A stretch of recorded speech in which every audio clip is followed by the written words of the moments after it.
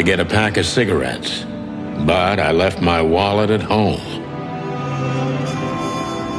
Yeah, that's me. I'm getting old. My name is Sonny Featherland, an investigator for 20 years, and once the star of the predatory division of the Clawville Police Department, one half of the legendary Chicken Police.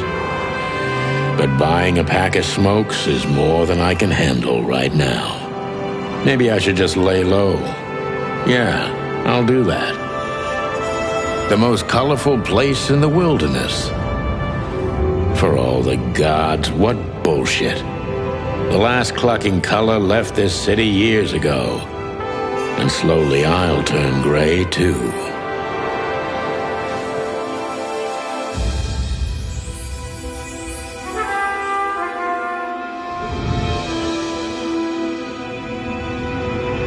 Still, what do I expect? We're living in a vast experiment, and don't even notice that everything got clucked up a long time ago. We believe in this wonderland of peaceful coexistence. Wolves and sheep, chickens and hounds.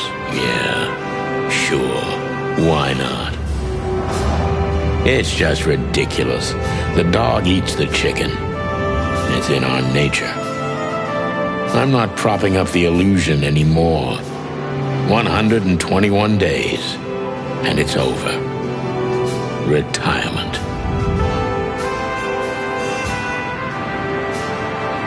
What could possibly go wrong?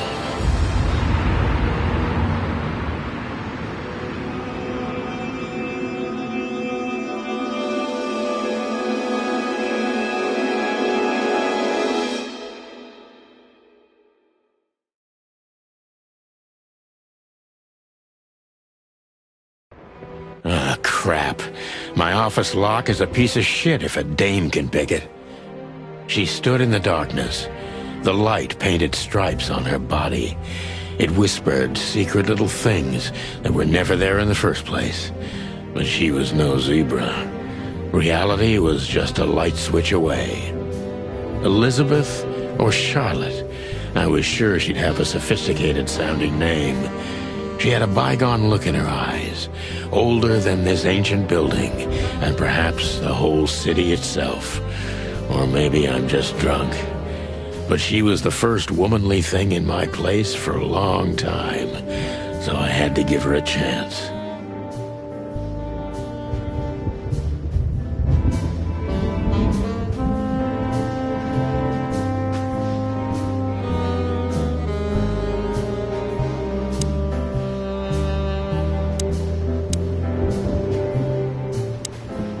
Let me introduce myself. My name is Deborah, Miss Deborah Ibanez. You're mistaken, ma'am. Oh, really? Please enlighten me, Mr. Featherland. I'm not a private eye. I'd recommend Mr. Philmar Lowe instead of me. He's a nice guy. Believe me, Mr. Featherland, it's not an accident I came to you.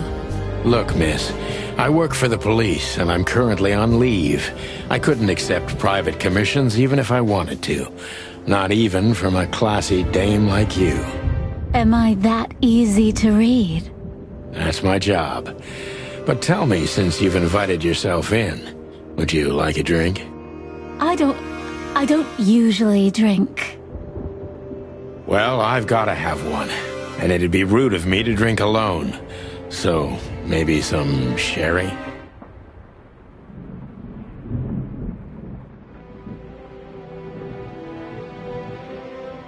If you insist. But bourbon, please. Huh. Thank the wild ones. That's all I have. What a coincidence. So come on, spill it from the beginning.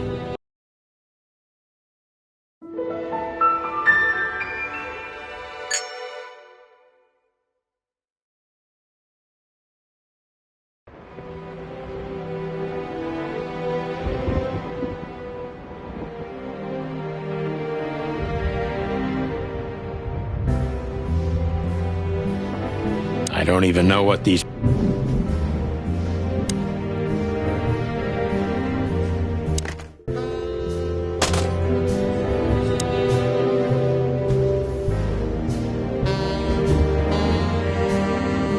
I promised myself I'd write a novel one day.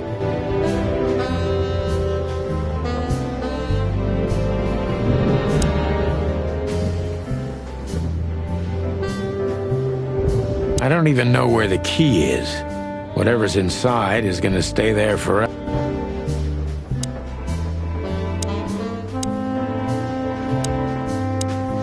Who is this dame, anyway?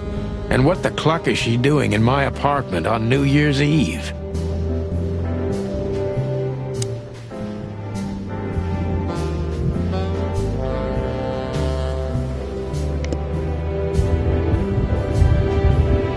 I wanted to travel the world.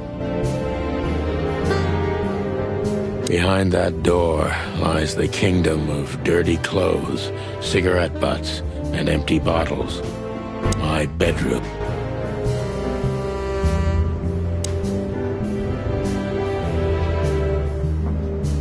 My last cigarette.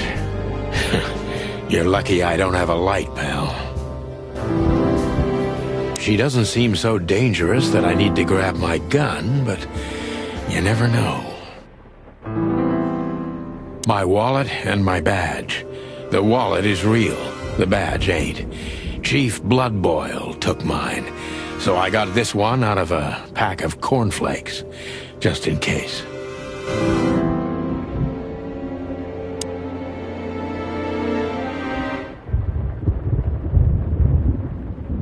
Books I'm never gonna read. Maybe nobody ever has. That's better. Now, if I understand correctly, your mistress is receiving threats. What kind of threats, exactly?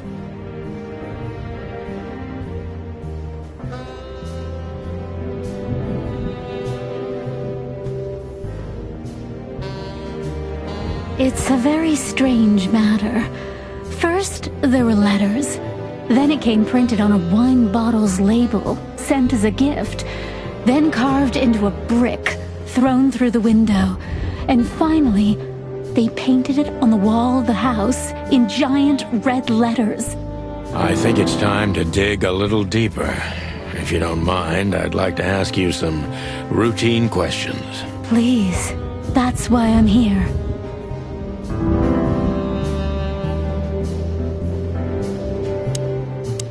So, this is the part where the interrogation comes, like in those detective movies. Something like that, Deborah. Yes.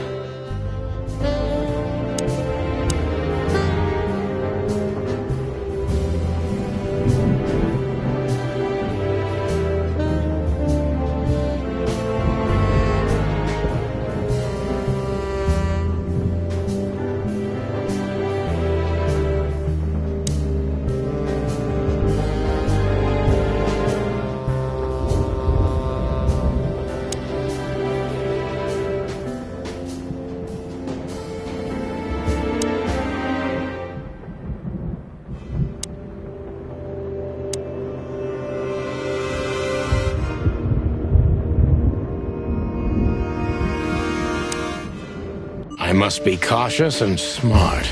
This dame seems shy, which I can use to my advantage.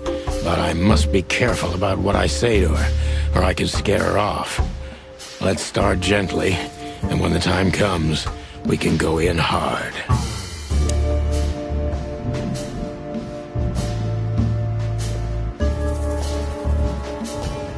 Who exactly are you, ma'am? I'm not somebody important, Mr. Featherland. You're important enough to deal with such a delicate matter, right? I carry out the wishes of my employer, nothing more. This means simple paperwork, most of the time. You've been thrown into deep water, sweetheart.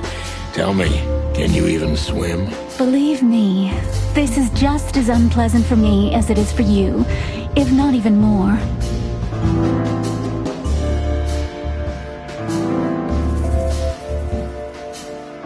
You're not very confident. Are you sure you're all right?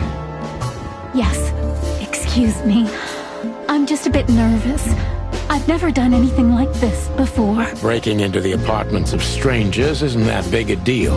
Some people do it as a hobby. Please don't make fun of me, Mr. Featherland. This is hard for me as it is. You're right. Sorry.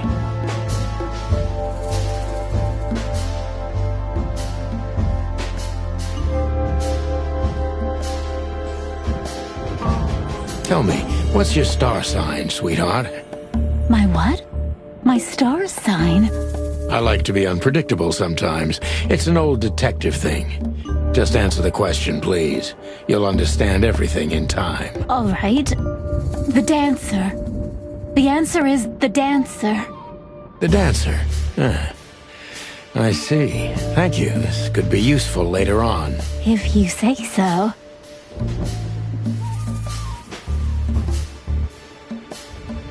Why did you have to visit me this particular evening?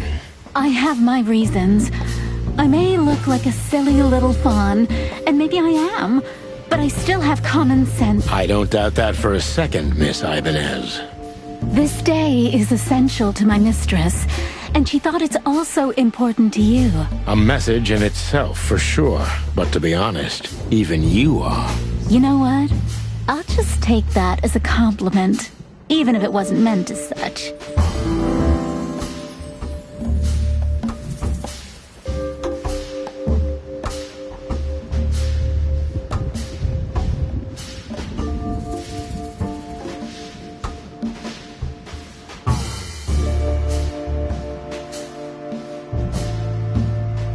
Were you born and raised in Clawville? Why do you ask? I couldn't think of anything better.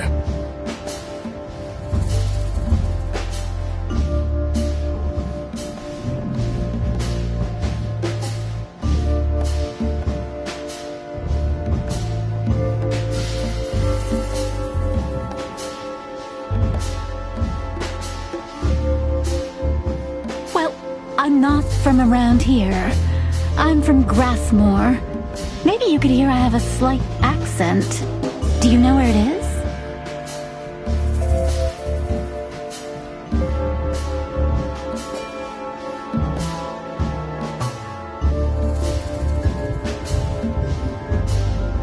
Where what is? Grassmore, of course. You just asked. Oh, that. Don't worry about it. I'm not interested. Do you like to play with other animals? Oh, for the wild ones. Am I that transparent? I'm afraid so. Well, I'm a little rusty, it seems. Let's change the subject, shall we?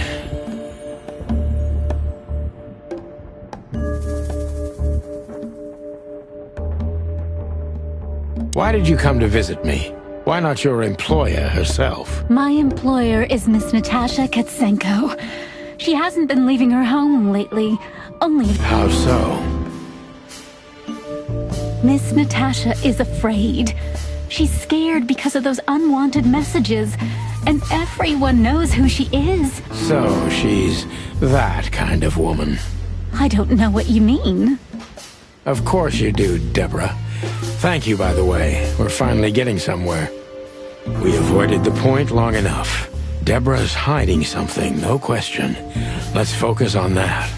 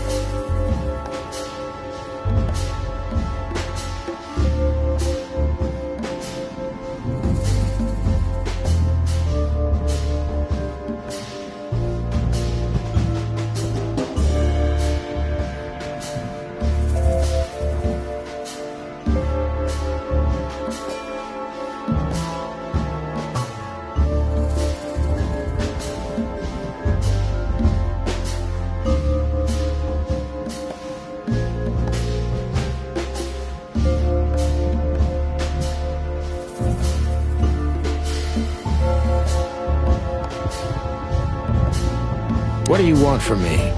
Me? Oh, don't be silly, Deborah. I mean your employer.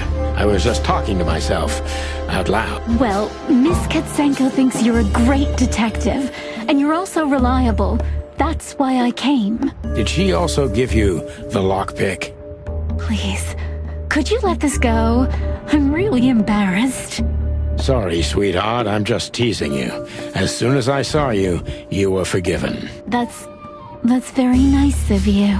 It has nothing to do with being nice, Deborah, but you're welcome.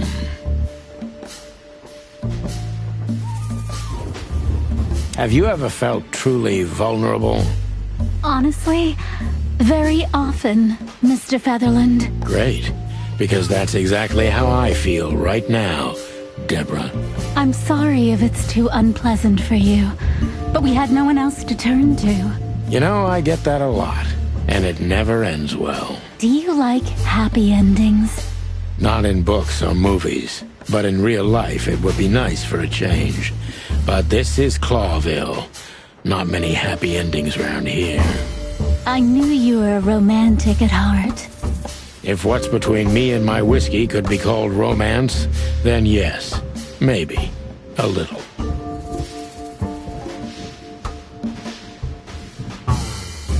Tell me, Deborah, why should I believe you at all? Because my mistress trusts you.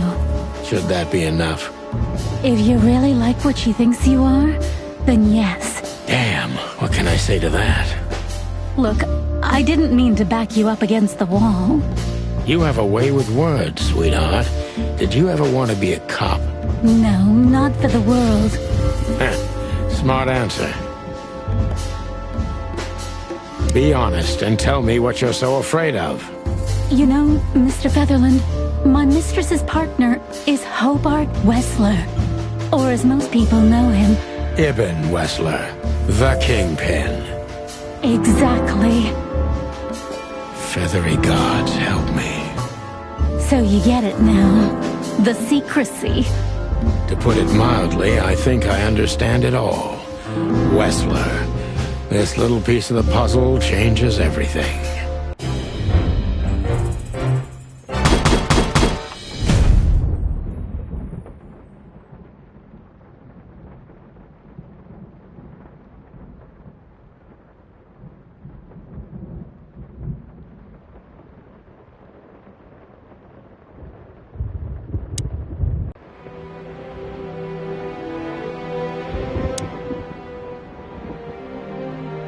Legs that go on for days. Deep, dark eyes. Silky skin and voice. You're in big trouble, pal. Why don't you take it to the police? Just go there and file a report. Photos, flashing lights, fingerprints. You know the drill. The evidence is very clear. Even a moderately talented detective could easily wrap this case up. Or just try the phone. 555-111. Please, take a look at this. Well, okay.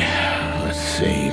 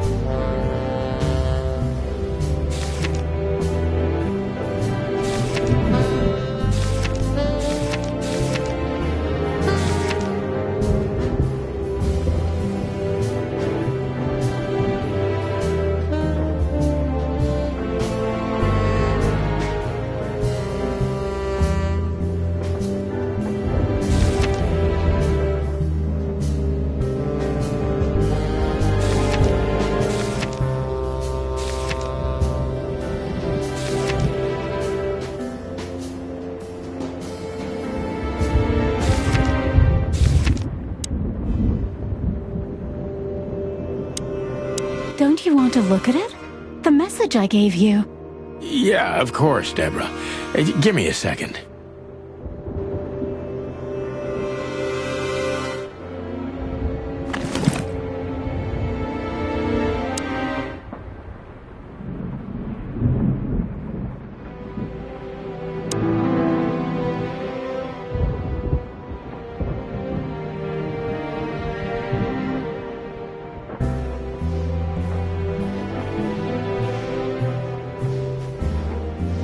I know Molly very well.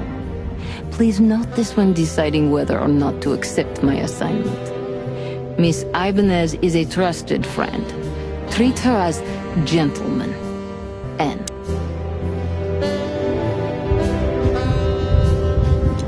I haven't dusted you off in a while, partner. Looks like I may be needing you now. Ironic, but ever since I've been on furlough, with only my fake badge sitting in my cabinet, I feel more like a cop than I ever had before. More like a Clawville cop, anyway. Oh man, I totally get you.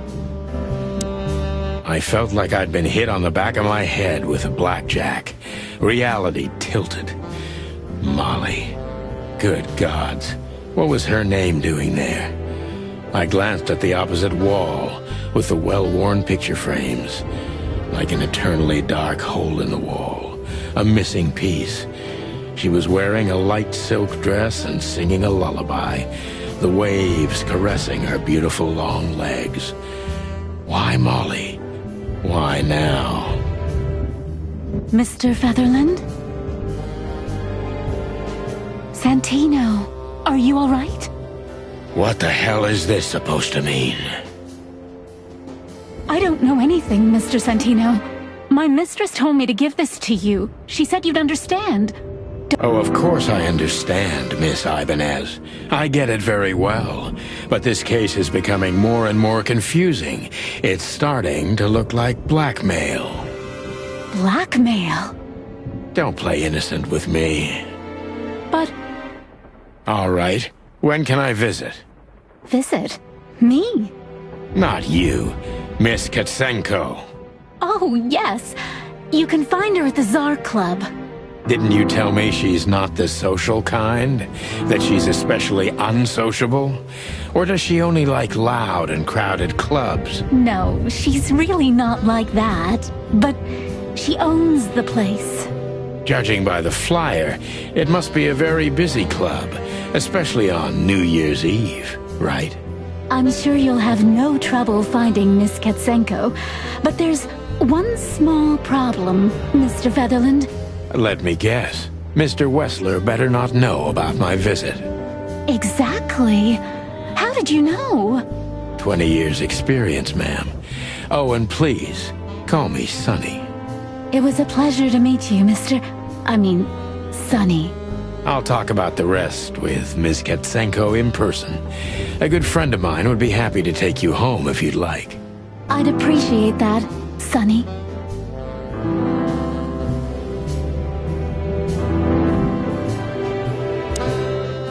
Thank you again, Mr. Sonny. Don't mention it, Deborah. I had no other plans for today, except drink. But tell me, do you have a light? I'm sorry, I don't smoke. Thought so.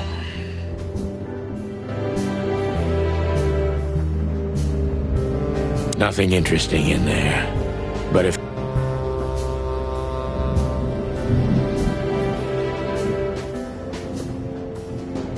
I don't see colors anymore. Only emptiness. Everything faded. I need another drink.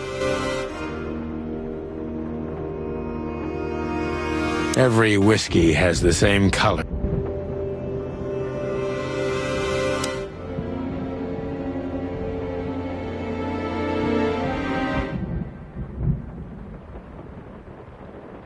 The Wild Gentlemen. Those guys rebuilt the city after the Great Fire of 867. My heroes when I was a little chick. I'm starting to think they should have left Clawville as it was, burned to the ground. We used to be star cops a few years ago. Tabloid press, radio interviews, and even a book series. I don't miss those days. Of course, Marty, my old partner, would disagree. He just loved the spotlight. This is one of the most beautiful memories from my old life, before Molly left me and took our daughter. The good things in life don't last long. The best ones always leave first. I saw that in the window of a shoe store. I never understood it, or what it had to do with shoes. M.B. Davis, the eternal king of jazz. The photo is from the days of jazz prohibition.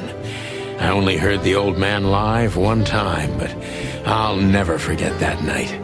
And not only because I woke up at the harbor without my gun, my badge, and my pants.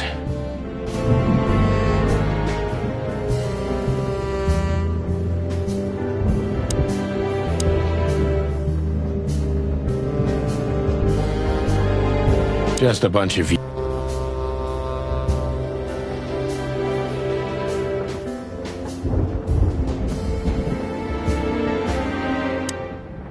legs that go on. Just a phone call and a good friend of mine can take you home. Thank you, Sonny.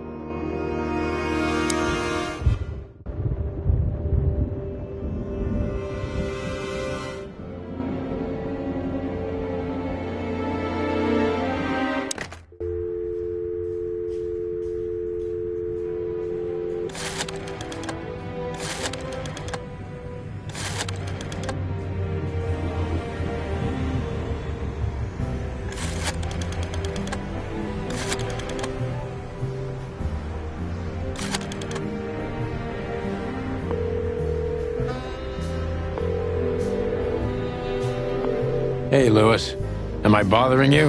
No. Of course not, Sonny. Old friend, what's up? Could you come over? I've got a favor to ask if you're not busy.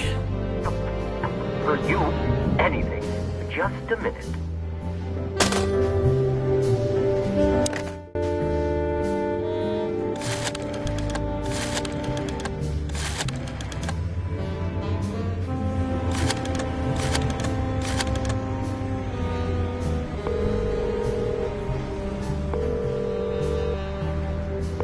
Clawville PD, how can I help you? Nothing. Forget it. Lewis arrived a few minutes later. He lived in the rooms above, so it wasn't difficult getting here, not to mention that he's a rabbit. It was a quick hop. The Atlas Hotel was his inheritance. It was once a well-renowned place, but not anymore. The last economic crisis ruined it. And now, besides me, he was the only resident of this enormous place.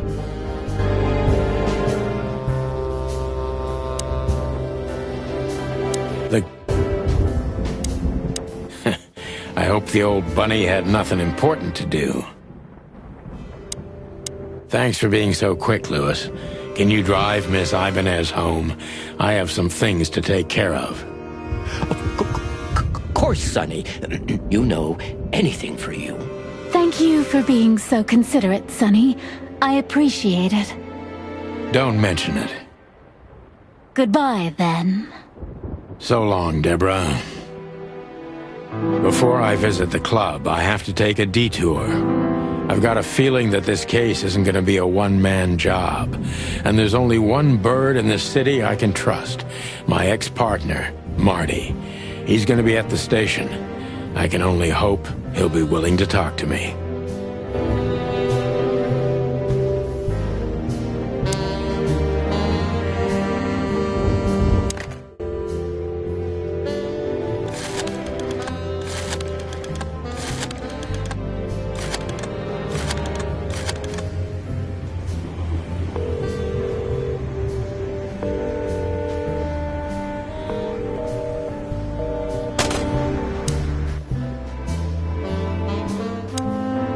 I can always count on you. Thanks, old buddy. Don't even mention it, my friend. You got anything planned for today? I thought I'd visit a nightclub. It's New Year's Eve, after all. Well, I didn't mean to hold you up. I'll ask a favor of you someday. I owe you a lot of those, don't I? That's true. I don't deny it. Could I ask you a few more questions, Deborah? Feel free, Sonny.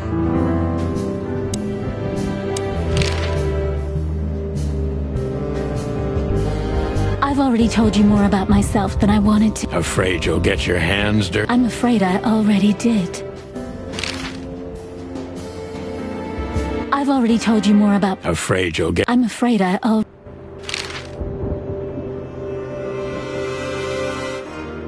Do you think my whereabouts aren't a secret? Do you think they ever were? Well, I was hoping.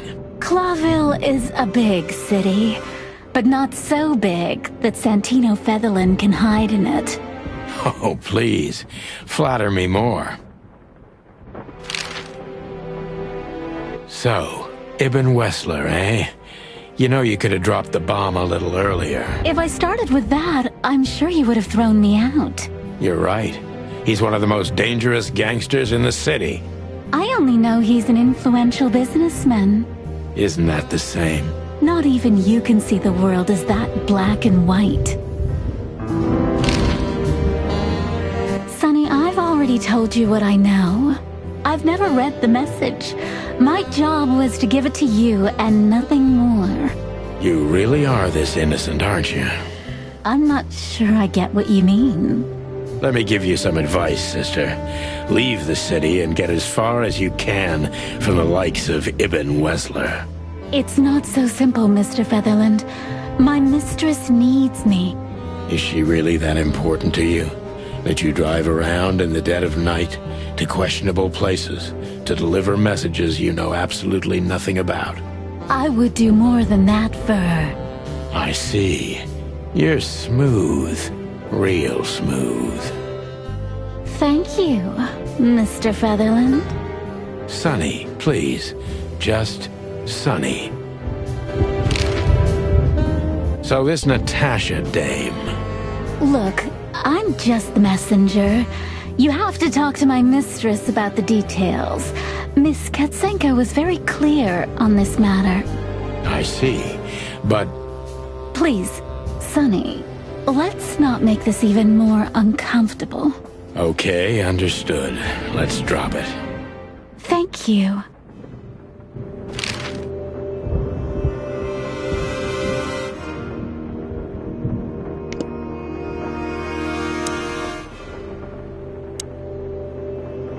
I can always count on you.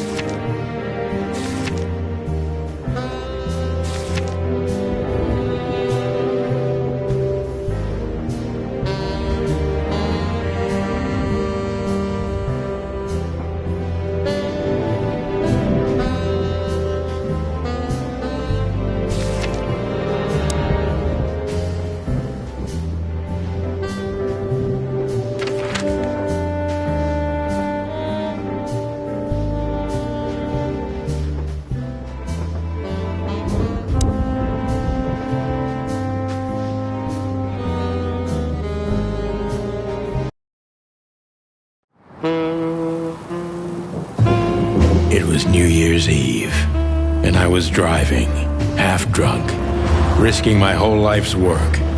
But still, it didn't feel any different. Every day was the same. And the 121 days I had left till my retirement seemed like an eternity.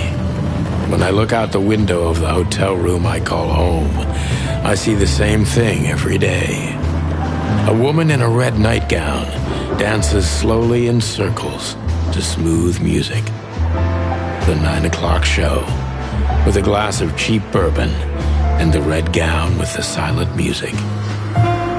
In the meantime, the proud city of Clawville is slowly eating itself alive.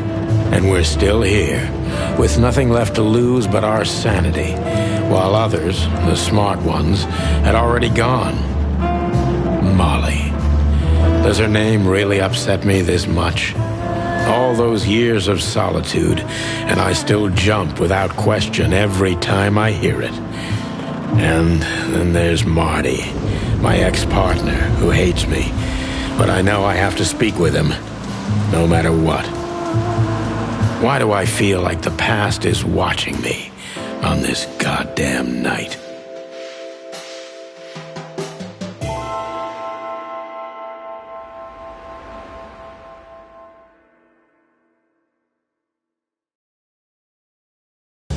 I knew where to find Marty. At the station, we'd always draw straws about holiday duty. Marty never joined in. He always took the New Year's Eve shift, even though he had someone to go home to. I understood. 10 years ago, we survived the night the press called the Bloody New Year. Forgotten by Clawville, but not by us. We both left parts of ourselves behind that night.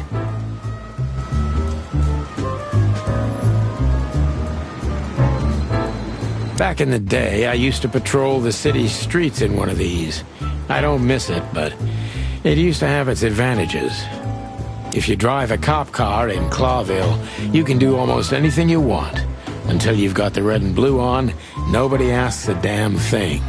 Maybe that's why cops are the biggest gangsters around here.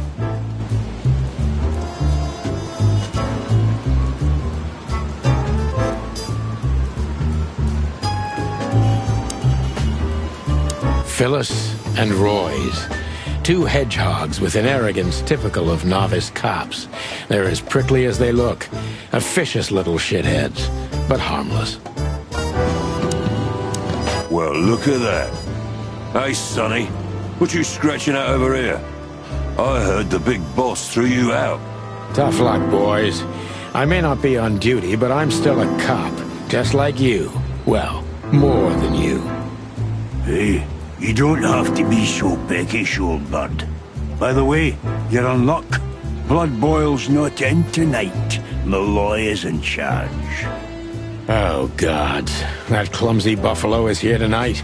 If he doesn't end up in a cell again, he's lucky. You got it. You looking for Marty, eh? I see you're still the brains around here, Phyllis. Yeah, I'm looking for Marty. Birds of a feather flock together. I see you're still the funny guy around here. You'll find the giant feather duster at the shooting range. As always.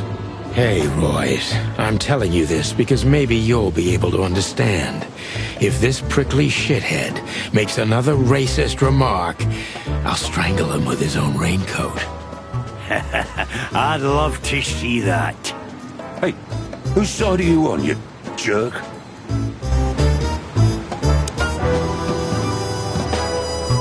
Here we are again, Clawville Police Department.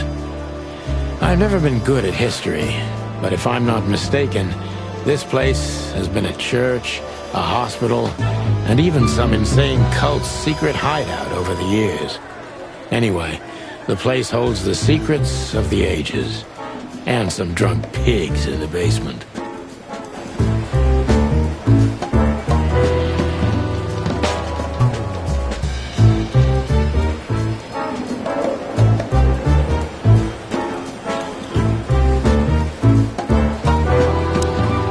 Monica Rosen, receptionist in theory, but in reality, she's doing literally everything around here. Like the beating heart of the PD. She's too good for this place, even for this city. Hey, Monica. Hey, Boss Bird. What are you doing here?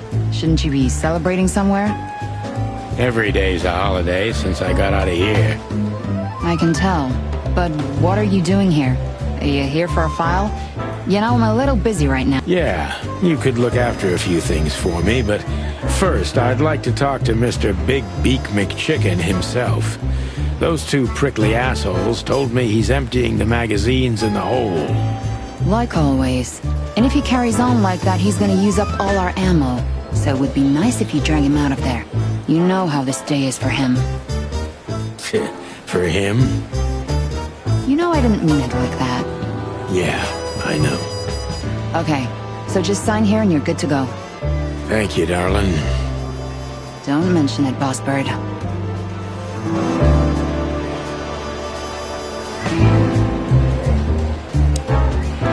Mort Mardigan, a notorious deadbeat.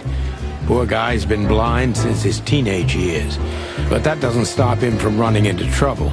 What the cluck did he do this time? Mort, you scabbiest beast. What the hell did you do? It's Morty to you, sonny boy. Everything's fine. There was just a bit of trouble in the bar, and someone got knocked on the head with a glass. It wasn't my fault. I'm as blind as a bat, am I right? Did that ever bother you, Morty? Listen, sonny boy. Go tell them to leave me alone, eh? It's New Year's Eve, after all, and I didn't even do anything wrong. Not that wrong. Where's your little lapdog to get you out of this mess?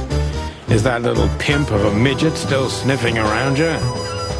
Jesse is a good boy, Sonny. And he's good to me, believe me. Oh, God, spare me the details. When will you finally realize that little shit's been using you? Oh, of course he's using me. What could a pretty boy like him want from this old monster, eh? Still, Sonny, I have no one else. You understand that, don't you? Even you deserve better, pal. By the way, you look horrible, even for yourself.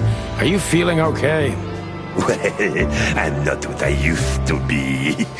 But neither are you, judging from your voice. But I'm seeing a doctor, sonny boy. I really am. Are you? Don't need to, Mort. I'm fine. Anyway, if Bubo prescribed you something, don't even think about taking it. I don't talk to that insane owl. Damn right. Please, say something on my behalf, okay? I really don't have time for this Detective Buffalo shit. Hey, careful with that. Buffalo Malloy is the chief today. Like I care. I'll try to speak for you, but keep it down till then, okay? You don't need this shit, and I don't need it either. Sonny boy, you've always been a good friend. More like a clucking pigeon.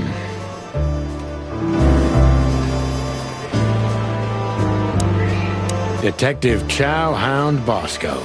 He thinks he's a real alpha, but nah, he's just a lapdog.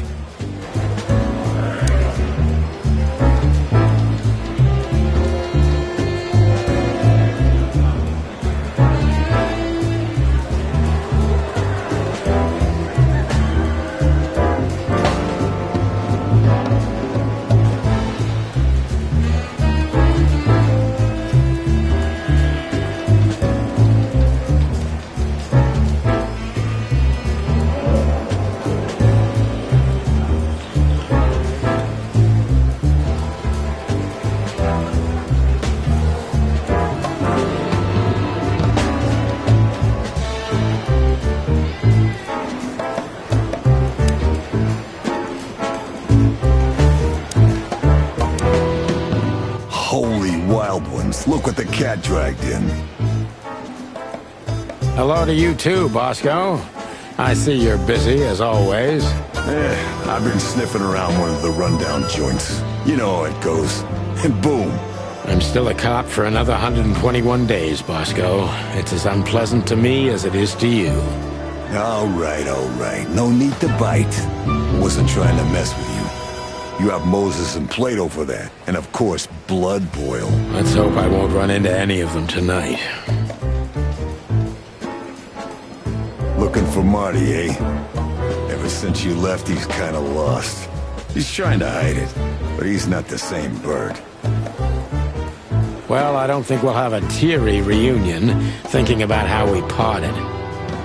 Let me give you some advice, Sonny. Let him rage. He'll be the same after that.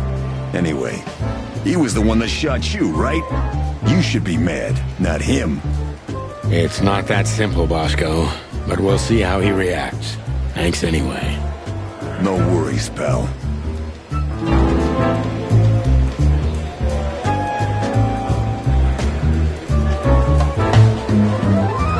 One of Blood Boyle's favorites. Mainly because he's a dog, of course. One of Blood Boyle's favorite. Officer Jardine. They say she's clever, smart, and dangerous. We need more of her kind in here.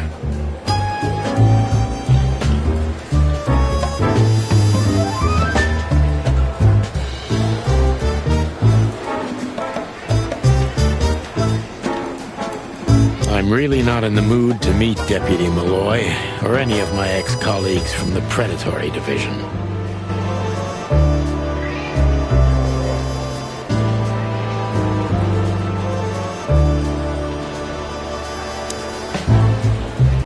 This is gonna be a hard ride. Last time we saw each other, he had a smoking gun in his hand, and I was bleeding. I don't know how we can get past that, but it's worth a try.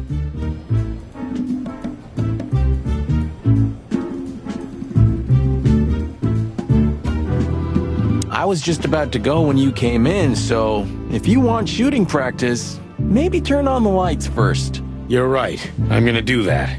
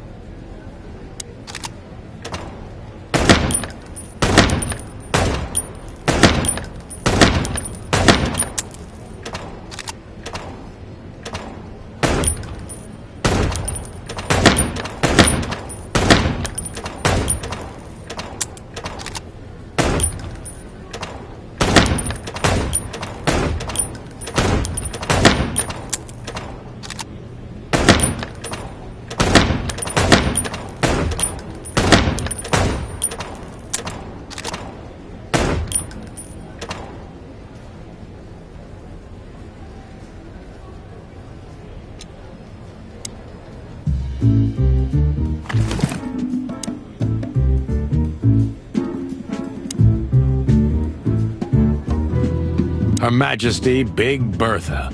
Or rather, Big Bertha 2, because there was one before her, a sawed-off little broad, but we lost her in a swamp. Marty cried for a week. But once he saw this giant lady here, the balance of the universe was restored.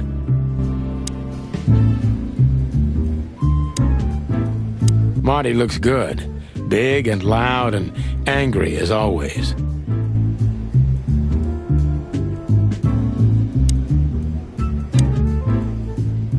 Hey, Marty. Oh, well, look who's here. Hello, Boss Bird. Were you lost? This is the PD building, you know. Cut the shit, Marty. We're better than this. Well, at least you are. Better than anyone, huh? Marty, come on, let's forget that. What's past is past. Easy for you to say, Sonny. Damn it, Marty, you shot me, remember? I almost bled to death. Hell yeah, I remember. Unfortunately, my aim wasn't good enough. I need your help, okay? That's what you want to hear. Well, it's a start. Okay, I've said it. I won't do it again. Yeah, right. So, are you in? Just for tonight. Small case. We'll wrap it up in no time. What kind of case? A personal one. How personal? Very. The kind of case where if you come with me right now, you're not on duty anymore. Ooh, damn, Sonny. Stop it right there. I'm in. That's it? Do you know how boring life is here without your stupid, reckless shit? Soon enough, I'll shoot all the ammo in here out of boredom. Right, so, tell me, what's it about? I'll tell you in the car. Ooh, can I bring Bertha? Ah, for the love of... Marty, this is a routine case. You can't bring your shotgun, okay? Bertha stays. Okay. But at least Susie can come, right? All right, Susie can come. That's what I want to hear.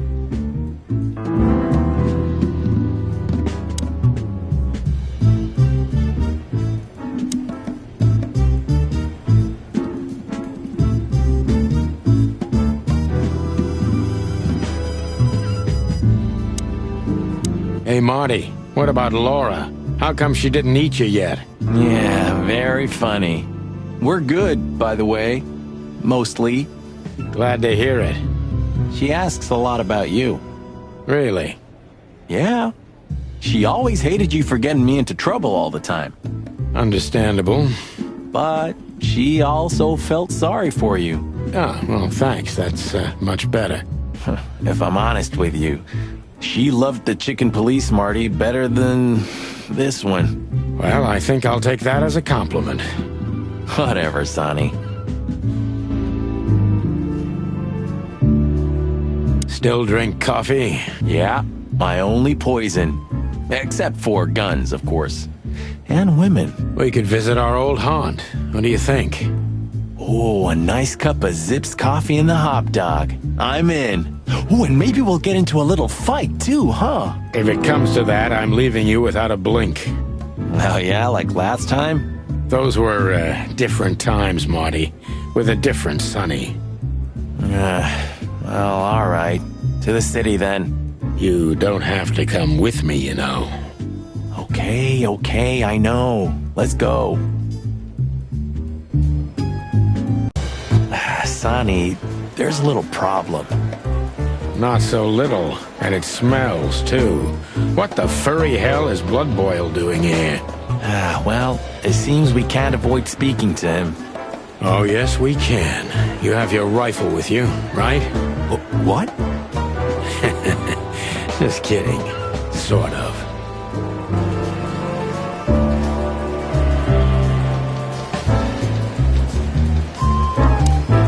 I see you're swamped, buddy. I've sent the old lizard away. I don't need him to foul the air anymore. I hate his kind anyway. Well, because he's a reptile. No, because he's a good-for-nothing piece of shit. Oh, yeah, that's true. And you letting off some steam? Something like that. We'll go and check out some seedy joint. We're cops, after all, ain't we? And this is still Clawville. That's true, pal. Protect and serve. Yeesh, get a room, you two. Shut up, Marty.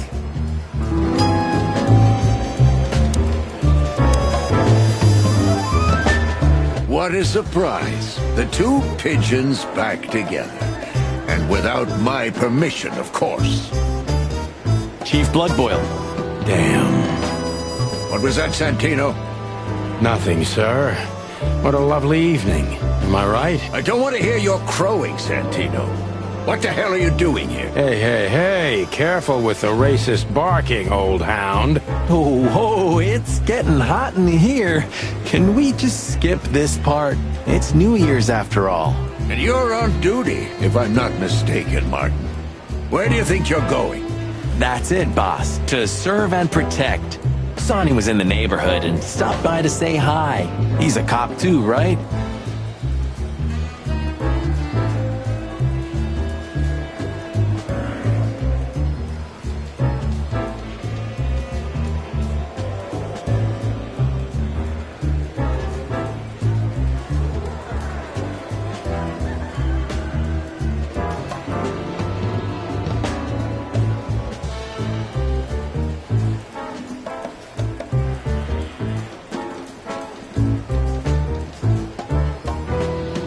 only on paper, and you know that very well, Detective. I don't want any trouble, boss. I just wanted to say hi to Monica, and then this feather pillow showed up. I invited him to grab a quick coffee. You can allow him that much, can't you?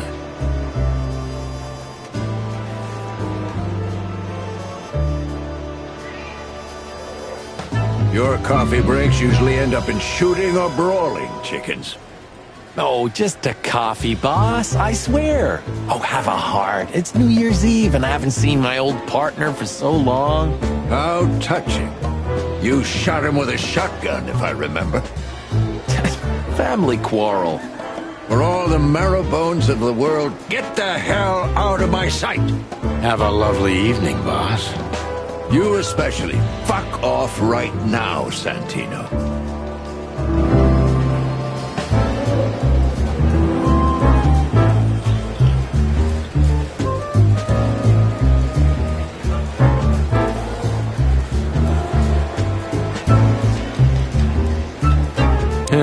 Maybe next time.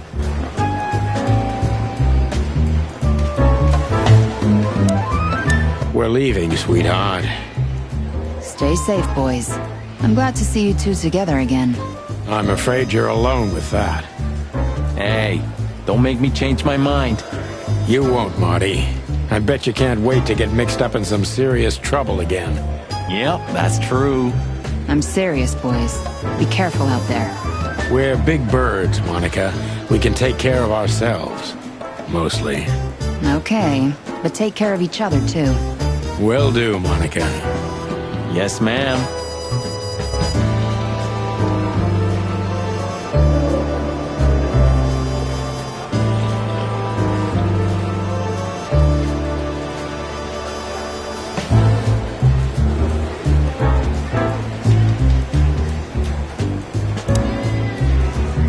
Look at these two simpletons. They don't even realize their jackets are full of holes. For the wild God's sake, don't dare tell them. I already tried, but nothing happened. Figures.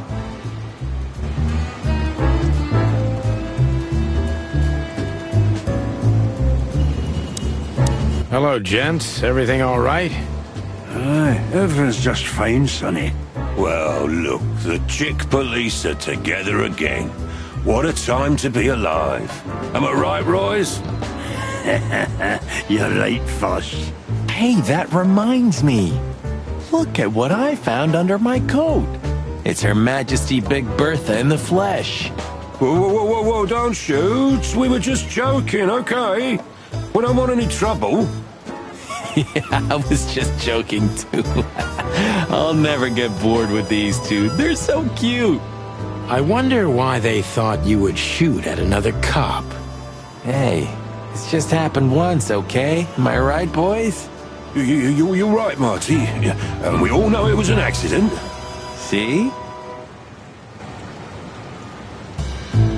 How many days did we have our first squad car? About 3, I think, before we crashed into that tank of acid. We? You crashed it. Don't blame it on me, Marty. I was unconscious, if I remember correctly. And that's your problem, boss. You should be more careful with low-hanging concrete blocks next time. Yeah, I've been paying attention to that ever since.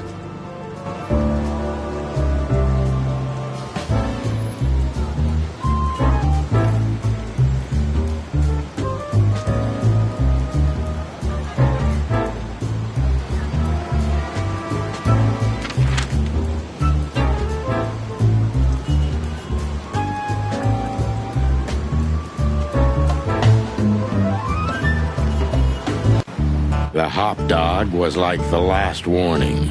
You can still turn back. My eyes lingered on the sign. An enormous dog. Like a neon god with limitless power over cheap hot dogs, plastic hamburgers, and watered-down coffee. The cold light called me, but I didn't want to get out of the car. If we went in, we were all gonna be pancakes, kept together by cold syrup. Marty's worried look shook me out of my reverie. Oh, Cluck. Was I talking to myself again?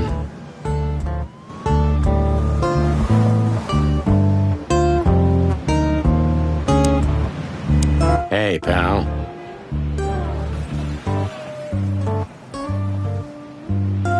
Can you hear me?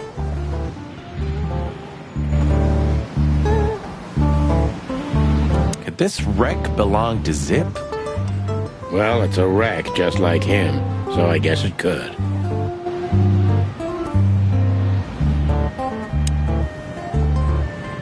Ugh, the place is deserted. Poor Zip. You're right. Yep, the guy's middle name is Bad Luck. That's for sure.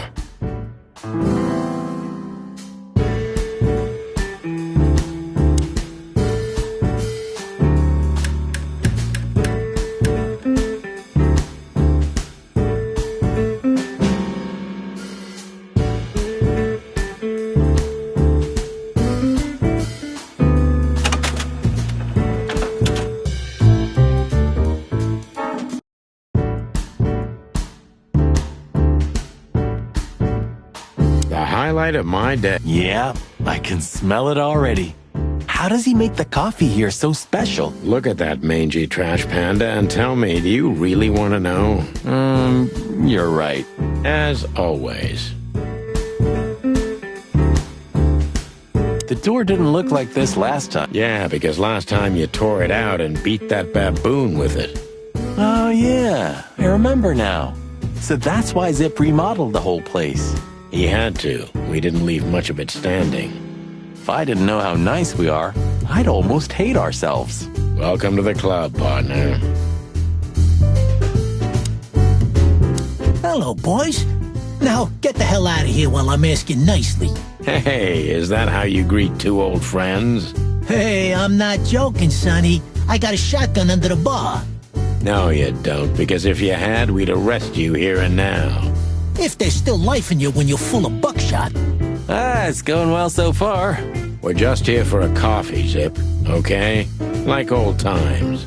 Nothing's like old times. Haven't you noticed? Yeah, as a matter of fact, it's quite noticeable. Shit. All right. Then where'd you blow in from? We haven't been anywhere yet, but we're going somewhere. Everybody's going somewhere, right?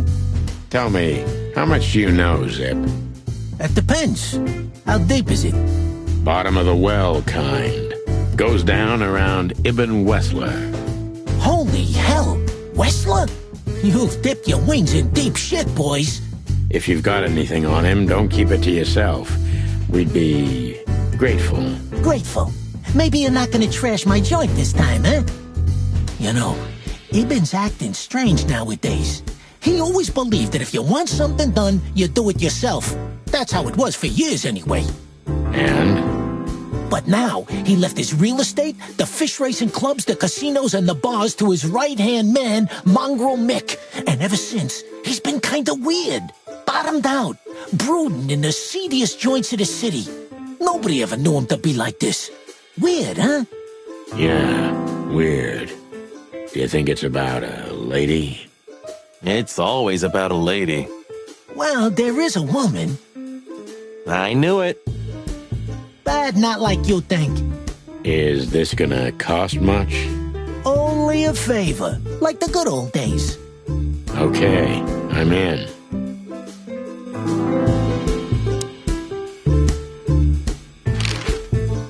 Have you ever been to that place? Of course, 100 times. Everyone who matters in this city's been there. Sorry, guys. But then, it had a different name and a different owner. Business affairs, right? Yeah, that was the dark era, Sonny. I don't want to talk about it. Roger that. I've got to say, you've revamped the joint pretty well. Yeah, after you trashed it, I had to. Look, I'm sorry, Zip. That ocelot and his gorilla. Baboon, not gorilla. Whatever. Sonny, watch your beak. So you owe me one until about the end of time. But I'd settle for you washing up here for a few years after retirement, Sonny. Mind your tongue, furball. Ha! So, Ibn's gone insane. Love will kill you in the end, they say. Seems like everyone's in a poetic mood today. You're one to talk, by the way. Huh? Why? So, about that woman. Is she really that dangerous? What woman isn't, eh? No, Zip. I mean, really dangerous. She's got the most influential gangster of the city wrapped around her finger. She calls him her little furball. How dangerous do you think she is? You didn't get any younger, pal. You're telling me? You look like you haven't had a good night's sleep since forever. To be honest, I've never had a good night's sleep in my life. You will when the big sleep comes. And what are your plans? Dying behind the bar?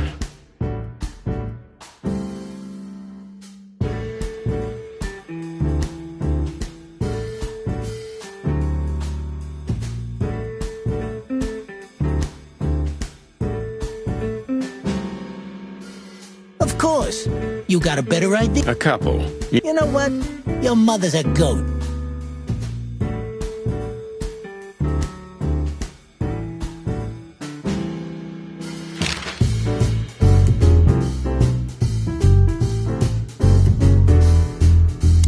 That Natasha's a mysterious woman, a real cursed jewel if you ask me.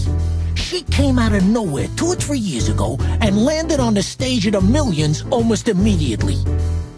Is that so? Interesting. Yeah, she's got a fantastic voice, makes men go crazy. But we all know that's not what's important. Then suddenly, bam! She got the whole club, just like that. But we know exactly how it was.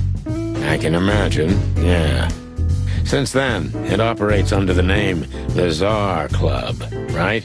The old clique is still clicking, right? Yeah, the club was renamed and remodeled. Everyone knows she was Ibn's lover, but she's not your usual canary. She didn't get involved in Ibn's dirty dealings. Then how exactly does she fit into the picture? Check this. A few months ago, the old rat pulled out of his own businesses and gave control to Mongrel Mick and his mob. Mongrel Mick? Doesn't sound familiar. Mick the Marauder, ring a bell? Damn, that little monkey came this far? I think that little shit took advantage of Ibn not being himself. Which has something to do with this Natasha, right? That's my guess. Thanks for the straight dope, Zip. We owe you one. One? You owe me the price of a new coffee shop, remember? Okay. Whatever you need. Just call us. I cluckin' will. Thanks, pal. Hey, I'm not your pal, Marty.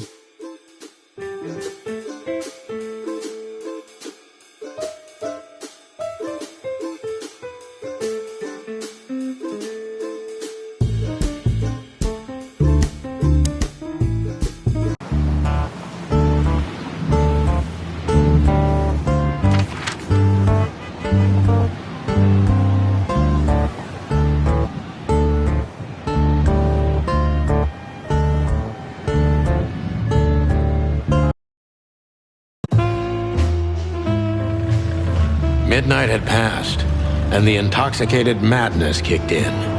We could only crawl along Shalva District's main street toward downtown. The city's heart beat differently. Ancient buildings were defaced by neon signs and billboards, like half-drunk lovers on a fine leather sofa. Great old houses neighbored by garish modern blocks. A place that makes the head hurt. The Tsar's huge neon sign was visible for miles. A blazing red sign advertised tonight's main attraction, the amazing Natasha. Cops were never welcomed at places like this. I hoped we were too late for the show. We had to be inconspicuous, but it was never easy with this bird mountain by my side.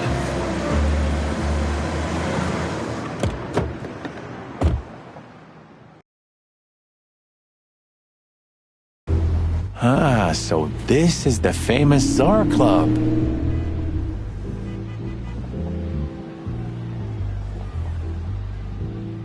More like infamous, Marty. It's not for our kind, that's for sure. And I don't mean that they don't like foul here. Well, at least we don't have to be afraid that they see you as a detective, Boss Bird. Very funny, Marty. So what are we gonna do now? We find Natasha, the broad who sent me the message, remember? But first we need to get into the club.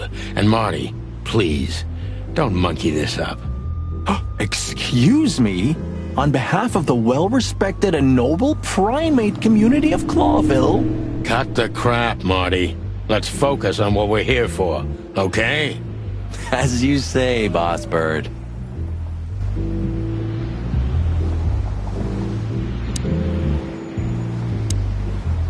Hey, that's your old friend, right? Wait, what was his name? Lawrence? Lamar? No, Liam. Lewis. Yes, it's him. To be honest, Sonny, I always thought that guy's not all there in the head. Nobody's perfectly sane in Clawville, Marty. But if not for this old rabbit, I wouldn't be here today. I'll never forget that. Should I thank him for that? Or kill him for it? You're reading my mind, boss. That fella's built like a brick shithouse. I don't think we'll be able to just sneak past him. Wanna bet? Not today, Marty. Remember, we must avoid suspicion. Okay. No trouble. I get it. It's okay, Bertha. Maybe next time. What was that? Nothing. Just the wind. Did you bring Big Bertha with you? Gods, no. What are you thinking? What idiot would bring a shotgun to a club? Was that a rhetorical question?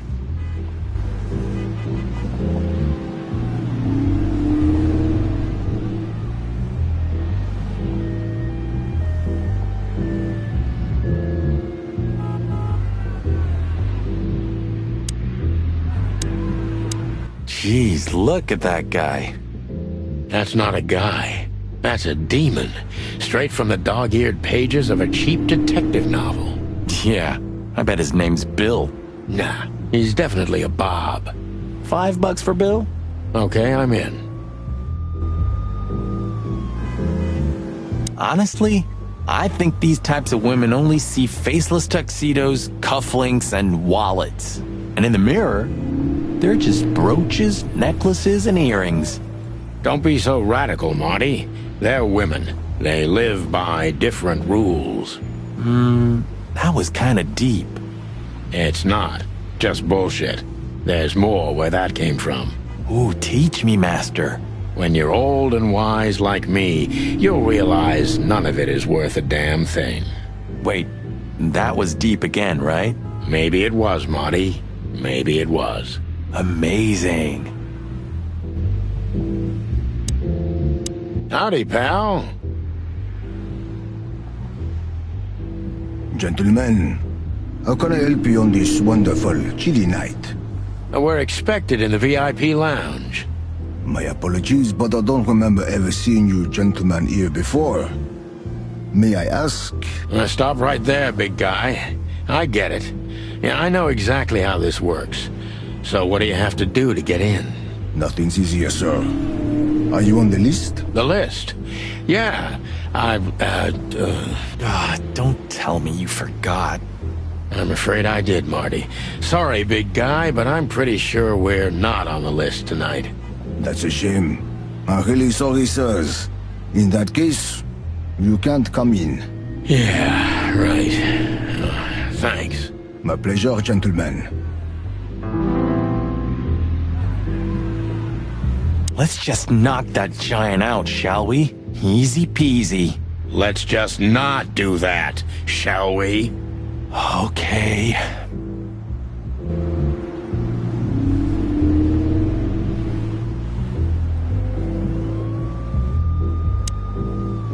Sonny, my dear friend. Hi, Lewis. This is my partner, but I'm sure you already know. You have no idea how happy I am to meet you, Mr. Marty. I'm a big admirer of your work.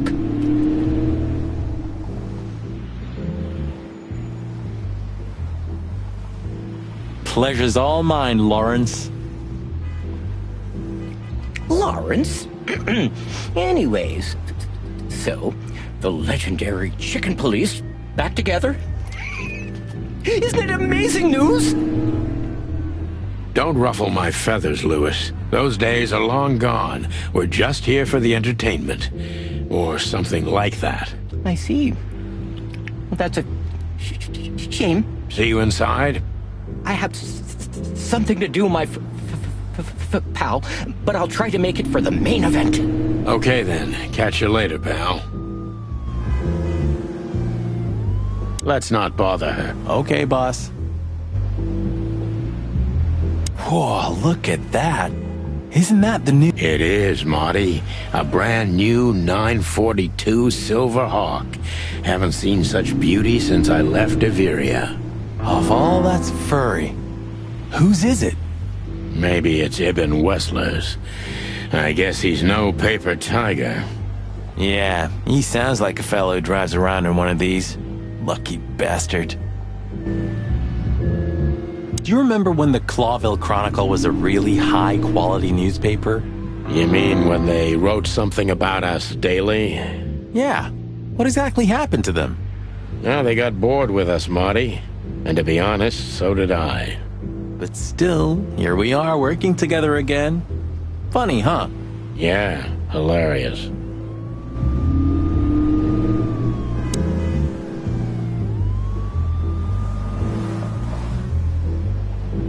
Huh, I like this. Why's that?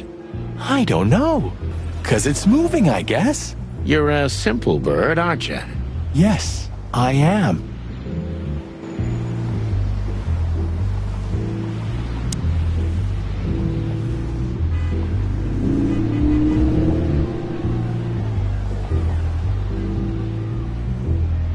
One day, neon signs will cover the whole world, I'm telling you. You read that in some kind of science fiction? No, it's just what I think. Oh, so you have your own thoughts now. The world's really moving forward. Pluck off, Sonny.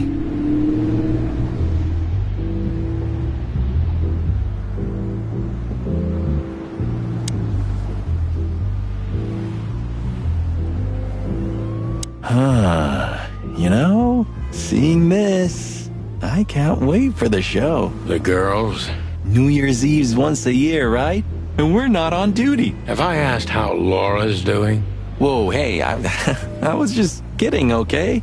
My relationship with Laura is unwavering, like the rhino beauty on this picture.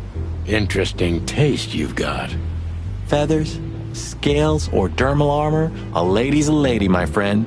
Thank the wild gods for self-sacrificing gentlemen like you.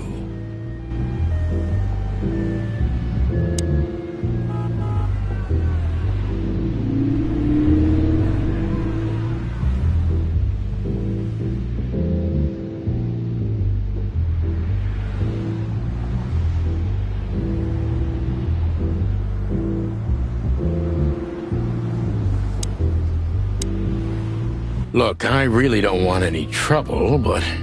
It is even more inconvenient for me, sir, but this place doesn't like coppers. Forgive this slang. I can't let just anybody in, and there are some I am strictly forbidden to. Please, you have to understand. Listen here, you cow. Do you have any idea who we are? You ever read the papers? Of course, I know who you are, sir. I read the news and more. And I must admit, it's an honor to meet you in person, Mr. Santino Featherland and Mr. Marty Machikin. The Bell of the Pantheress is one of my favorite books. Oh my god, not the books again. So it would be terribly inconvenient for me if I had to use force on you, gentlemen. What did you just say? Relax, Marty. This guy has chicks like you for breakfast. Thanks for the information, pal. Have a nice night. Thank you for understanding, gentlemen. And forgive me for my austere composition. No problem, Shakespeare. Look, I really don't want it. It is even more... Listen here. Of course. Oh my... So it will be... Relax. Thank you. No problem. Say, big guy, you know Mr. Lewis Hayworth? But of course. Mr. Hayworth is an impeccable gentleman, and also a frequent visitor of the club. Is that so? Good to know. And? I'm afraid that is all, monsieur. What can you tell me about the first lady of the place, big guy? You mean Miss Natasha Katsenko? You're right on point, pal. Nothing you don't know already, sir. Just try me. Well, she owns the place. And, that's it? Well, that's, unbelievable. Pardon, monsieur, but I'm not permitted to say anything more.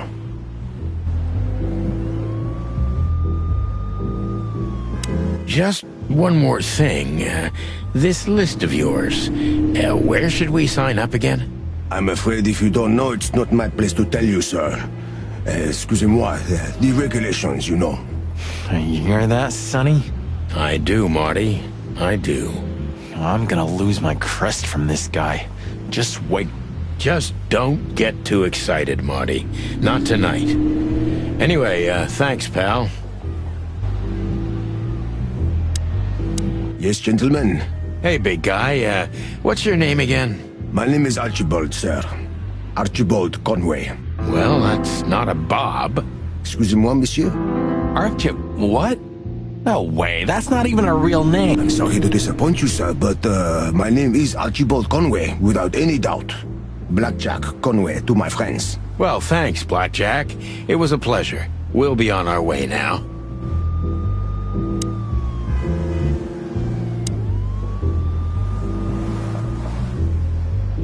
Say, big guy, is this your job? To stand in front of the club and keep out decent fellows like us all night?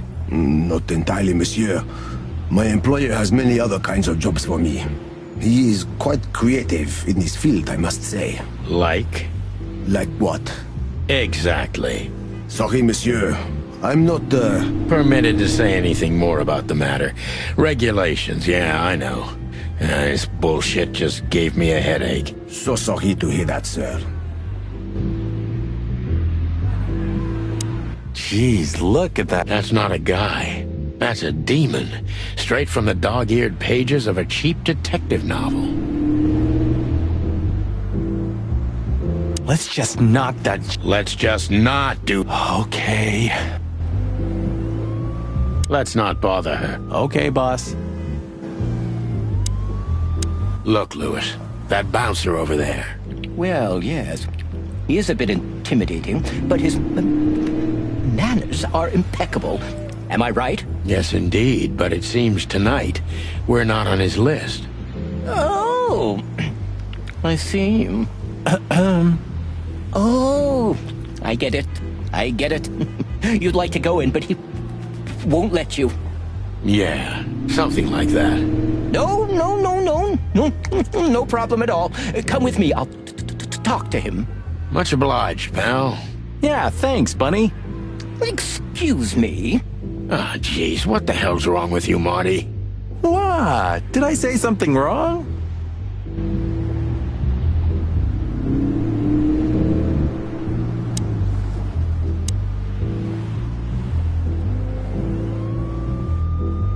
Sir, how'd you do? Everything's fine, Mr. Hayworth. Good. Look, this noble pair of pigeons are my friends. They're on the list, okay? L'argent, sir. And as for you, you owe me one, gentlemen. Thanks, old pal. It was my pleasure to help you, as always.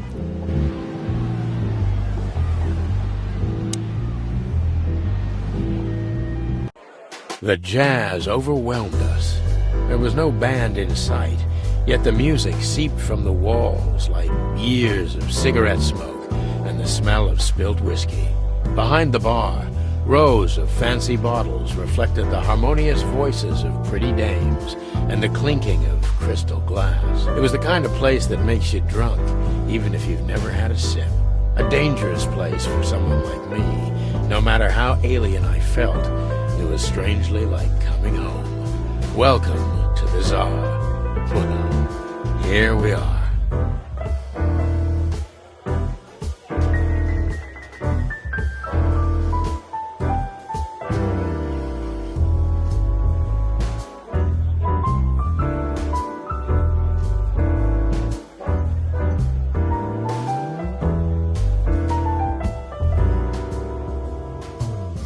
Mother of... I take you to the nicest places, eh, sweetheart? Oh, does it mean you're buying, honey? Don't even think about it. Oh, men these days. So, we're here to find a dame called Natasha.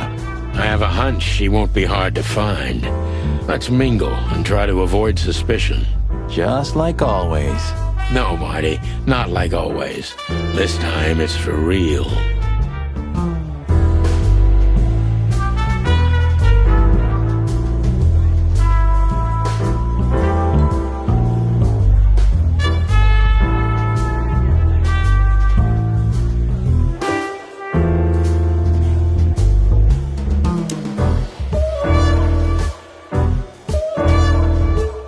Hey, there's Philmar. Who? Oh, yes, Philmar. Because that's what he calls himself, right? You know him well? We had some seriously wild cases together, yes. Mainly in Averia, way before Clawville. Another place and another life. Sounds good. Like the blurb of some cheap Pulp Fiction book. Yeah, it was the exact opposite. But the old bird's worth saying hi to.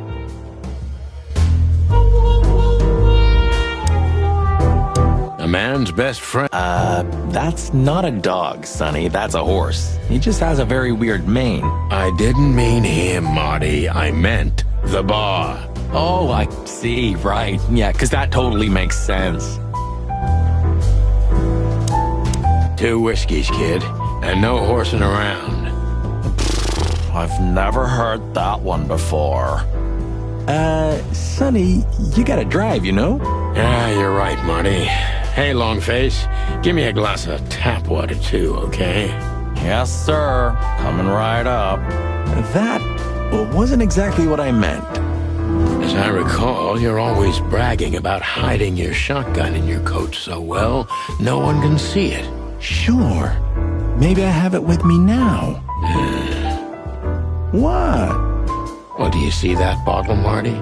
That's a 28-year-old Golden Eagle whiskey. Of all the furry gods, you're right. And they've just left it on the bar. Someone ordered it, got so drunk he forgot all about it. So we're confiscating it as evidence. Yeah, well, more like stealing it.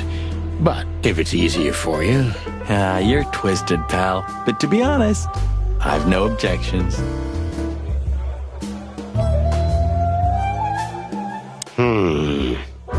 Look, Sonny, I know it's not my place, but Laura's father went to that guy when his, problems had gone too far. You're treading on thin ice, Marty. No, I just... Look, fellas at the station are talking, you know? All kinds of things. Moses, Plato, Bosco, and the others. Talking, eh? About what? About why Blood Boil took my badge? About what an untrustworthy alcoholic wreck I am? Look, I'm sorry, it doesn't matter. Good, and let it stay that way. At least we're cracking this one together, yeah? Sure, Marty.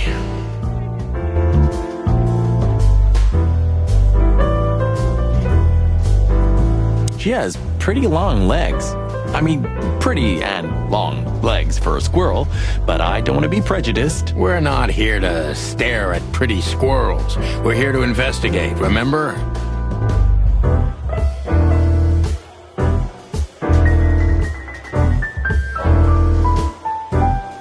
So, where the hell is Natasha?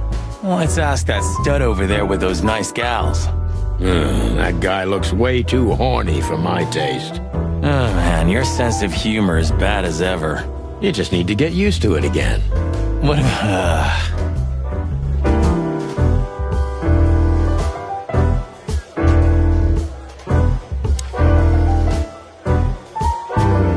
I was hoping to have missed the main event. You're a rusty old cock, that's why. So says the little butt jam. Butt? What?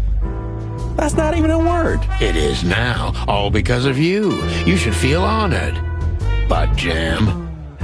You know, Sonny, sometimes you're like an evil little child.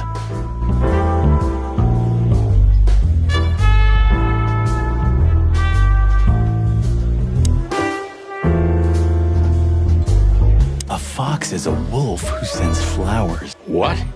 Oh, nothing. I read it somewhere. Fascinating. I didn't know you could read. Ha ha ha. Very funny.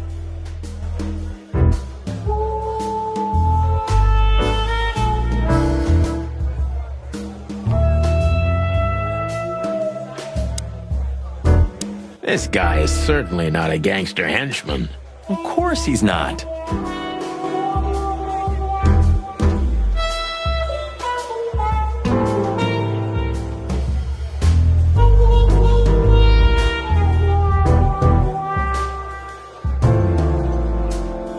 Remember that old case with the... How could I even forget? Absurd, right? All that bloodshed for a piece of cheese. Yeah, hunger can bring out the monster in animals, right? And the wildest and most primordial instincts. As you say, Marty.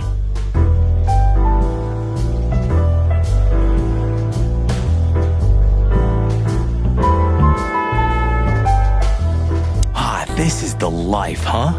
What's this guy do? Real estate? Mob accountant? Or is he a movie star? He looks like a coat hanger to me. That was actually worse than the previous joke. Heh, I tried.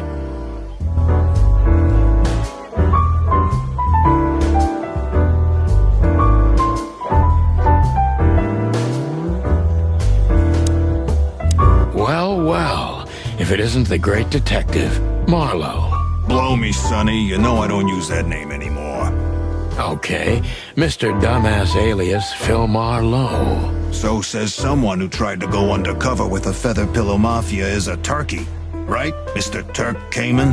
Hey, that was a long time ago. I was young.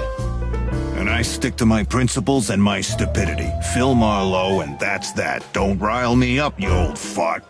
Okay, fair enough. Sorry, I'm a little clucked tonight. I know the feeling, pal. By the way, what are you two doing here? You stick out a bit. Are you here for a good old-fashioned beating? We stick out? Man, you look terrible. Like someone who sat on an electric pole. Don't even ask. I feel exactly like that. You want a case? 5 feet tall, half of that legs. Angelic voice, demonic eyes, just the usual. Oh, boy. And you? Something like that. Just don't know the exact numbers yet. A dame named Natasha. She called us here. If I'm not mistaken, the joint is hers. Yeah, she owns the joint, amongst others. Well, good luck, guys. That broad has a reputation. She's not the kind to toy with, if you know what I mean. Any useful information? For free?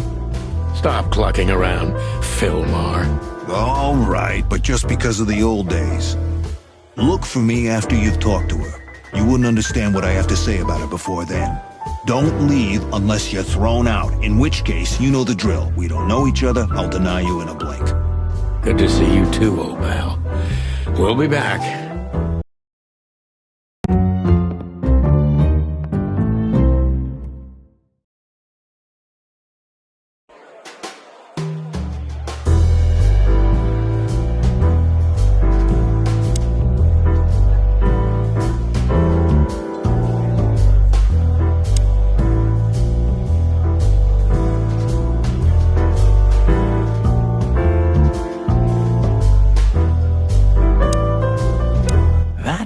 Maybe in your dreams, pal.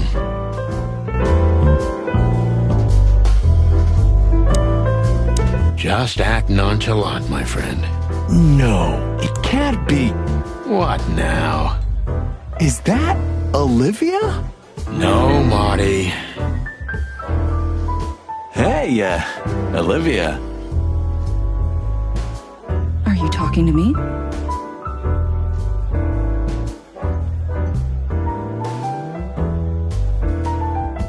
It's me, Marty McChicken.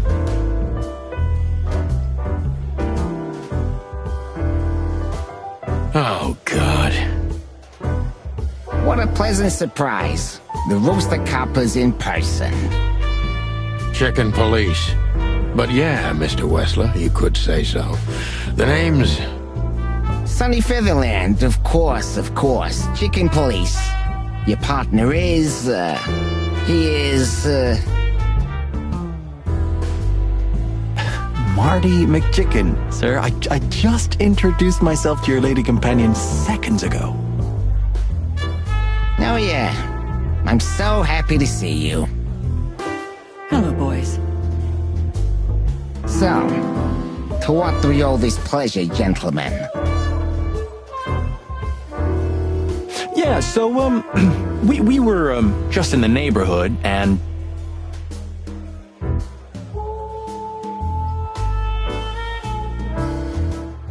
Cut the crap, Marty. All right, we're here for your sweetheart, Natasha.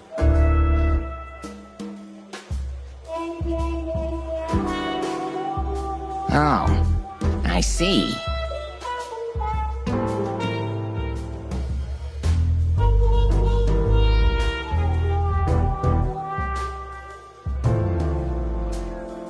No big deal. Just a blackmail thing. You know, horrifying threats written on the wall with blood-red paint, the usual stuff. You must be familiar with this kind of thing. Oh yeah, indeed. It's, nasty business. But Mr. Wessler had a meeting with Attorney General Hamtaro yesterday, so he's rather tired. If you would excuse us. Oh, dear Olivia, it's okay. These gentlemen are just doing their job, right? And if I've heard correctly, they're notoriously thorough. So, how can I help you? We've got a few questions, if you don't mind. I'm at your service.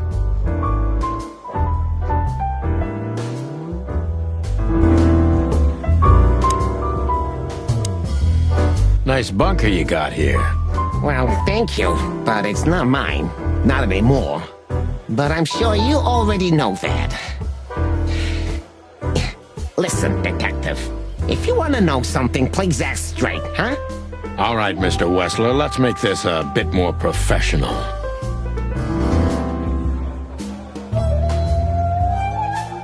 I'm not as exciting as people tend to believe. I grew up in a poor family of many siblings. I'm the only one still alive, unfortunately. My career started with a shoe store, and now, here I am. I wouldn't call that an average life. Shoe store owner to mob boss. How dare you speak to Mr. Wessler like that? Leave it, Olivia, dear. It's just provocation. I'm sorry if I offended you, Mr. Wessler. Shall we talk about something else? Everybody knows Mr. Hayworth. He's an antique piece of furniture in this city, so to speak. Only a bit worn out. It's not my fault that he's so much in debt, detective, but the name of his family still rings quite loud in Clawville. Is that still worth anything? The name is just their name, of course, but the man behind the name is another matter, Mr. Featherland. You're a pragmatic rat. Thank you. Look, detective, if you want to know something, just ask. All right, Mr. Wessler.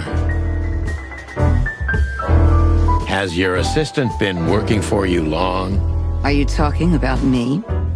Yes, I'm talking about you, ma'am. Let me answer your question then. I've been in Mr. Wessler's employment for 6 months. Why do you ask? Oh, just routine questioning, you know. Most of them aren't good for anything. Just killing time. It sounded rude to me. Yeah, please forgive her, detective. Olivia's a real firecracker.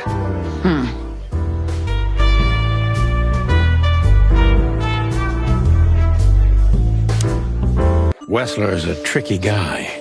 Unfortunately, I don't know enough about him, so I have to be cunning. I can't just pin him against a wall. Yet.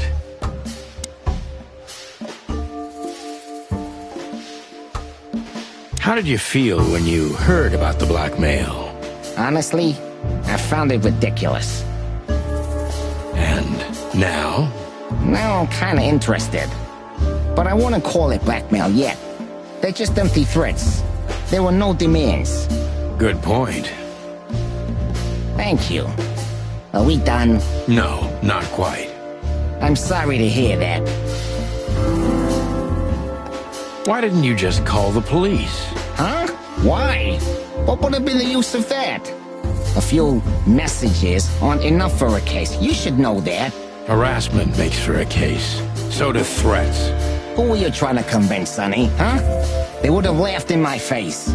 Anyway, you know, the police station. Once I set foot in there, I'm not coming out again. Your lawyers are too good for that, Ibn. Yeah, I guess you're right, chicken.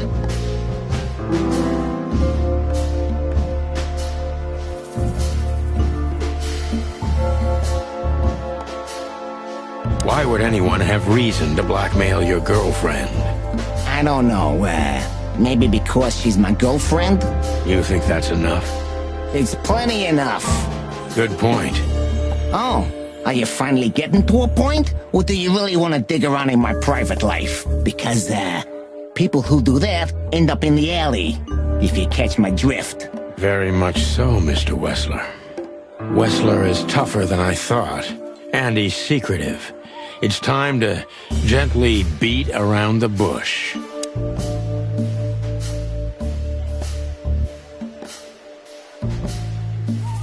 Are you and Natasha close? What do you mean exactly, chicken? Mr. Featherland, if you please. This could be important. How does she stand on the scale from sweetheart to wife? Oh, you have some nerve. Ask her that. I'm a gentleman, Mr. Featherland. Really? Maybe you can't comprehend it, but I can't ask for her hand until she offers it to me herself. How chivalrous. Get to the point, detective. Ibn is quick-tempered, and I can use that to my advantage. I've confounded and softened him with my previous questions. Now it's time to be specific and ruthless.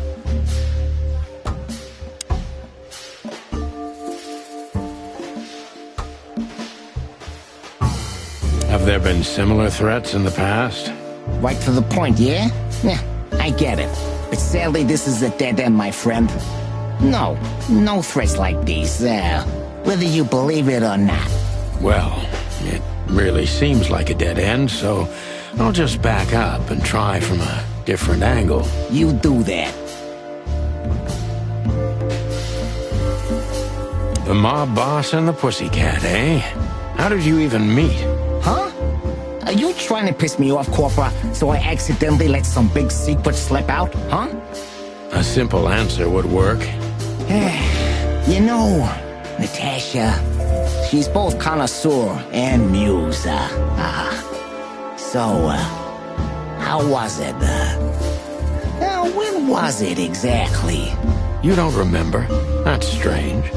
Ah, yeah. The Millions, of course. It was like another lifetime. It happened right here.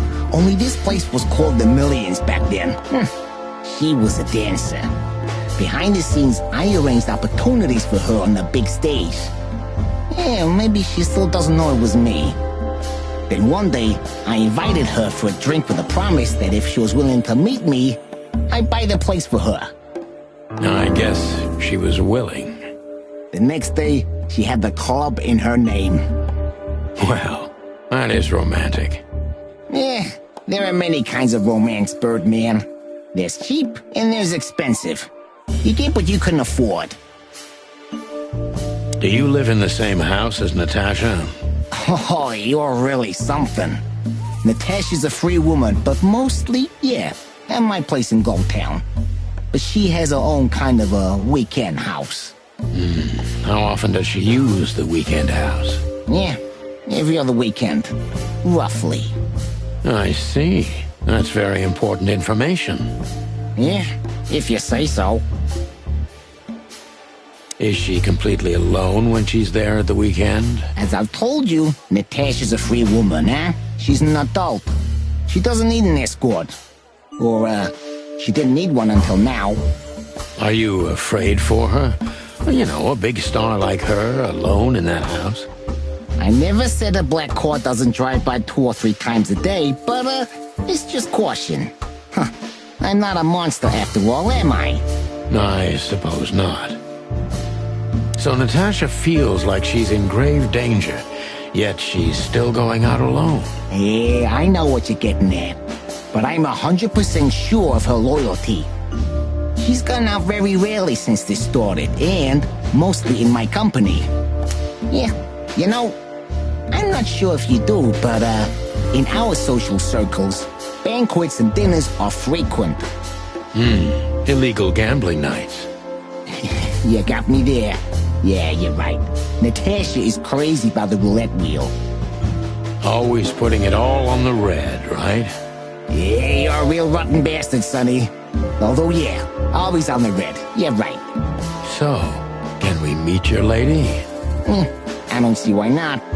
But first, please, listen to her sing. She's on soon.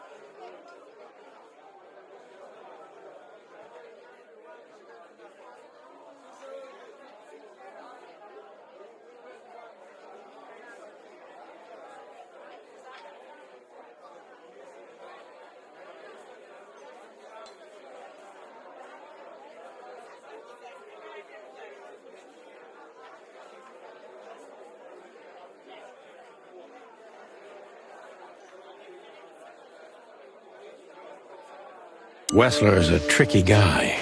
Unfortunately, I don't know enough about him, so I have to be cunning. I can't just pin him against a wall. Yet.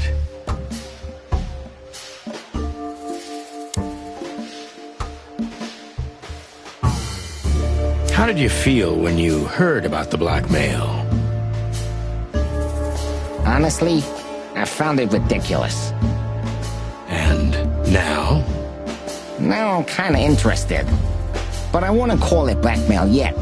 They're just empty threats. There were no demands. Good point. Thank you. Are we done? No, not quite.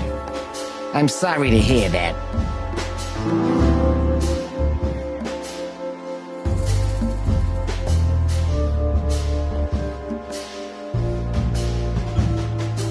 You seem a very busy man. May I ask what you do? It's, uninteresting. Would you elaborate? I got a small share in the meat substitute business. If the new product works, maybe we can make your job easier. You mean reduce predation in Clawville? There are such plans. If you're interested, talk to Olivia, my assistant. She's an expert in what she does, unlike me. Thank you. That's it for now.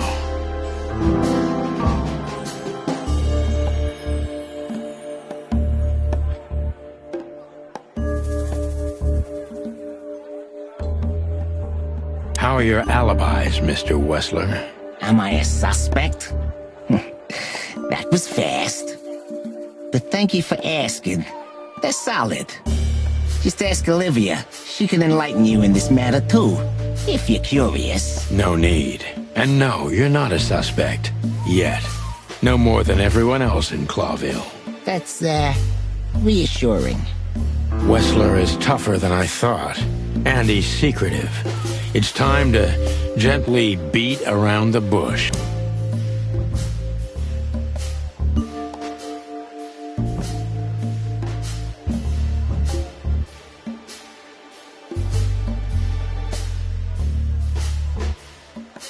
Don't you find these messages dangerous? That specific word is, it's insulting and obscene, and unfortunately, everyone could see it on the street. I'm sure you know they painted it on the wall. I know. Well, yeah. It's unpleasant, but no threat in itself. I put it down to some jealous showgirl or a deluded fan. Nothing more. Jealousy can be dangerous. Yeah. Most crazies are harmless. You know that firsthand? Anything else?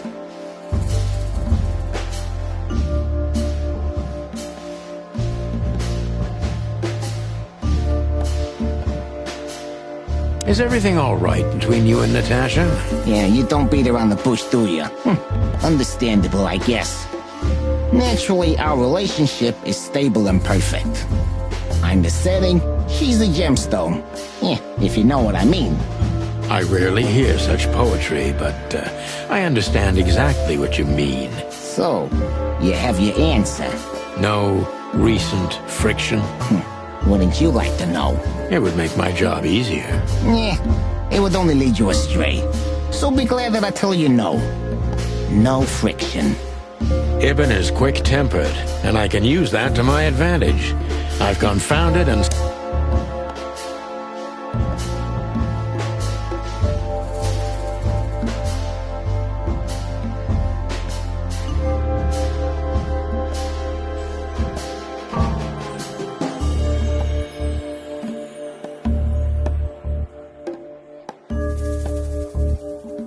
Have there been similar threats in the past? Right to the point, yeah? Yeah, I get it. But sadly, this is a dead end, my friend. No threats like these, whether you believe it or not. Well, it really seems like a dead end, so I'll just back up and try from a different angle. You do that.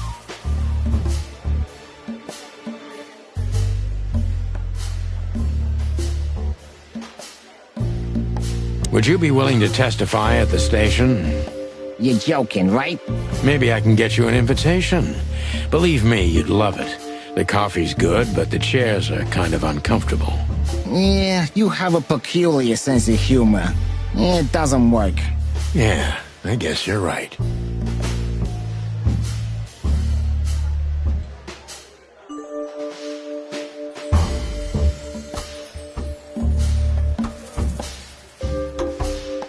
So Natasha feels like she's in grave danger, yet she's still going out alone. Yeah, I know what you're getting at.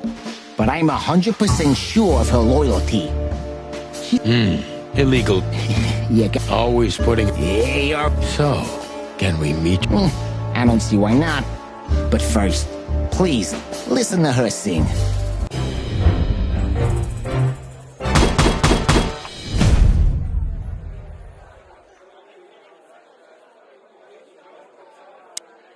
Thank you for your time. We'll be seeing you.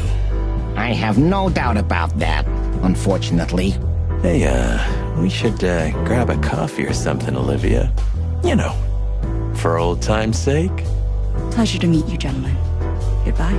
Oh. Please, take a seat. The show's gonna start soon.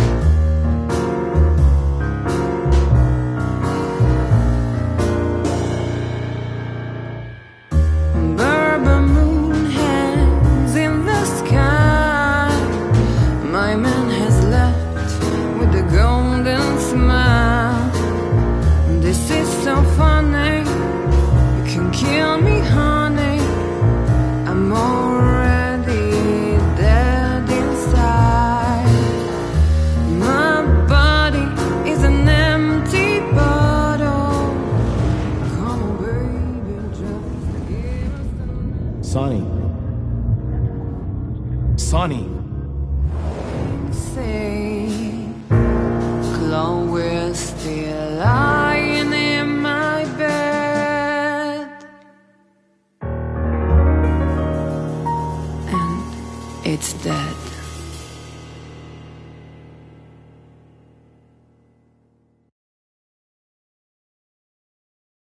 That was, unique. Oh, that is cute. Nobody has ever given me such a unique compliment before. Forgive me, my name is Santino Featherland. I thought so. You look more or less like I imagined. More or less. Sometimes less is more, Mr. Featherland. You were amazing, dear. As always.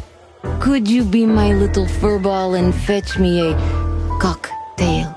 But of course. Ibn will be back soon. We'll have a few minutes to talk. Then he'll end the conversation and throw you both out. With all due respect, ma'am, we're not that easy to get rid of. Doesn't matter who's trying, believe me. Doesn't matter, he'll do it. That's why I'm telling you. I don't want a scene. My room's upstairs. Meet me there in 20 minutes. Come alone, Sonny. You'd be too conspicuous otherwise. Hey. I understand. You know, they call him Target Marty at the station. I don't have time, Mr. Featherland. Sure thing, Natasha. I'll come to your room. 3 knocks, a short pause, then another 3. I'll be waiting. Go, before he comes back. I knew she was trouble the first time I saw her. She wore danger like a perfume. It was simply part of her being, and it attracted me, like light attracts the moth people. I wanted to be the microphone as she whispers her melodies, or the pillow she rests her feet on while reading some cheap romance. I wanted to be her nightdress, barely touching, barely covering her marble skin. But I was a cop, and a lifetime wouldn't be enough to rid myself of what a woman like her hides under her makeup. Keep your distance, Sonny. Just keep your distance.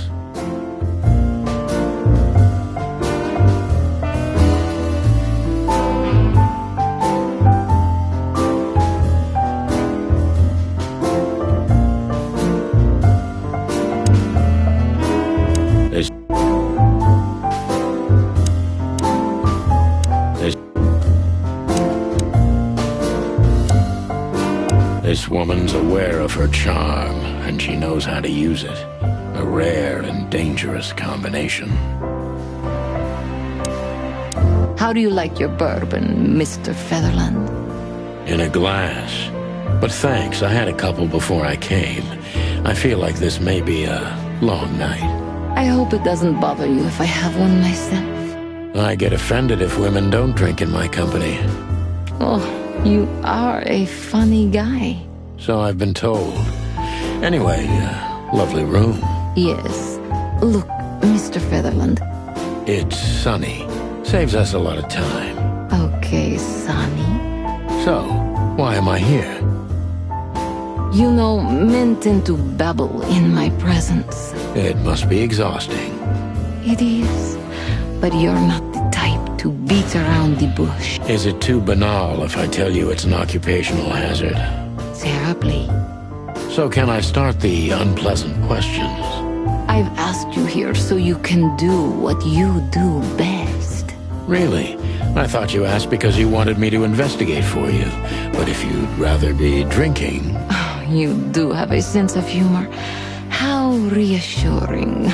Only if I'm a bit hungover. That's usually quite common. Oh, please drop the act about being the alcoholic, heartbroken ex-cop, Sonny. It would undoubtedly suit you, but, I've seen you scanning my room. From the second you set foot in here, you started working, and everything I say gets sorted in your brain. Am I right? That's a bit of an exaggeration, but yeah, it's something like that. Well then, Sonny, come at me. Oh, that's something I don't hear often. With pleasure.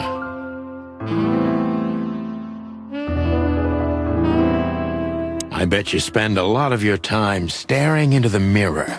Do you even recognize yourself? Maybe you were trying to be rude, but, you know, that's a very good question. I was just trying to be rude. Oh, really? Well, then I'm sorry. Don't mention it.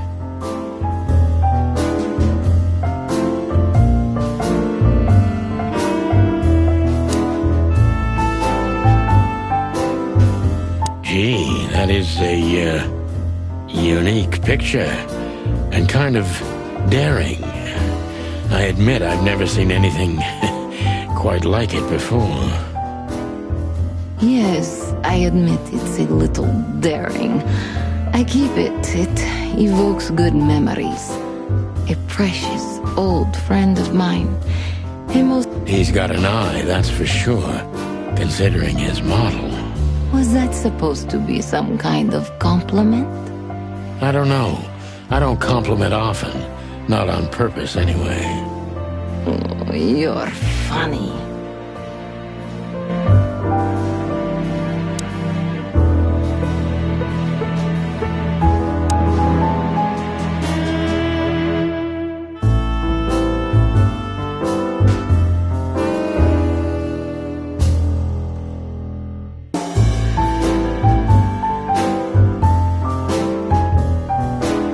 You got a beautiful place here, Natasha.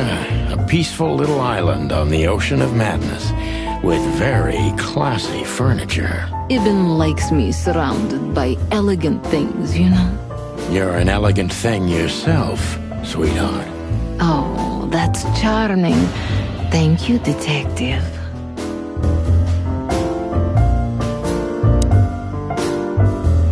Seriously, how did you find me? Not even my boss knows where I live. Although I didn't include Ibn in my little private mission, some of his resources were still available to me. Yeah, let me guess. There's someone at the station working for him. Someone? You're so cute when you're playing naive.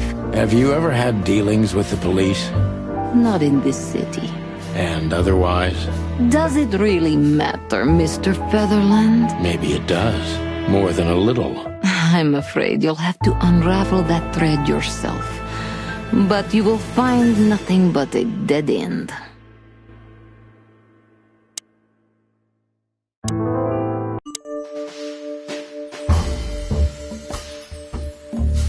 That was a remarkable performance. I'm glad you enjoyed it. Do you perform here frequently? You're also the owner, if I'm not mistaken.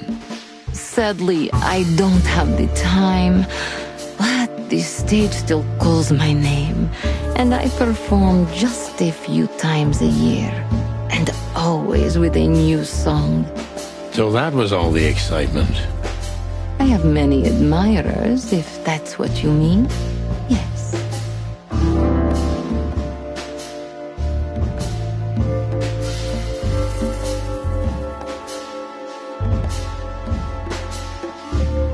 The place is very elegant, and so's your room. Why, thank you. I kind of feel like I'm in a museum. Well, that depends on the kind of museum. The kind with nice things. Oh.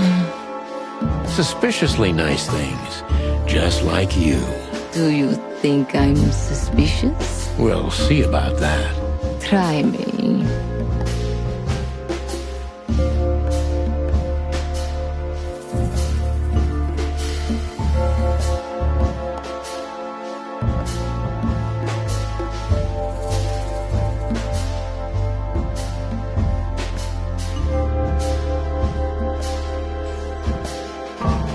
Do you think one of your admirers might be behind the threats? Those who admire me usually idolize me. No, I don't think it's one of them. You know, the soul of an animal is extremely complicated. Sometimes all it takes is a bad look or some small rejection to turn admiration into hate. That's a stillborn theory. No one hates me if they once loved me, Mr. Detective. Ah, I see.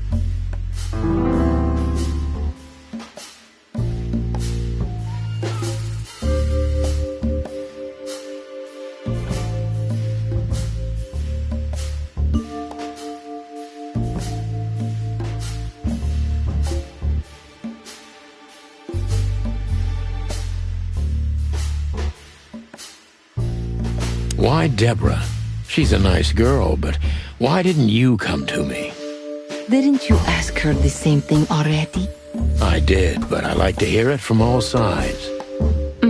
Well, since this whole thing started, I admit I'm not too keen on leaving my home. When I do it, only with an escort. Ibn Wessler has nothing to do with this? Ibn has everything to do with me. Almost everything. But I didn't want to upset him with this. He thinks I'm overreacting.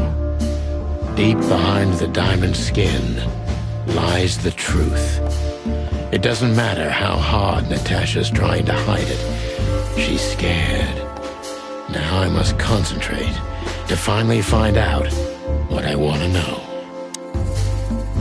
What was in those threats, exactly? The message itself is not a threat. It's just a word. But a word again and again is threatening. Exactly. So? You really don't have any idea which word could be used for a woman like me? I guess I do. Yes, I think I know what it could be. Whore. Cat got your tongue? Am I right? You heard it. I said what you were thinking. And yes, that was in the message. That was printed on the paper and painted on my wall in giant red letters. Well, thank you for your honesty.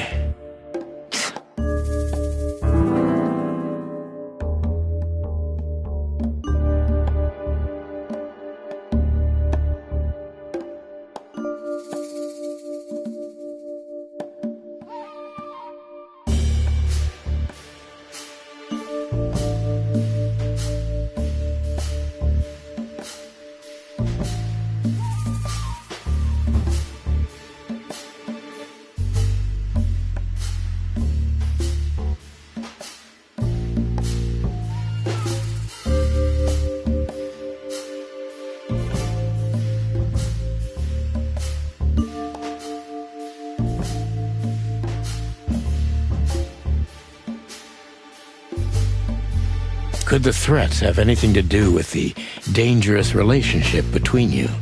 You mean I'm a cat and he's a rat? Every interracial relationship has risk. But yes, this one's more conspicuous than most. Clawville's a very open and free city, but I guess you see more radical transgressions than I do.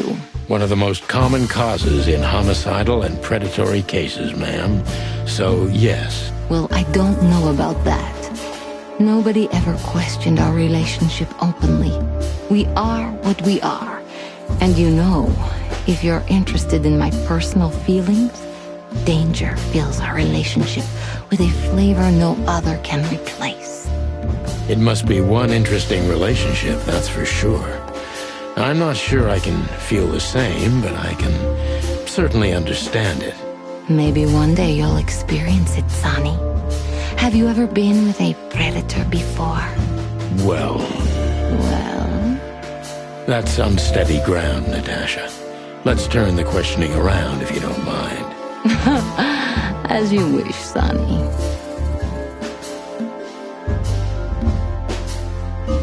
How many fools like me have you used up, Natasha? In all my life? Well... I just forget it. I don't want to know. Curiosity killed the cat. No pun intended. I'm just joking. You're not a fool, Sonny.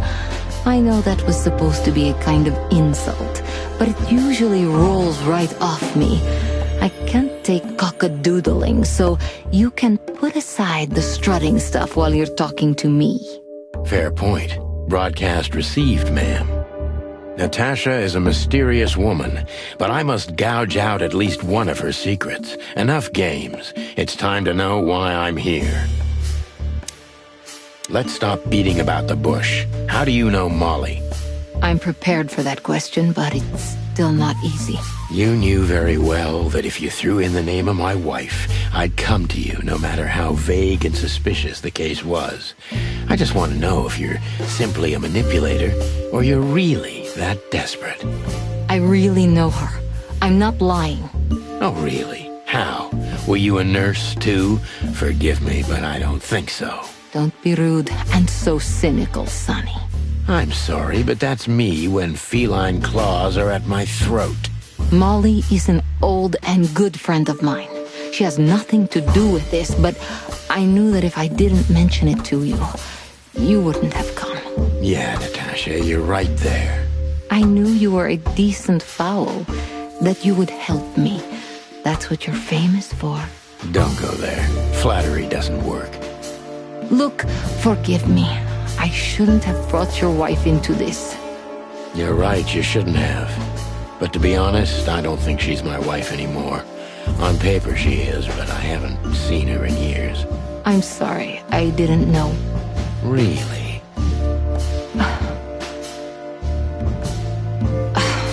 I did. I knew. I checked you out before I sent Deborah. Luck me. This case is getting more and more intriguing.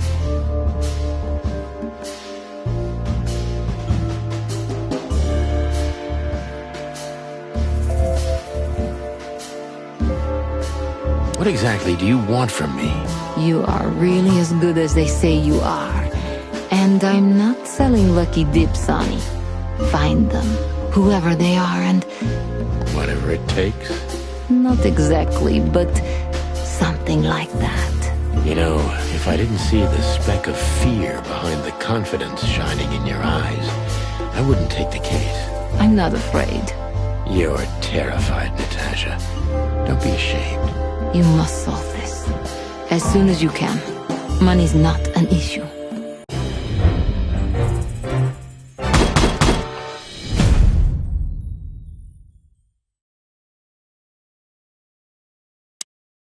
Just one more thing, Sonny.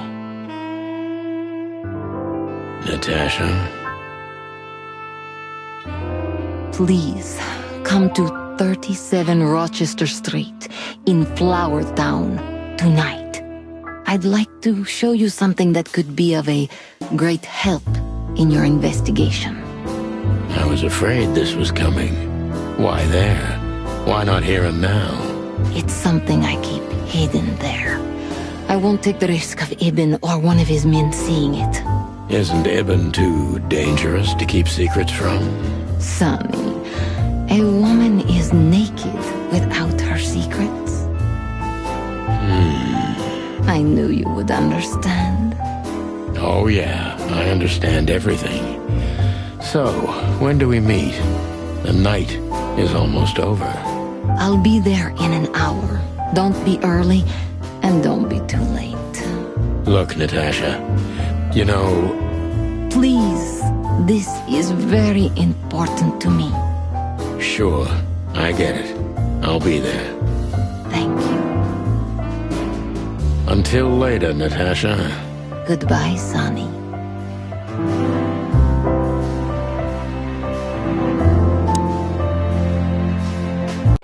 Well?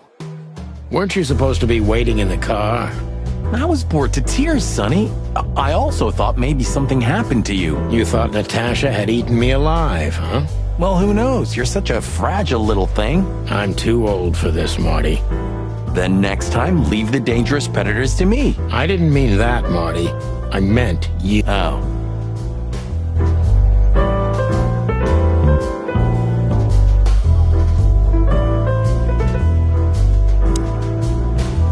So, have you talked to Natasha? In fact, yes. She was, kind of mysterious. I bet she was. You know, I've never abandoned a case before. Not voluntarily, anyway. But that woman... You're, too old for this shit, huh? As you say, pal. That's exactly how I felt, too. Before you leave, take this and examine it closely. What is it? The reason I've decided all of this is not worth it for me. Wow, that sounds encouraging. Take care of yourselves, guys. This case, maybe it goes deeper than you'd think.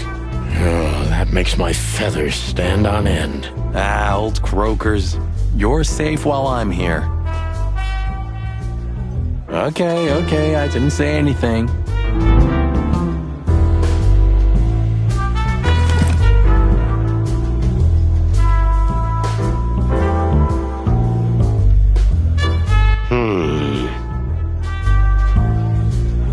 Welcome to Daddy, darling.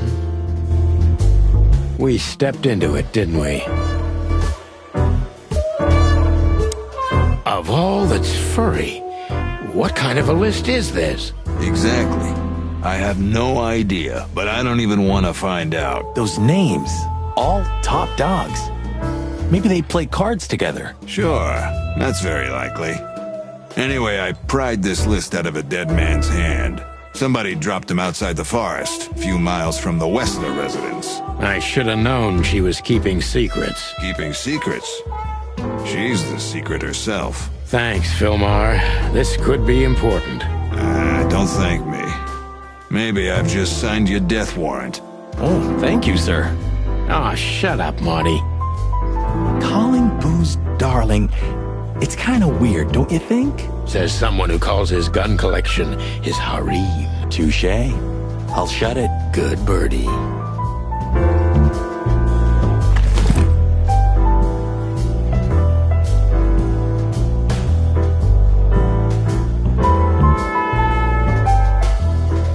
We stepped into it, didn't we? Hey, Big Nose, where did Mr. Wessler go? Unfortunately, I don't know, Big Face. But I wouldn't tell you even if I did. Really? Say, did anyone ever tell you that you're an irritating piece of sh... Anything else, dear sir?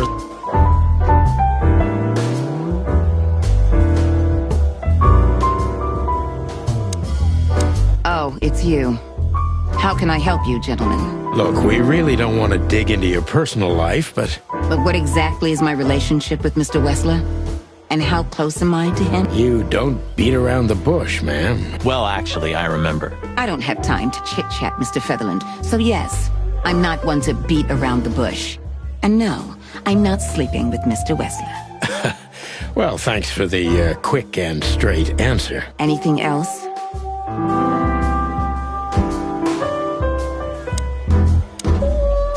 Do you come here often? No, not really. Well, okay. You're welcome.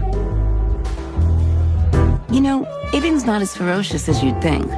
On the contrary, he's become very different recently. I heard. Don't you find that weird? A sudden change of heart? Sometimes an animal just has enough. Fed up and wants a change. I deeply respect that. Well, thank you for your honesty, ma'am. What's your relationship with Miss Natasha Gutsenko? We've talked a bit, that's all. There's no tension between you? You know, the pretty secretary. Oh, thank you for your compliment, Mr. Featherland. No, no tension. Natasha's an intelligent woman. I respect her. Is that mutual? That I can't tell. If I'm not mistaken, Natasha has a weekend house in Flowerville. Yeah, that's right. Can you tell me anything about it? I've never been there. Allegedly, it's beautiful. Elegant and luxurious. Just like Natasha herself.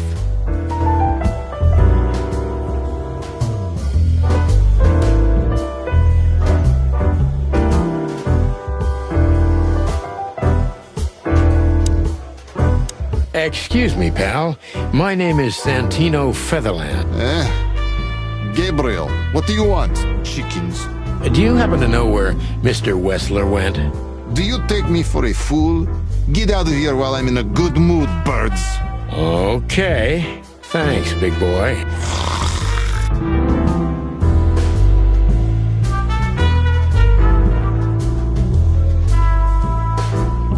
Remember that other case? With the turtle and the rabbit fella? Oh, gosh, Marty, where do you dig these out? My mind is a bottomless pit, my friend. Was the rabbit a runner? And the turtle was his buddy, or? His dealer, actually. Ah, yeah, you're right. We found the rabbit near the river with a missing leg. Brutal stuff. 2 missing legs, actually. But yeah. What happened with the turtle in the end? It's a little bit blurry. Your bottomless pit of a mind is a dark and sad little place. The turtle thought he would run faster if he ate the legs of the rabbit. You know what? This city's seriously fucked up. It is, Marty.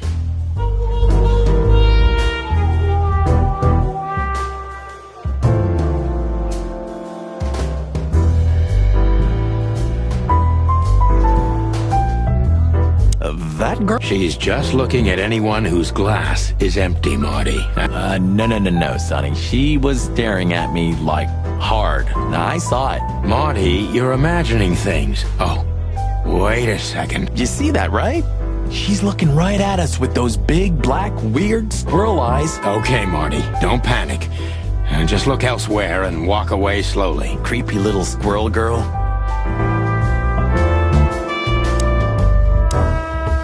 The truth is, Ibn's a dirty bastard, but he's likable. It must be his charisma that snared Natasha. Maybe there's more to it than simple wild love.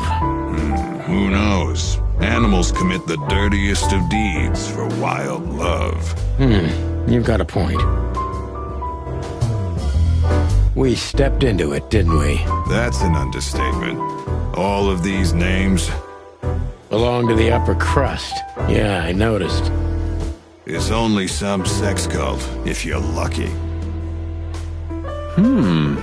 Don't even go there, Marty. Yeah, all right. Wonderful girl. Either I'm gonna kill her or I'm beginning to like her.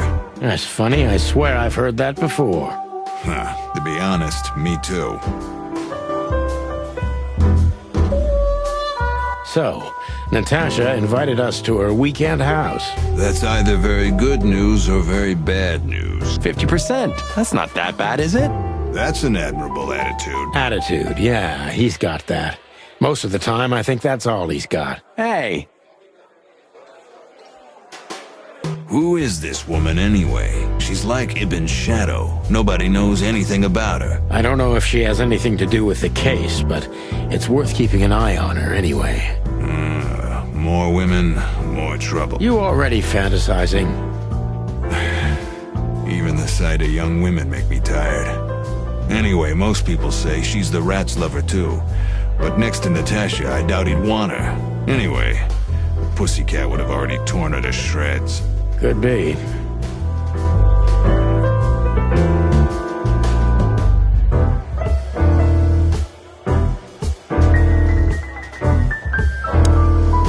Take care of yourself, old bird. You're one to talk.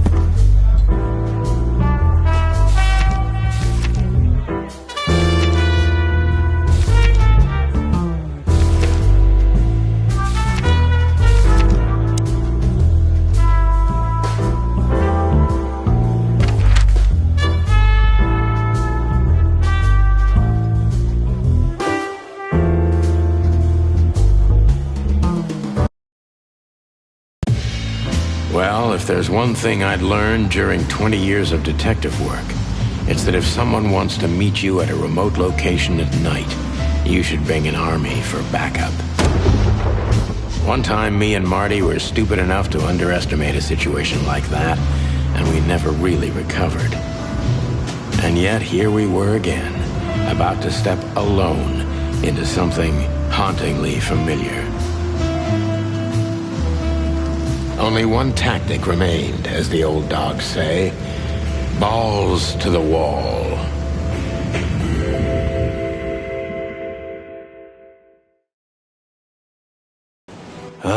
This place gives me the creeps.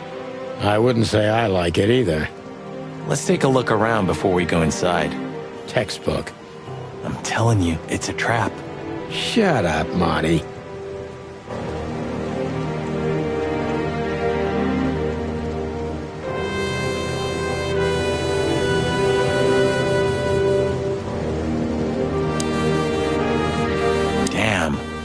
It's not a good sign.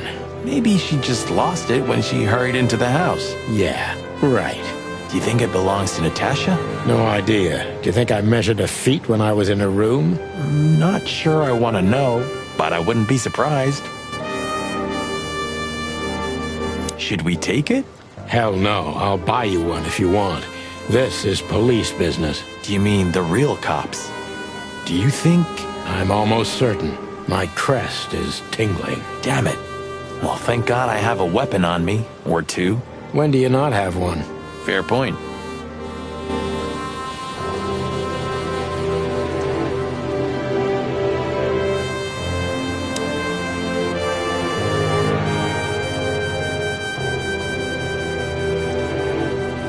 So, this is the word. What can I say? The message is loud and clear. Yeah, what matters is who is it for and what does it mean? I can't misunderstand that if I want it. We'll see. Wait a second, did that bimbo put a spell on you? As you used to say, don't let it cloud your objective judgment, Boss Bird. Watch who you're talking to, boy.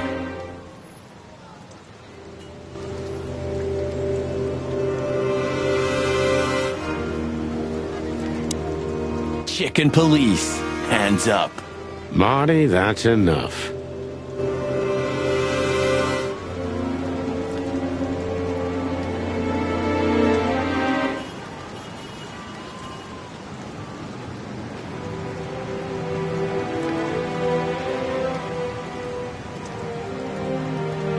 Marty, before we enter, did you bring Big Bertha? Of course.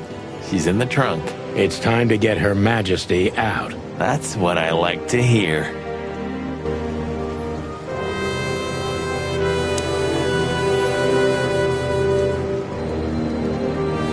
Let's go. Hello, my beauty. Just don't point it at me. Aw, scared? Take it easy. I swore I'm not gonna shoot you again. Very gallant of you, partner. What, are you still pissed at me? I'm happy to remind you why you got shot the first time. I get it. Just shut the fuck up already.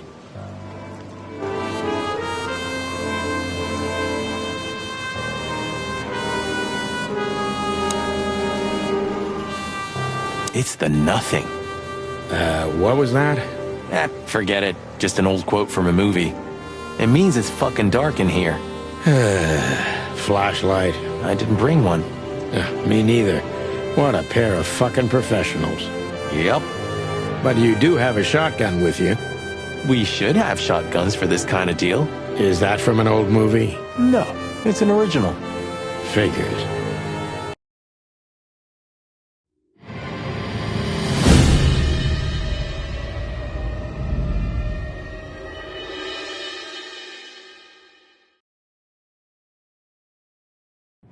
She was lying on the floor as if she was sleeping. She looked peaceful, almost. The large pool of blood ruined the picture. Poor, delicate Deborah. Maybe you were too pure and innocent for this city, but in the end, its filth pulled you under. You know, no animal can swim in high heels. Wild gods! Fuck, even! Yeah, it's her. Deborah. The girl who came to my office. I figured. But what the hell happened? Was it Natasha? Is this what you wanted us to see? No. I mean, I don't think so, Marty. She seemed very attached to the girl, and I believed her. Furthermore, she has no motive to kill her. Natasha meant some object. Something maybe the killer wanted, too. And the poor girl was trying to protect it. Did she seem that kind of girl? She risked a lot simply by coming to see me. She would have done it for her mistress.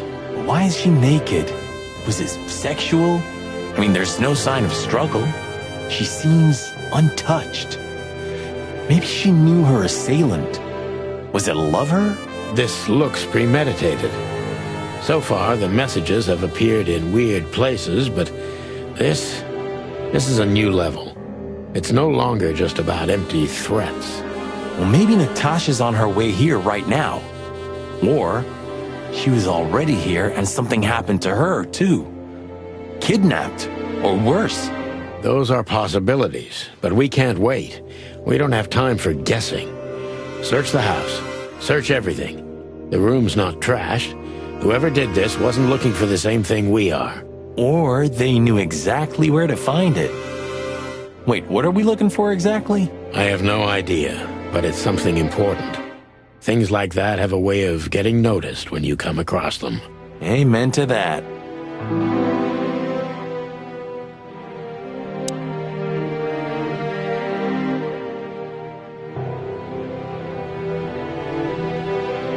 It's an exceptionally beautiful piece.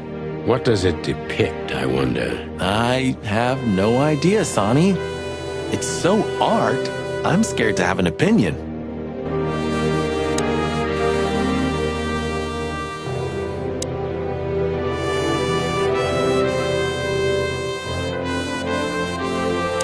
Damn, just like in the adventure books. Rich animals are all insane. You have a point.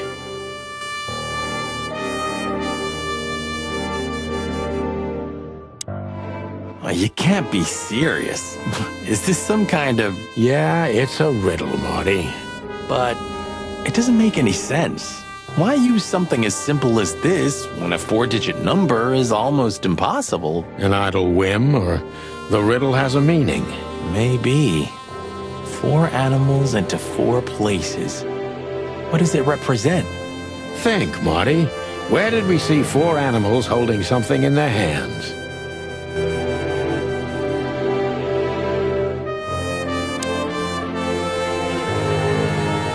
This must be Natasha's family. Wealthy. Do you think she's from the Stavonian Tsar's family? Oh, nobody could have survived that massacre. But I'm sure this family was also close to the fire. What is she doing here anyway? What, an alias? Keeping secrets, and now this case? Do you think it's all connected somehow? Let's not draw hasty conclusions, Marty.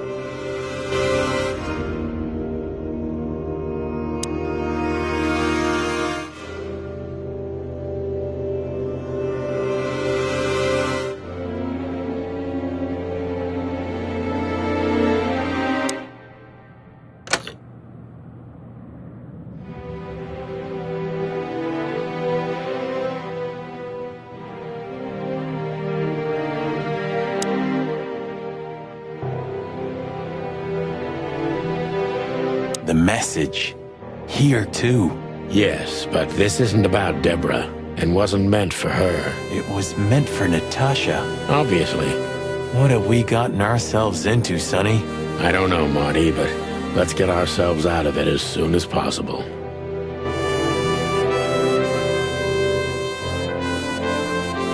Anything interesting in there? Yeah, I think there is.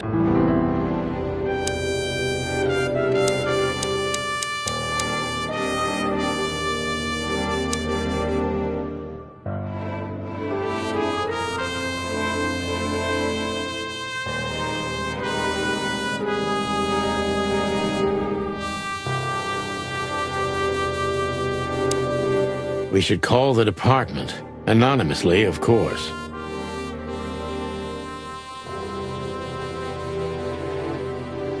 Do you still remember the number? I haven't called my own workplace in... Cretin. Of course I remember. 555-111. Is it? Since when? Since they invented the telephone. Yeah, of course. No, I knew that. Yeah, right.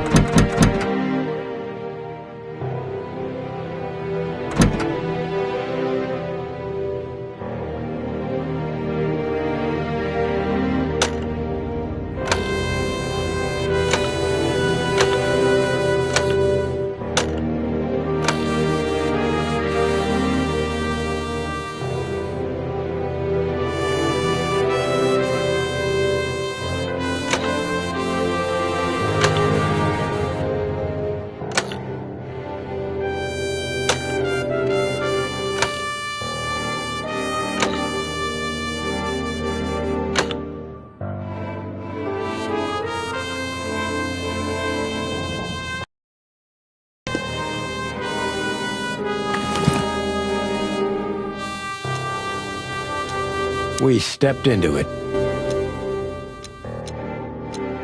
SN. Could be the initials of a person, a place, a company, or a club. Too many possibilities. But we must find out where it's from.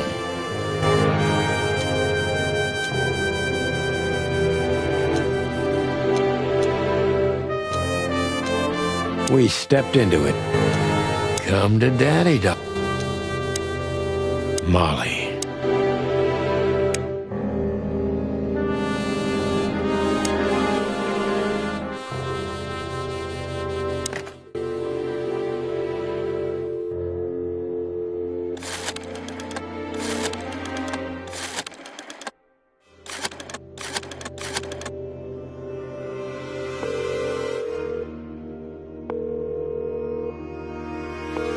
Corvo PD, how can I help you?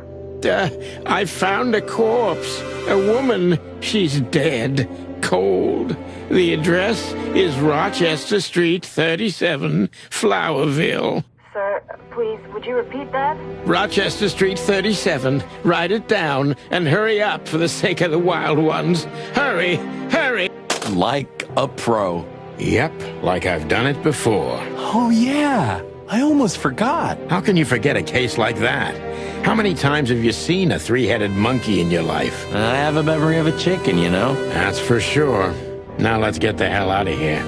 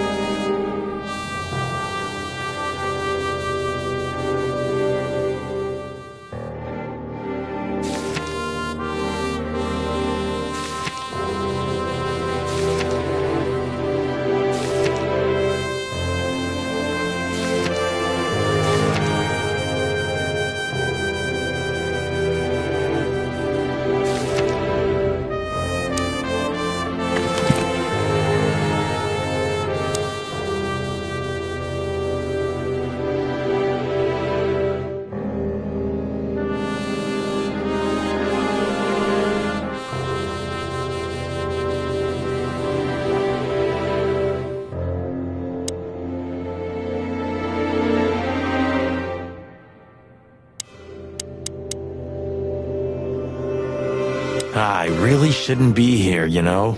Well, it's a little late. What you told me was it's gonna take a few hours. And yeah, I was an idiot. There you go.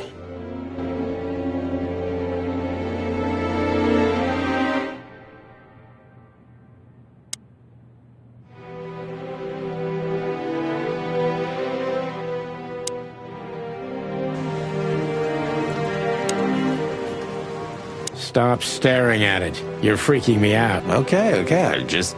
Furry hell, Marty, I don't want to know.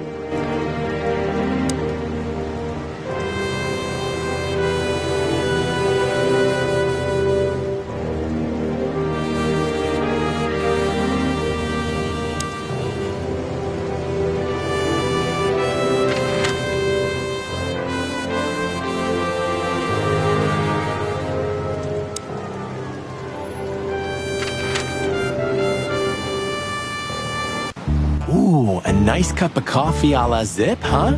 We're not here for the coffee, Marty. Zip always knows more than what he lets on. It'd be worth interrogating the old trash panda. If he forgave us for wrecking his joint last time. He'll never forgive us, Marty, but we helped him out of trouble so many times, he's not gonna have any choice. I hope you're right, old bird. No matter how big the city is, Marty, I feel more... Hey, it's not too late to skip off, boss. You only have 121 days left, right? 120. So, what's keeping you? I don't know. I could have left even earlier. You're afraid of change, huh? Everyone's afraid of change, on a certain level. But no, that's not what I'm talking about. The city just keeps pulling me back. If it wasn't for this case, I could have drunk myself to death. Even the afterlife is better than Clawville. Sometimes I think that. I think you're beyond help, boss. Everything all right, old man? If there's something we can do for you, just say so, okay? Well, all right.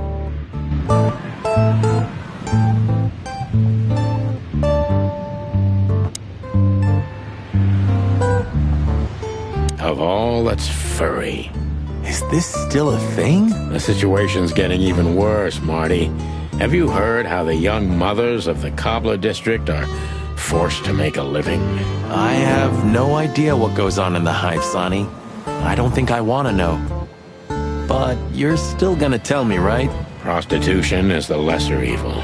What's worse is that some folks have to sell their kids when they're still larvae. Wait, what? They pay a hefty sum for each of them downtown. Oh, I'm gonna be sick. We made this city, Marty. Clawville didn't do this to itself. Don't ever forget that.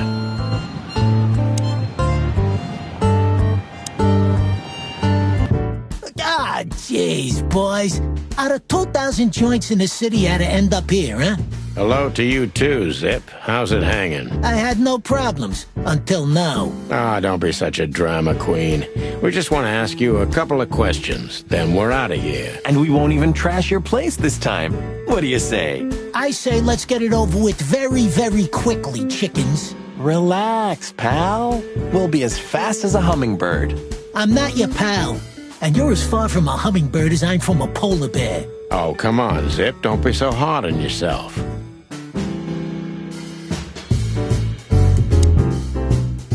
So, out with it. Stop winding me up. I'm almost consumed by all this excitement. We've just come from the Tsar Club, Zip. Who do you think we met? If I can guess one, I'd say, was it His Majesty Hobart Ibn Wessler, the Rat Prime himself? That on, pal. What a surprise.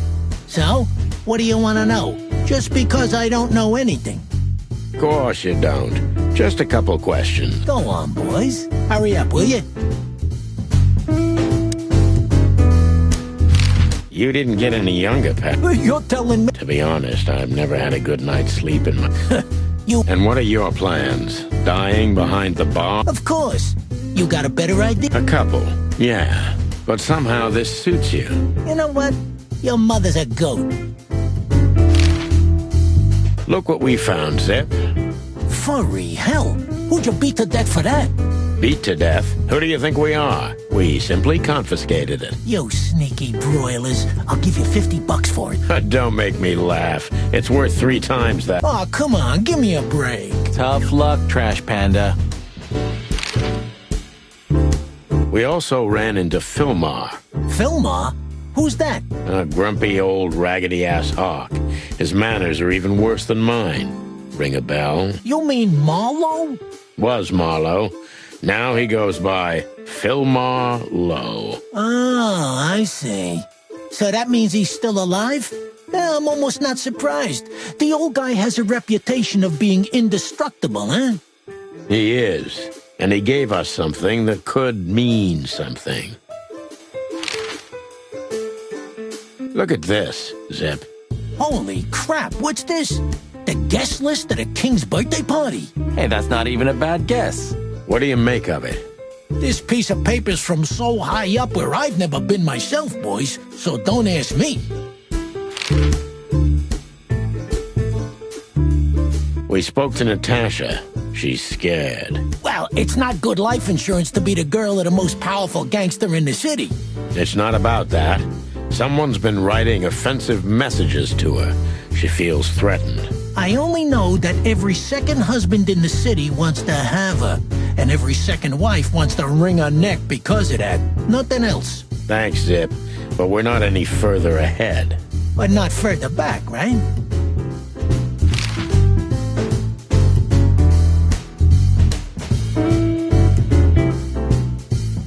What's up, Zip? Quiet night, I see. And what's Timothy doing here? That's exactly what I asked him when he wound up here. But yeah, he's a regular nowadays. He must be sniffing some kind of story about the Hive. About the riots? Have they reached here already? I ain't seen nothing. More cops around, yeah, as you can see for yourself. We're not on duty, Zip. It's still the same. A cop's a cop. A lot come by, but besides beating up bugs, nothing much happens. It will, Zip. I can sniff it in the air. If you say so, Sonny, your sense of smell is better than mine. Maybe once.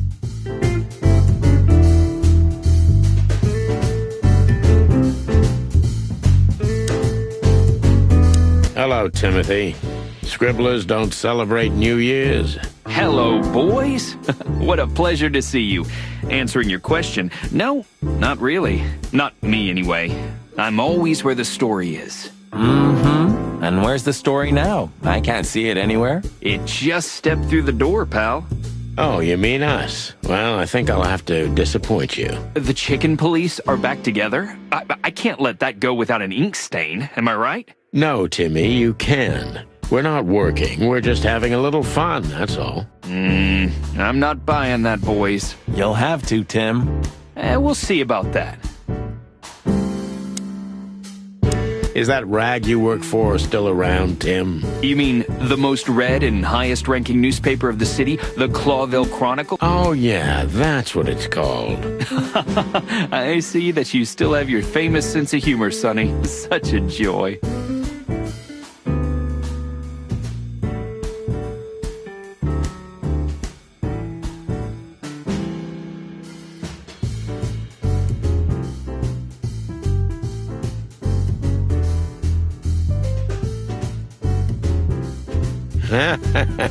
Yeah, I do.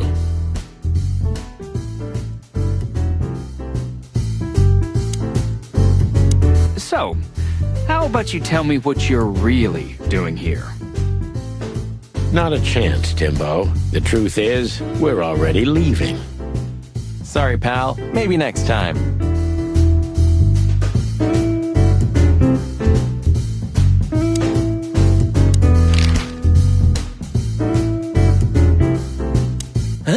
What more do you want? Is it forbidden to stand around at your place? Go stand around somewhere else in the city.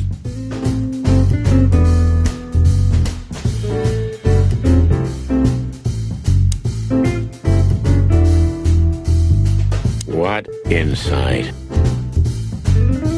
Well, that's a good question.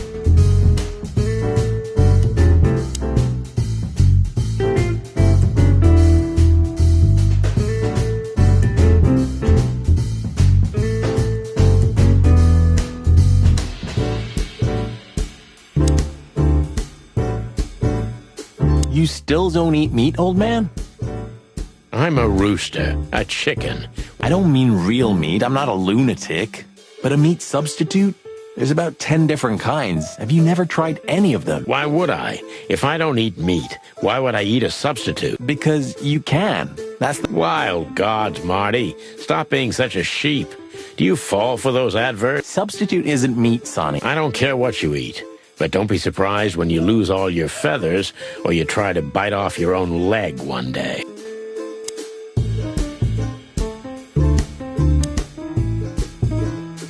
This is what they call music these days?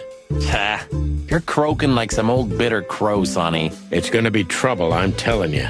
Things like this make the world go crazy. We need a little global insanity every few decades, Sonny. Better a fashion explosion than a real one, right? Yeah, maybe.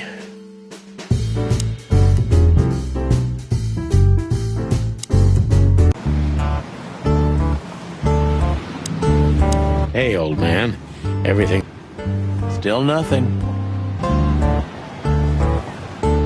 It's sad. It is, especially... Yeah. Praise be unto you, O great neon god. Hallowed be thy name. Amen.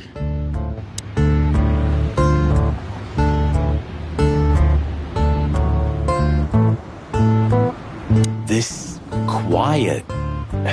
You know, I understand why Zip escaped here when he got out of his shady dealings.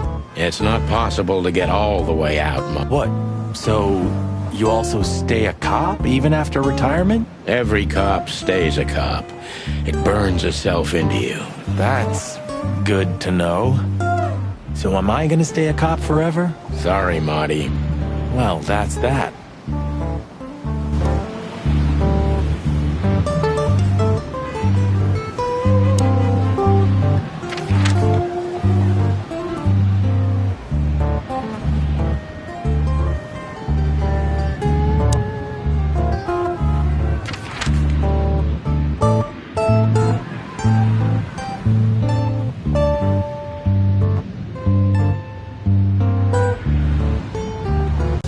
I don't know, Sonny. What exactly are we doing here? Let's hope we can learn something about Natasha and Ibn by sniffing around before we visit that weekend house in Flowerville. Learn something? From Phyllis and Roy's? Well, I wasn't exactly thinking about that. Yeah, figures. How's it going tonight, boys? Uneventful so far, Sonny. But now that you're rolling together again, I suppose we'll have some excitement to look forward to. What do you mean? Are you kidding? Last time you shot up a theater, and, if I remember correctly, each other. That was a, complicated evening. Sure. Complicated.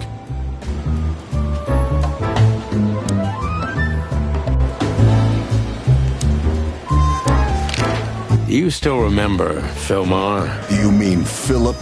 Of course I remember. He's got quite the reputation with that Philmar alias. We just met him. Small world, huh? Do you know what he's up to these days? Yeah, as far as I know, he's investigating petty blackmail cases and sneaking after poor bastards cheating on their wives. Anything else? Did he get mixed up in something that stirred up a storm recently? Yeah, I don't know about that. We haven't seen him at the PD for a while. He's usually a frequent visitor. Why? Did he run into some fishy business again? Possible, Bosco. But I'm not sure he'd want to make the same mistake. Wise decision. Listen, Bosco, what do you make of this list? Maybe it's the guest list of some fancy ball. These are some rather influential names, the ones I recognize anyway. Movie stars, politicians, a few names from the Council of 12 even, if I'm not mistaken. You're not. Are you blackmailing them? Because if you are, I'll gladly accept a nice big juicy bone in exchange for my silence. Stop screwing around, Bosco. It has nothing to do with our case. Which is what, exactly? We're still not gonna tell you. Listen, Bosco, what have you heard about that singer, Natasha Katsenko? You mean that little bimbo fooling around with Ibn Wessler? They say she's the jackpot, but You couldn't be more racist if you tried, Bosco. Don't misunderstand me. I don't have a problem with cats at all. I'm simply allergic to them. I can't stand being around them. I don't even take cases with cats. Good for you. I should have used that excuse myself. Why? Is your investigation related to her? What? No, of course not. We just came from her show. That's why I asked. And what's she like? Well, I guess your cat allergy would go away for the rest of your life if you met her. Really?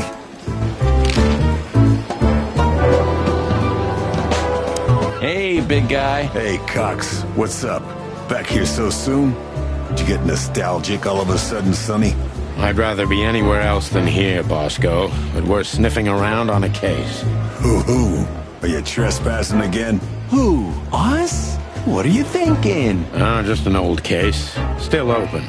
Not official, but not active either. We're not bothering anyone. You know, old habits die hard. I know.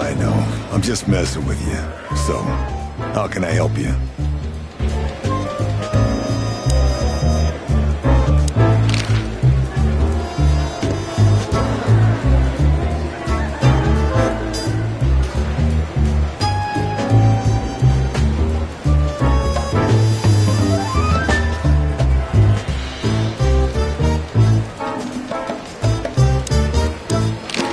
Guess who we met today in person, Mon?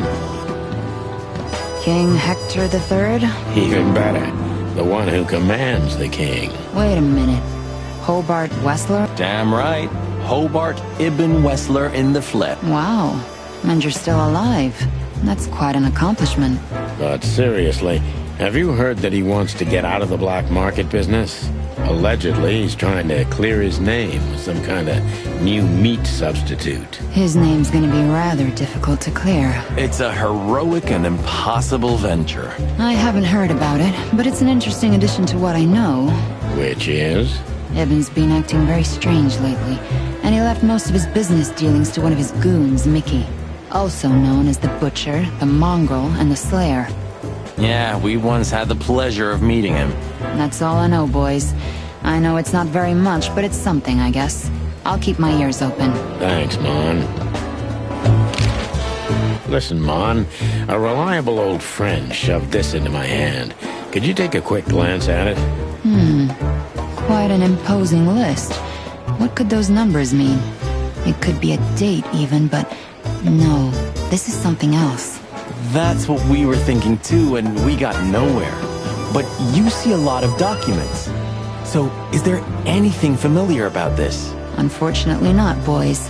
The names are imposing indeed, but based on this, it could be almost anything. The richest of the rich get together on all kinds of excuses. It must be a secret cult. It could be, of course, but also anything else. I'm sorry I couldn't help you more. Don't mention it, Mon. Thanks for your time. Or, wait a minute. There is something. Stop teasing us. I'm sure you've noticed that all the names in the list are men, right? Yeah, of course we notice. Thanks for the observation. Don't mention it. I'm just... We saw a pretty good show at the Tsar Club tonight. Good for you, I guess. Natasha? Natasha. She performed a new song. She also sang about why she called us there. Or rather, me. And? That's confidential, Dollface. Anyway, I can't help wondering about that woman. Her past is a mystery, and I couldn't draw much out of her in person either. Women like her always have something to hide, Sonny. I think that's exactly what makes men fall head over heels for them. I know another broad who's all mysterious. Oh yeah? What's her name? I'll look her up if we have a file. Marty, shut up. Oh, you mean me, right?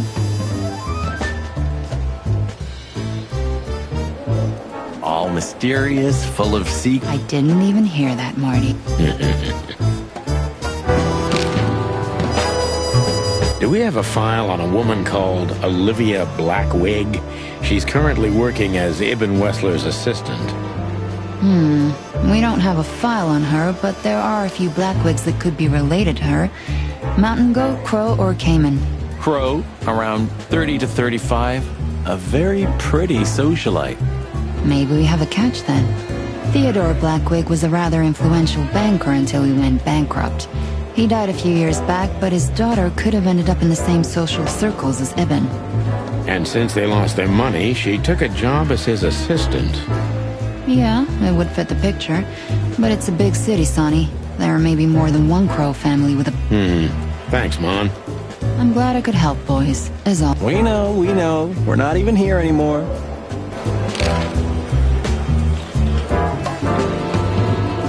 So soon? Sorry, Mon. We're just here for a little... When are you not here for that, boys? How about wish me a happy birthday for a change? What? Is it your birthday today? Of course not. Don't be silly, Marty. You know exactly when it is. We've talked about it a dozen times. Yeah, of course I know. Yeah. So, could you help us with this and that? Of course, boys, but be quick about it. I'm in over my head with paperwork and blood boils breathing down my neck. We'll be quick like a hurricane.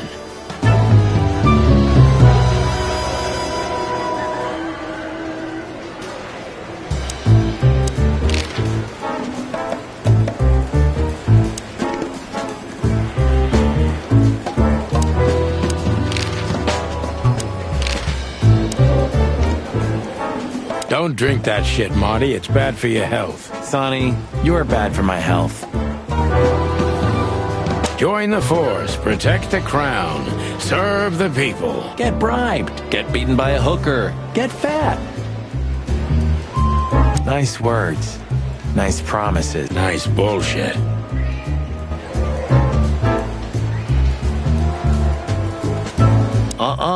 Blood boils in there, and I don't want to run into him. I wholeheartedly agree, partner. Let's avoid the whole office section as much as possible. Miss Jardine, one of the 7 female...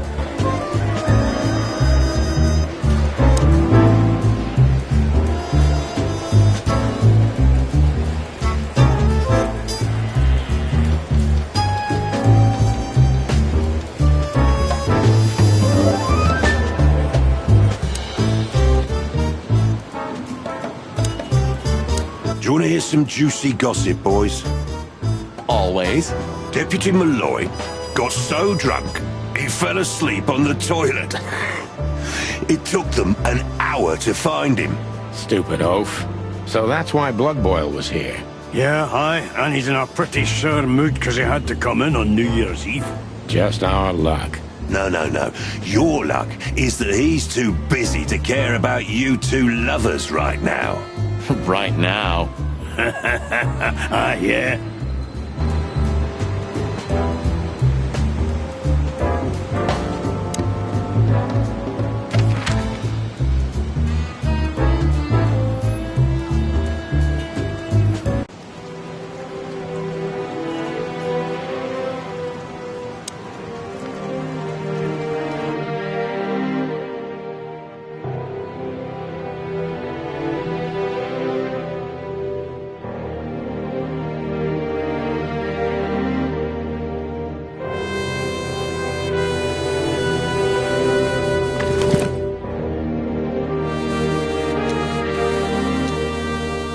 We stepped into it, didn't we? Ironic. Oh man, I totally get you. SN. Could be the initials of a person, a place, a company, or a club. Too many possibilities. But we must find out where it's from.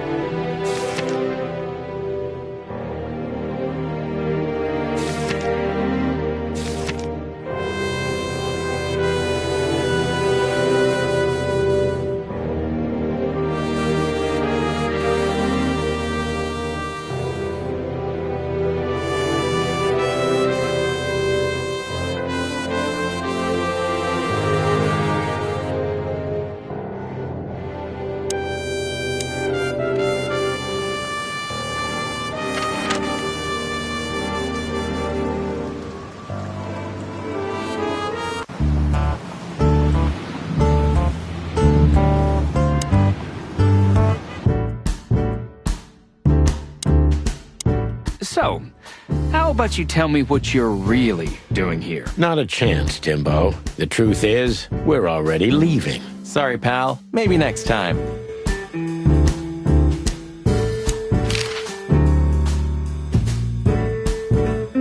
Huh? What more do you want? Is it forbidden to stand around? Go stand around somewhere else in the city.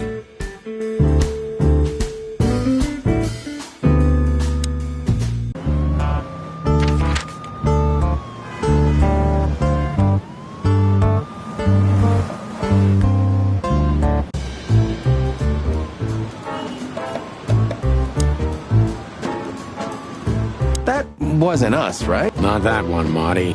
Honestly, sometimes I find it difficult to keep track of all the places we wrecked during our 10 years together. Just 9, Marty.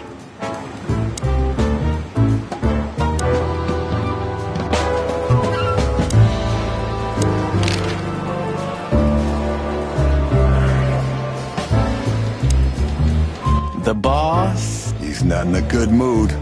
Malloy got so drunk he pissed himself. And we just put the cherry on top, huh? Mostly you, Sonny. No offense. None taken. I'm used to it. Everything rolls right off my feathers. Blood boil's in there somewhere.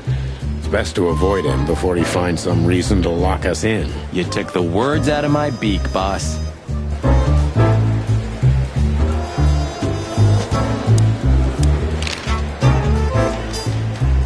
You're very lucky, boys. You just missed the boss by 3 minutes. Right now, he's trying to get Malloy out of the toilet. Still can't hold his liquor, huh? Neither on or off duty. But today, he is sloshed. Well, he's a water buffalo, isn't he? He knows how to swim. No, Sonny, just a buffalo. The two are totally different things.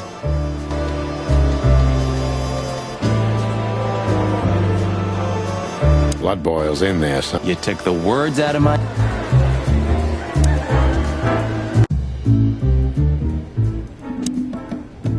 It may not be a good time to say this, but I've got a bad feeling about tonight. You could have told me about that sooner, son. You can still turn back. Stay here and keep wasting ammo.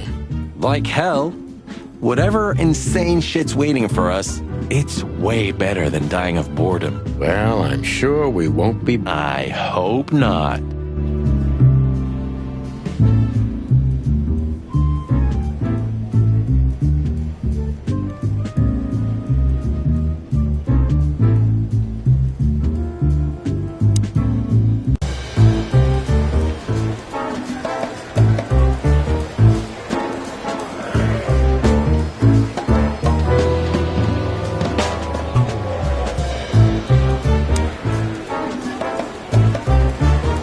Notice how much bigger the lion and the fox are than the other animals? You know, maybe all animals are equal, but some animals are more equal than others. Huh. So that... It's maybe a little late, but you're starting to get it, Detective.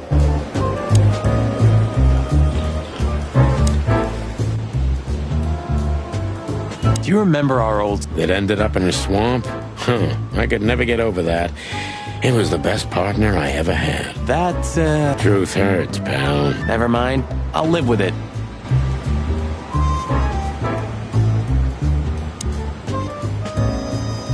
Why aren't we on this poster now? Because he hates us, Marty. Oh, yeah, right.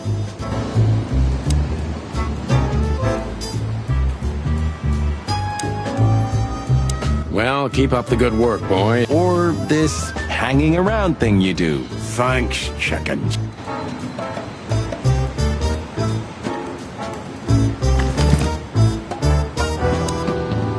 Molly, my ex-wife.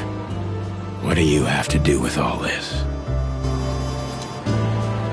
Come to Daddy, darling. We stepped into it, didn't we? I haven't dusted you off in a while, partner. SN. Could be the initials of a person, a place, a company, or a club. Too many possibilities.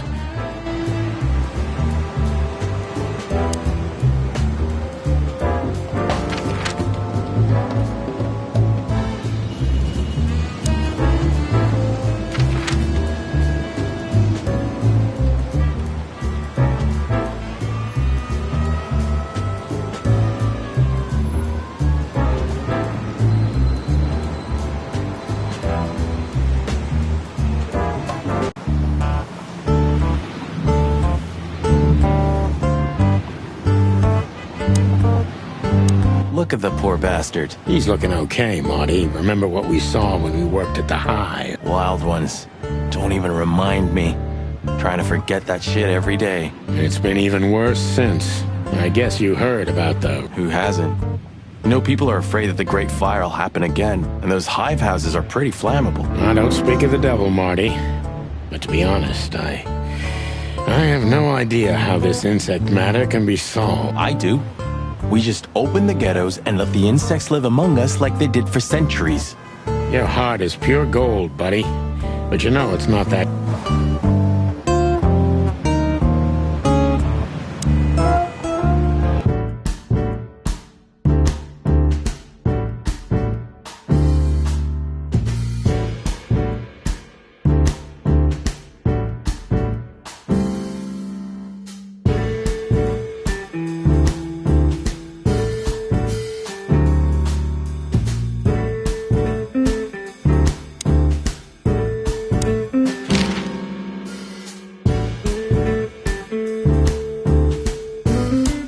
Gods. Well, Marty... What? Who? Yeah, sure. So... Not a chance, Tim. Sorry, pal. Maybe next time.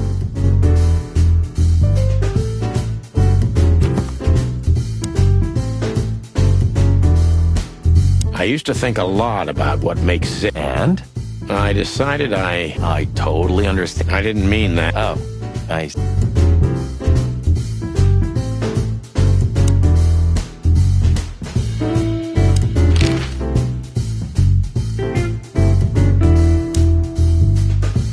I can see we're not particularly... I wonder why.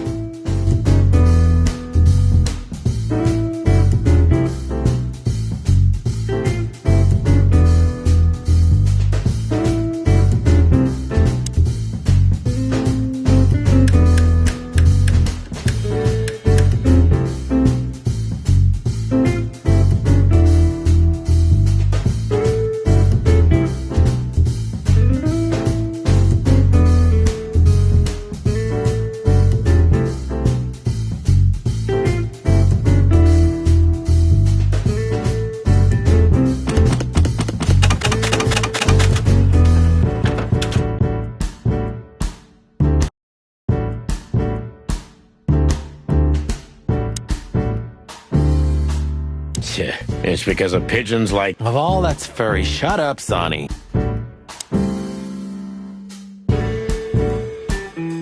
Do you remember that time? Do I remember? At least you've looked... Because your partner... Well, that's... Yeah.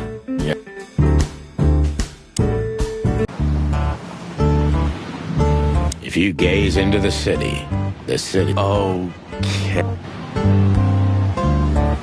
The Hive. City of it. I hope we never... We won't, Marty. This is our last job. Don't say that, boss.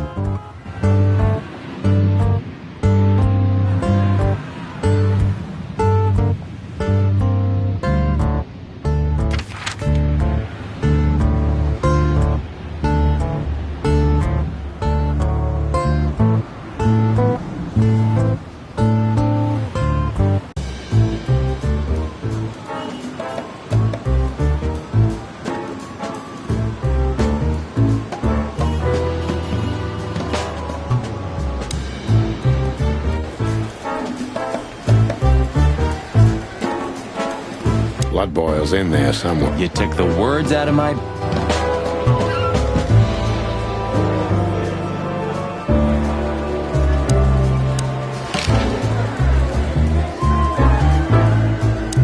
Listen, doll, we have some questions. Make it quick, boys. I'm busy.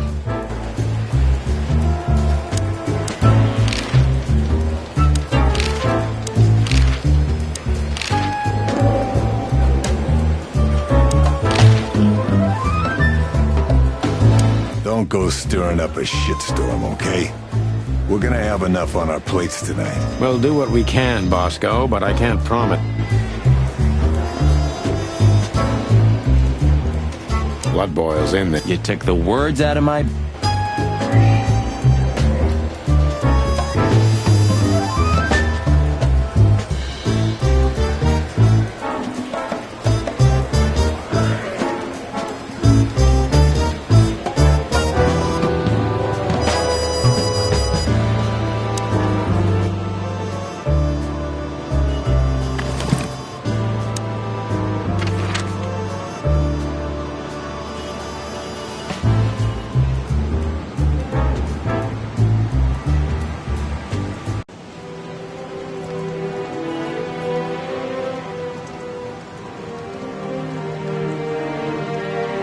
wrote that down?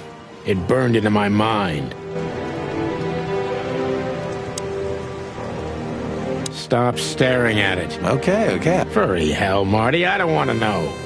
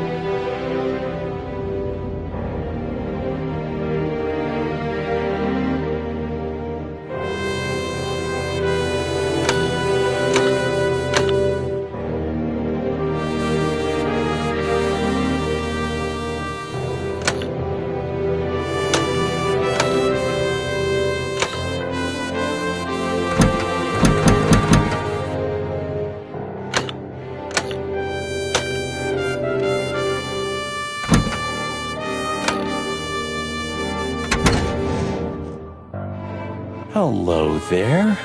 What could this be? Maybe a piece of a painting. And there's some kind of squiggle on it.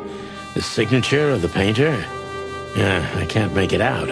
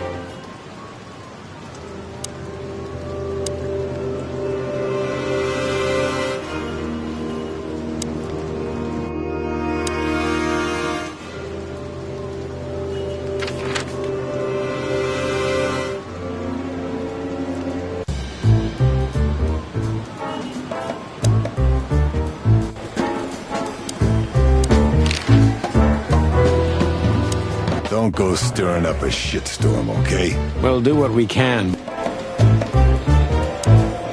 Listen, doll, we have some... Make it quick, boys.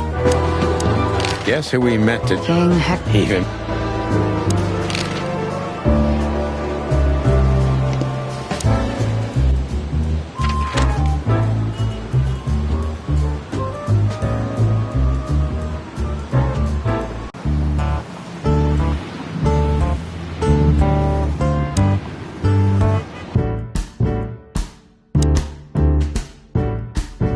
Ooh, a nice pancake with hemps. I'd rather have... You used to be... Yeah. Furry heavens, it's... Ooh, maybe... Oh, stop.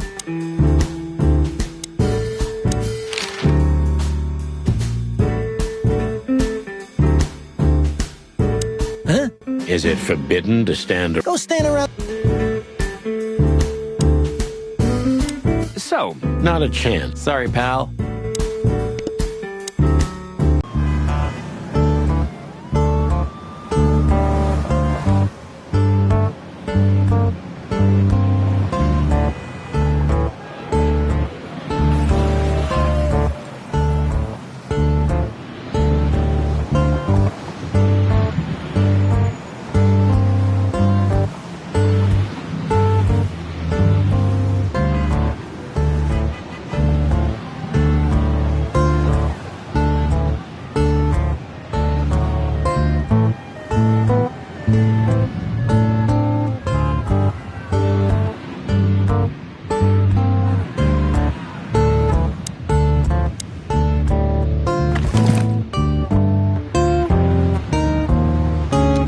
It's a piece of a painting. Judging by how well it was hidden, I'm sure this is what Natasha wanted to show us.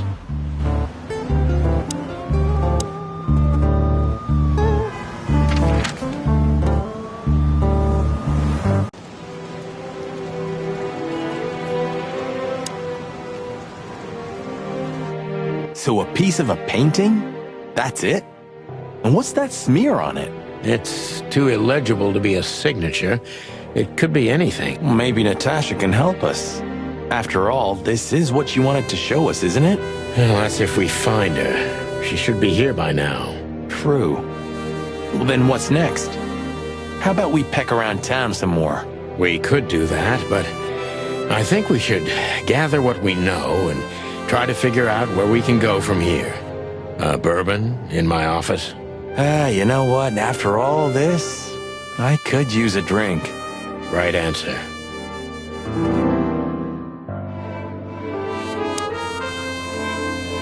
Nice. Yeah, it really is.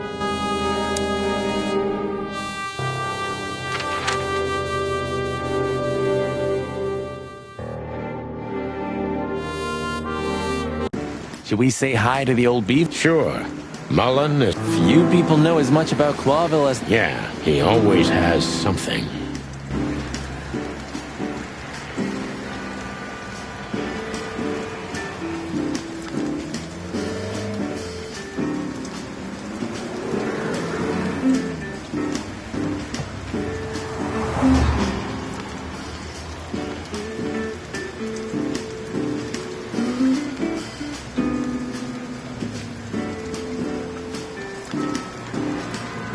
Chandler's used to be...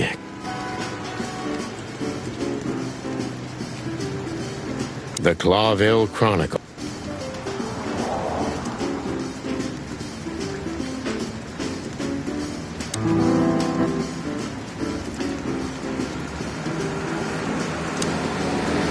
Hey, Hercule.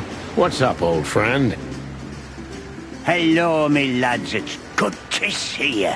What are you doing around here where you never see a cat go by?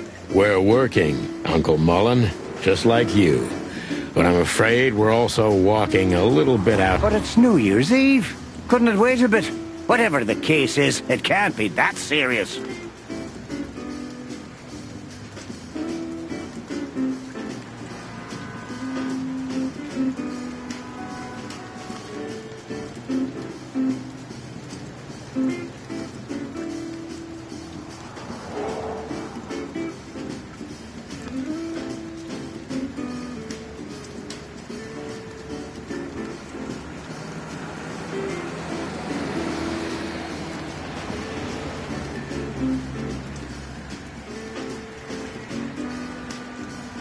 I'm afraid it is. What a compliment. But of course I'll help if I can. I know you ever since you appeared in the city. Young, fresh, full of ambition. And little Marty had been just a chick when he was already coming here every day with his daddy, eh? You're like me sons, so you are. Aw, thanks, Uncle Mullen.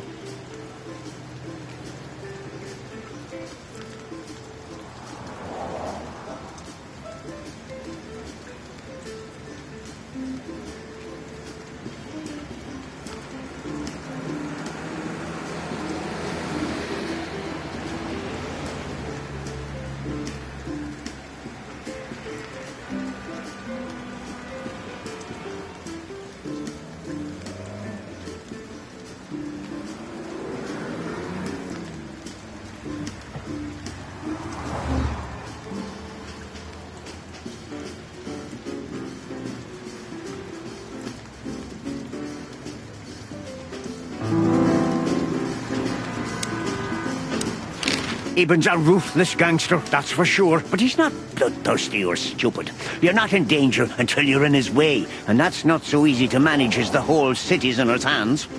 How come they never tried to approach you, Uncle? What? Of course. Oh, looks like a... I'm too much for him, lads. Or I'm just too famous around here to get rid of. That's a good one. I'm a poor nobody, my lads, but my name still carries meaning.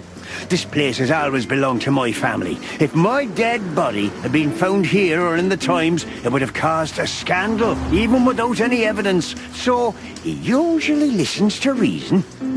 Yeah, when I talked to him tonight, he seemed confused, dissolute, and impetuous to me. That's uncharacteristic. Are you sure it was him? Are you joking? Ibn Wessler's not usually confused with anyone else. Of course I'm joking. Beaver humor, you know? Nobody gets it. Not even the beavers. Good one again. Hey, Martin, my lad, what's up? How's that beautiful wife of yours? Laura's perfectly fine, thank you. It's crazy you could grab an amazing woman like her, son. Are you blackmailing her with something? I missed your famous beaver humor. I'm just messing with you, son. Anyway, you look good. You're in good shape. You look more like a turkey than a rooster, if you ask me. Thanks. This is priceless. Thanks, Hercule. We'll be back again soon. Yeah, sure will. Nice girl. She used to come here for a while, but I think she moved downtown. Yeah, she's the poster girl for workaholism. She lives in an apartment across from the PD, but sleeps at the station, if she sleeps at all. Some animals just race and race through the years of their life until someone stops them and makes them wind down. Is there someone like that waiting for everyone? Indeed there is, somewhere. Usually not where we're looking for them. Yeah, right. How's Desiree? What about her? She's still beautiful, and she's still my wife, and I still don't get why she hasn't left me already. Because she's too much like you stubborn old dam builder. You see, you're right about that, sonny boy. And, the cubs? Cubs? More like jumbo cubs. Johnson's a hotshot lawyer in Galadia, and Timmy also left Clawville to try his luck in Grassmore. But who could blame them? Good move. Ah, yeah, but they visit me often, though. They're good kids. I know, pal. They're from a good litter. If you say so, sonny. You know anything about a woman named Natasha Katsenko? Sonny boy, what have you gotten yourself into again? That lass is Evan Wessler's protege, to put it politely. She's the crown jewel of the city. A shining new star. If you dare talk to a gal such as her, you can expect some serious lead poisoning, me boy. Well, I suppose I should have come to you first for advice. Doesn't matter now. We're in it, Uncle. Up to our combs. If you'll accept the advice of an old shaggy beaver, get to the end of it as quickly as you can, and try to make it out with all your feathers. Yeah, that's the plan. But do you know anything about her? Anything, interesting? As I've heard, Natasha is quite a mysterious lass.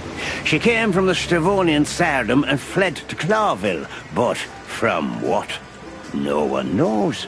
Some years of her life are shrouded in mystery, and that rarely means good. You're right about that. So, that's your advice? Be careful? At least, sonny boy. And one more thing. What's that? Never fall in love with a woman like her. Thanks, Hercule. I wasn't planning to. Nobody plans to, sonny. Just take care of each other, okay? Oh, I always have one in every pocket, old-timer. I know, Martin. I know. What's up, old man? Is everything... Me bones are creaking. The eyesight's getting more and more blurry. And sometimes I hear sounds that aren't even there. I think I'm getting old. Or maybe I've gone crazy already. But the old ticker's still ticking. So, here I am. Ah, it's good to still have an old familiar spot in the city. Ah, nothing lasts forever, boys. So, what is this dirt you've ended up in again, eh? Just a simple case, strumming personal strings. That's why I couldn't refuse it. You know the tune. Well, yeah. Same old song, eh? Yeah, it's a classic. The Chronicle either...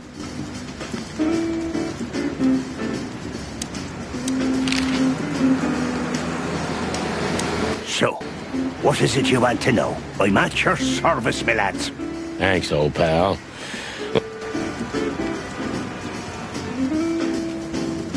Mullen's car. Ancient, but kind of beautiful. Like the old beaver himself. The taxi company for the upper class only. Politicians and gangsters.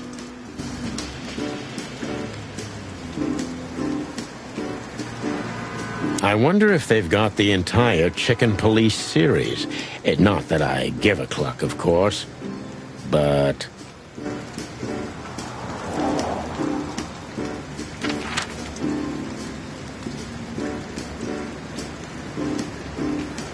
So what are we doing here again, Sonny? I don't know. Maybe we could question Natasha. Do you think she's here? Who knows, Marty? We'll see. There's Philmar. Maybe he knows something.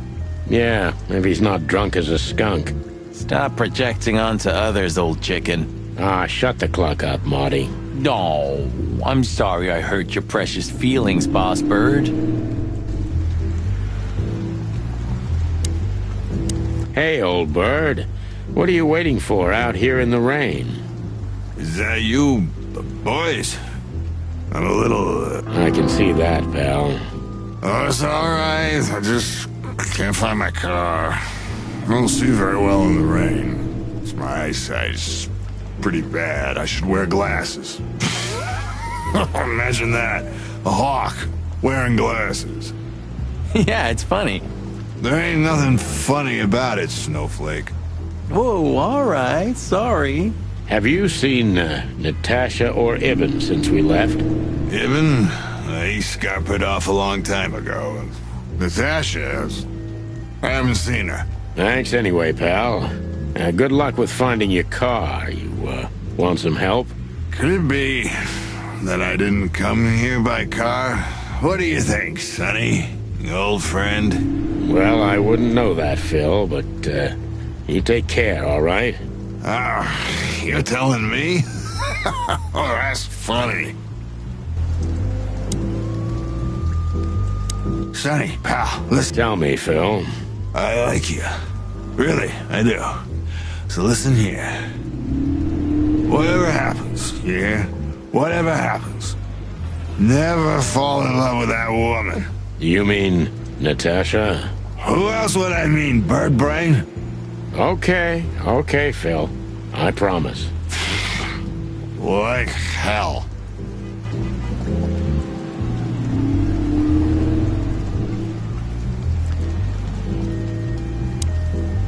Hey, boys, tell me, is Natasha still inside? I can't give you any information about that, gentlemen. I'm sorry. The regulations. I know. We've gotten used to it. I am glad to hear that. And your boss, Wessler? Can we find him in the VIP lounge? I'm afraid I can't tell you that either. But we can take a look for ourselves, right? No problem, gentlemen. Thanks, Wooly. Your friend's not the talkative type, is he? He understands what we're saying, right? Don't anger me, chicken, or I'll tear out your throat before you could say hemp seed. Ha! Just try, Fleabag. Hey, folks, relax. The night's still young. We'll have plenty of time to tear each other's throats out, but right now we're busy. Huh. You're right. Bye, guys. Goodbye, gentlemen.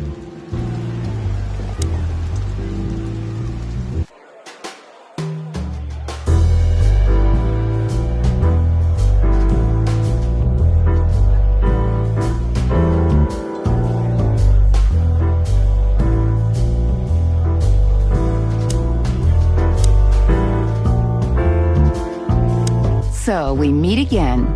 How unpleasant. I'm sorry, Olivia. We won't keep you long.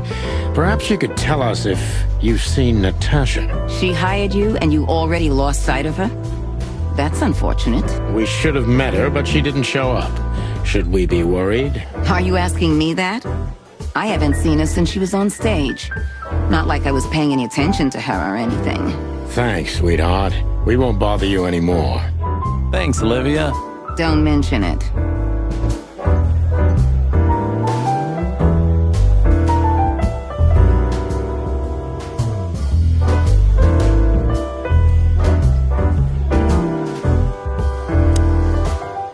Hello again, Bojack. Please don't call me that, sir. Oh, if you really must know, I'm Lance, sir. Okay, Lance. Listen, it's very important. Oh, please, sir. Don't get me involved in anything. I just want to get my shift over with and go home to sleep. Relax. There won't be a problem. Just answer the questions honestly. Oh, if I must, let's give it a try. Right, kid. Lance. Lance. Yeah. So, have you seen Natasha since her performance? Oh, no. Don't ask me anything about Miss Kitsenko and Mr. Wessler. It could cost me my job or even more. Hey, it's a matter of national security. It could be. Yeah, see? It could be. So, if you help, you won't only be helping us, but the crown and the whole city of Clawville. Oh, okay, all right. Just stop that chicken shit, will ya? I saw Natasha, yeah.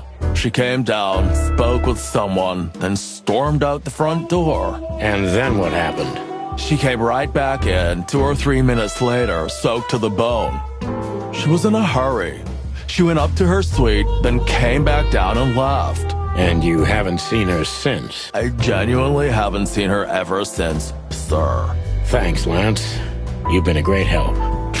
I'm happy to hear that. So Natasha had left? Seems so, but she never arrived at the weekend house. Then? Then we'll stay with the original plan. We'll gather our thoughts at the office and go over everything we know. Okay, Bossberg. Lead the way.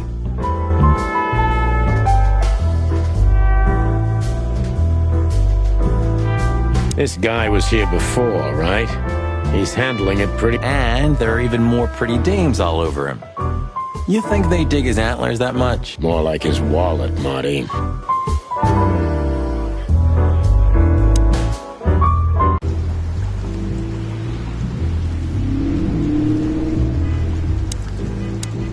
Maybe I came by bike. Bike, huh? I have a hard time imagining that, pal. Yeah, right. Maybe you flew, huh? Don't you provoke me, Marty. You hear? Hey, I was just kidding. Don't peck off my tail feathers, brother. Maybe. Bike, huh? Yeah. Maybe. Don't you? Hey, I was just... Maybe.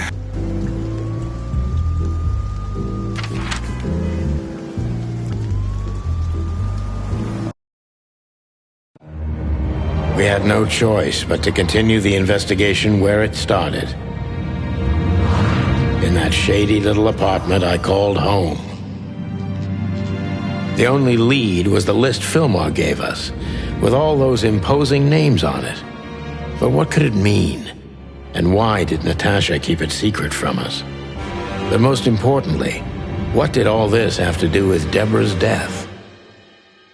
The trail started to get cold, and so did the air outside. There was something unsettling in the black clouds, hiding all the stars. I prayed that they didn't bring an early snowfall. The night was already painful enough.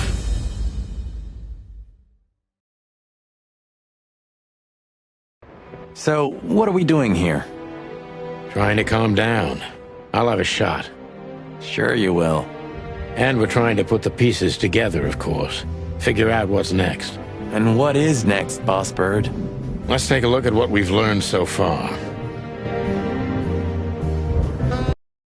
So, how did this whole case start?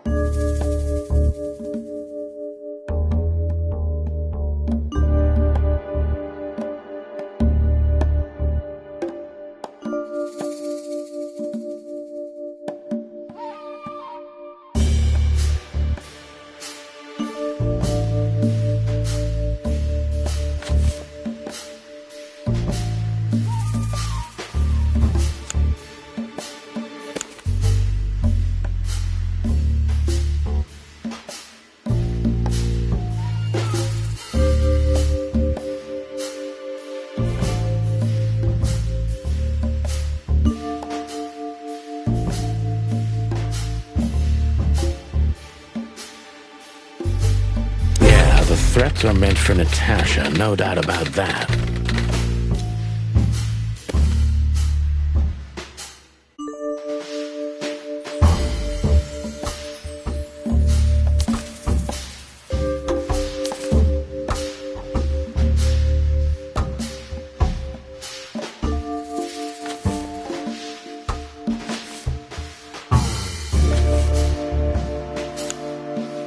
there was something Natasha didn't speak about.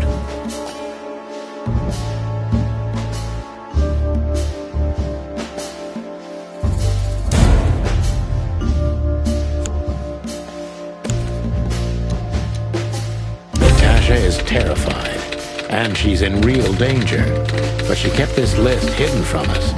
It seems too important to keep it a secret.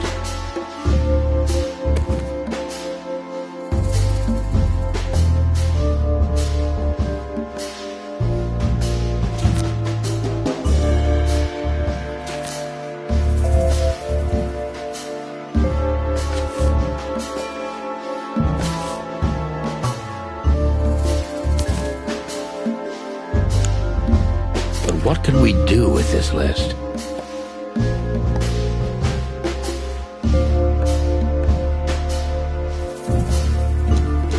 I know only one person who moves in circles high enough to know where it's from.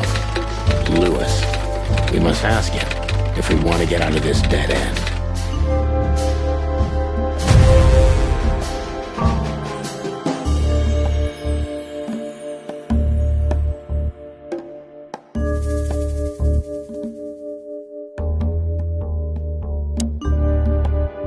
So, the card is, maybe a dead end. The piece of painting, too. But the list Philmar gave us... Exactly. Full of those imposing names. And I only know one person who moves in similar circles. Lamar! Yes, Marty. It's Lewis. Exactly. Of course, it's Lewis. But where do we find the Bunny Man? Well, since he owns this building, I'm hoping he's here. It's worth a call. You know his number? By heart. 555-932. I wrote it down in my notebook as well. Oh, you are a professional, Boss Bird.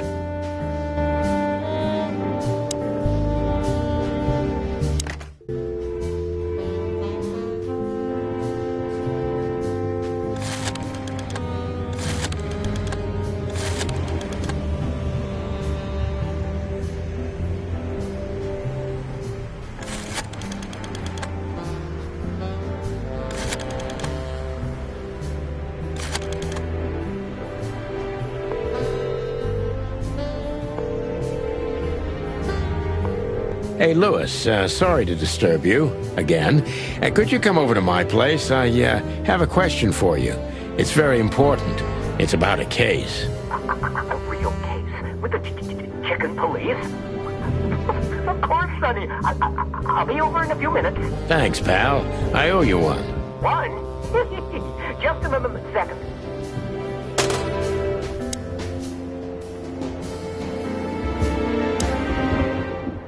Thanks, Lewis.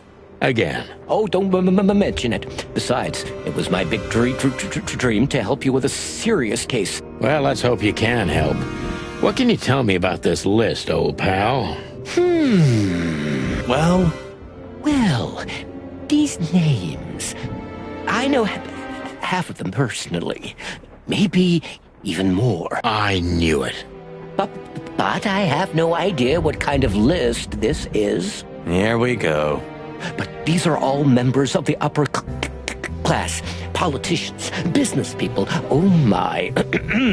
Even the commander of the Royal Guard. Damn. But I really don't know what it means. So, is it a dead end? I'm afraid so.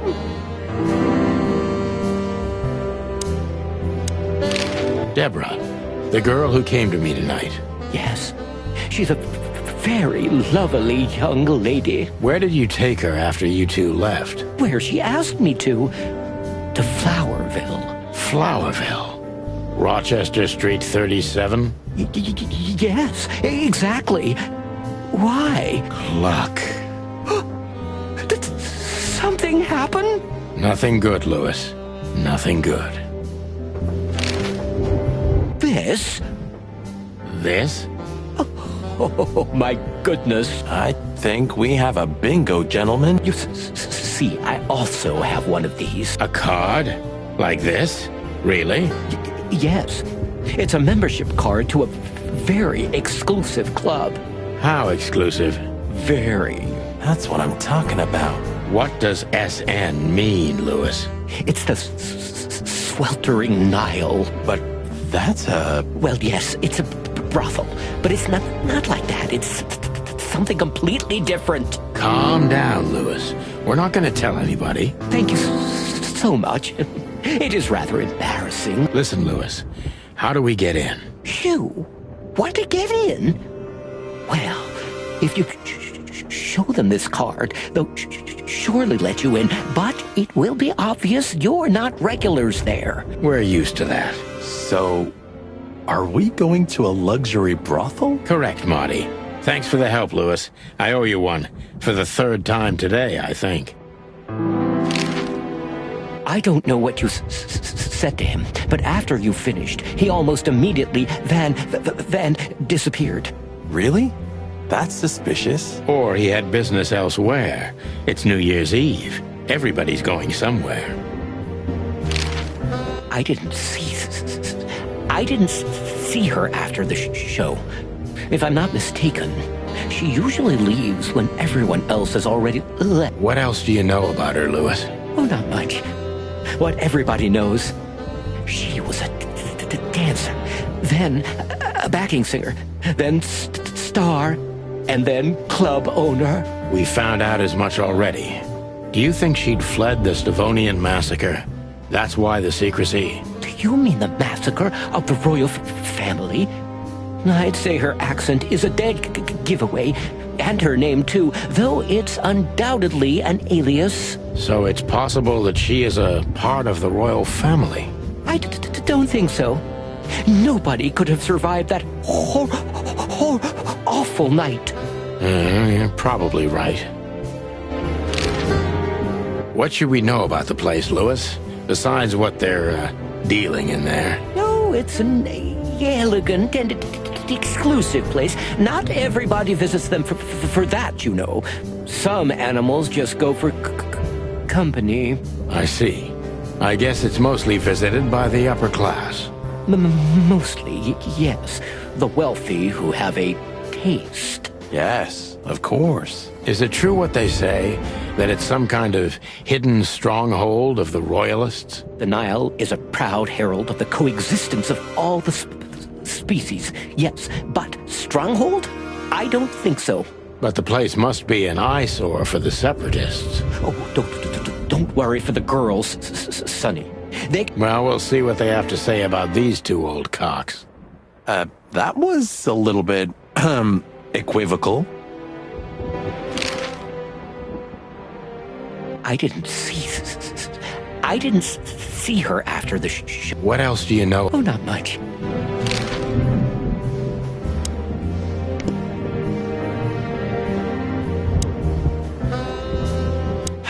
Man, I can't imagine how you feel.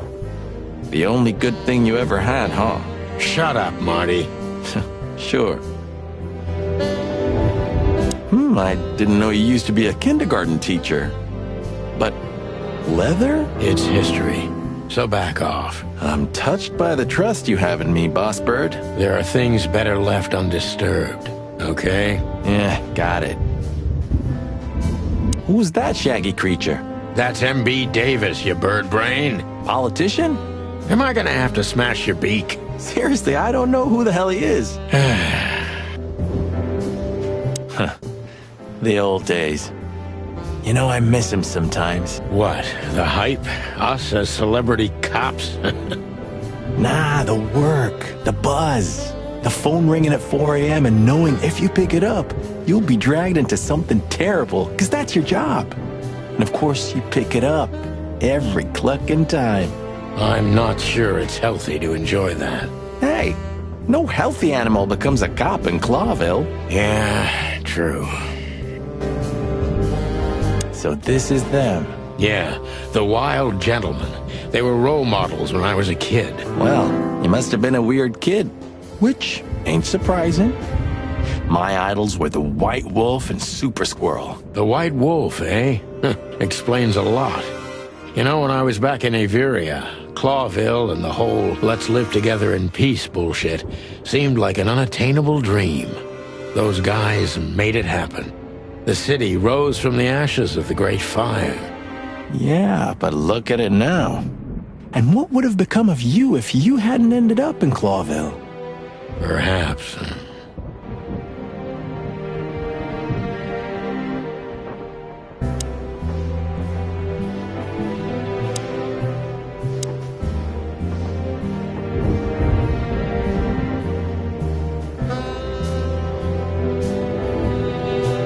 I think there's family stuff in there. What's left after my wife and daughter. Look, I'm sorry I dragged you into this, Marty. Ah, don't be. I would have been bored to death, still be on that shooting range. And Laura, what about her? She's used to it. Every New Year's the same.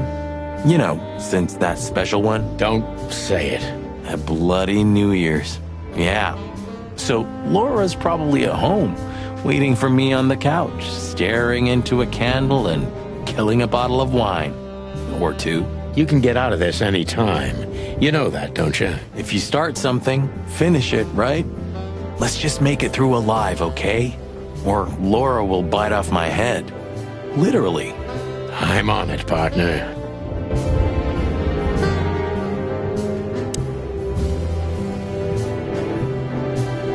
Have you started on your great novel? I've already started working on my will, but I realized I'd have to leave everything to you, so cluck that. Huh. Pity. I've always wanted a chicken coop smelling like old socks and bourbon. You'll have to earn it first, Marty.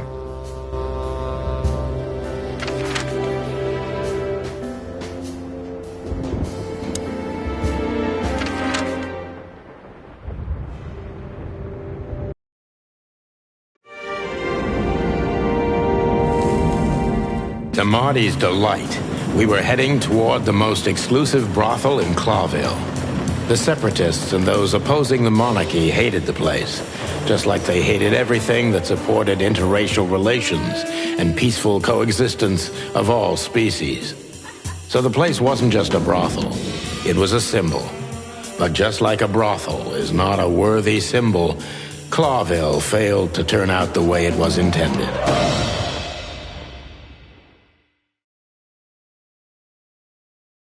Well, here we are. The kingdom of long legs, silky skin, and fluttering lashes. We've arrived. Calm down, Marty. Watch your blood pressure.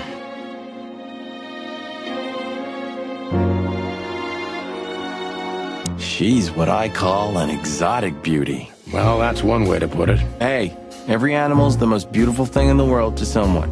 Yeah, you're right. Oof, I don't know about you, but I go weak in the knees for Stripes. Please, Marty, I don't want to know. And I don't care. Keep it to yourself. And let's get out of here quickly. Can't I even talk to you anymore? You can. Ask about the weather, or how's my lower back. Those two are even connected if you want to know. Yeah, old fart.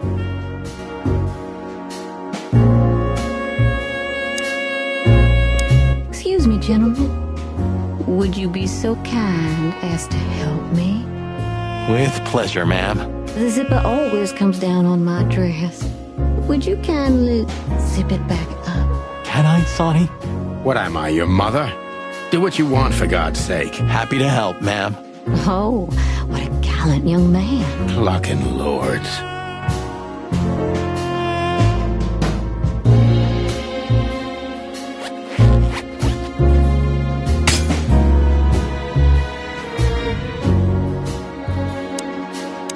Oh, I'm sorry. If you'd really like to. I will be, ma'am.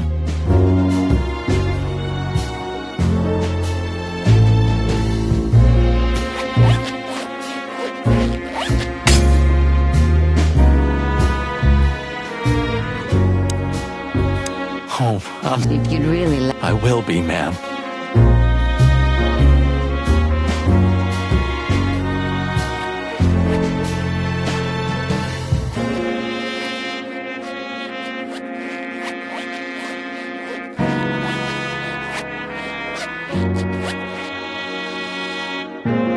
Oh, thank you, honey. Marty, ma'am. Marty McChicken. Thank you, darling Marty. I'm much obliged. Anytime, ma'am.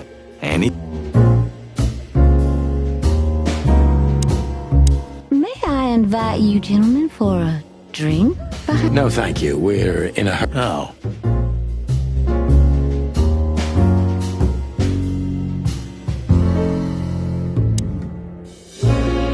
Holy fur. You swallowed so hard, the whole place shook. Are you kidding me? I've never seen anything like this before. Is this even legal?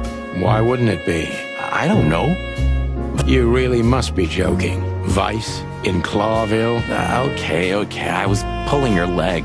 But still, it's a little hot in here. Oh, cool down, Marty. Don't even look over there. Remember Laura, your wonderful girlfriend, whom you love more than anything. You don't need to tell me. All I'm thinking about is her. With a hatchet in her... More like my nuggets. That's... Laura. That's it, Marty. Just slowly turn away from the pictures. Laura.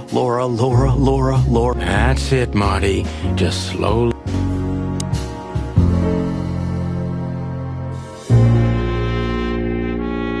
Yeesh. That guy's stare gives me the creeps. I can see why. I've always told myself that birds are weird. What did you just say? Huh? What? Me? Nothing? My name is Day-Night Diamond. Welcome to the sweltering Nile, gentlemen.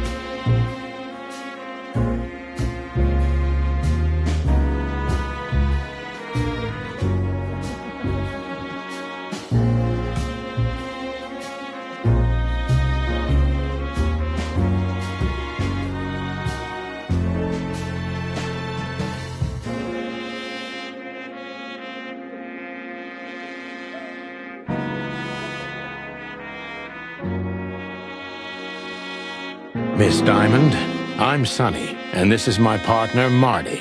If I may, miss, you have a beautiful name and exceptionally wonderful stripes. Marty, not now. Oh, thank you very much. Please excuse him. He doesn't visit places like this very often. Me neither, to be honest. Oh, nothing to worry about, gentlemen. There's a first time for everyone. You're absolutely right. We're just interested in a certain lady called Deborah. Deborah? We don't have any employees by that name right now, but if you want, any of our girls would love to be Deborah for a night. No. Excuse me, you misunderstand. She doesn't work here. I'm afraid I don't follow. It's kind of confusing, but let me try to explain. Please, I'm at your service. I'll gladly answer any of your questions. You hear that, Sonny? Any questions? Shut up, Marty.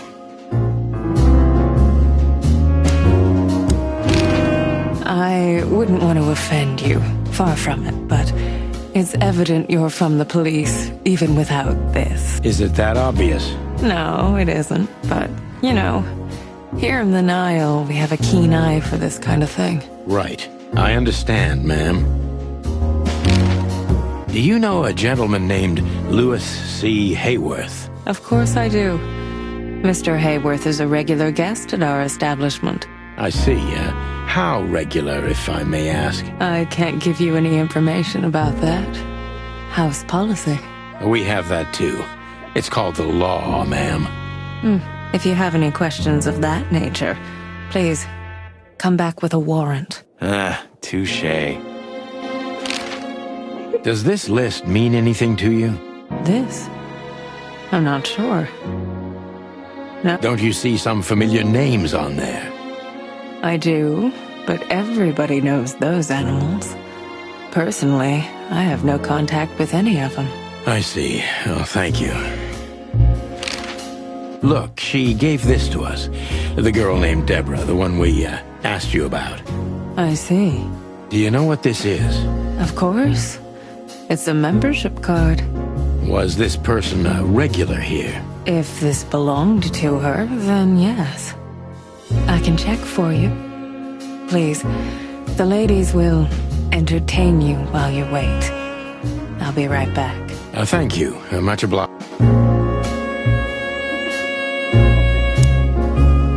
May I invite you gentlemen for a drink, perhaps? No, thank you. We're in a hurry. Oh.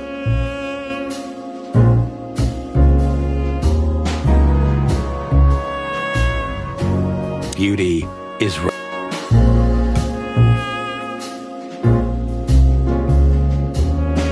These brides are elegant.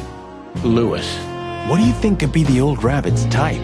Fluffy tails? Furry ears? A raspy tongue? Oh, for the love of all the gods, stop it. But just think about it. Please, shut up.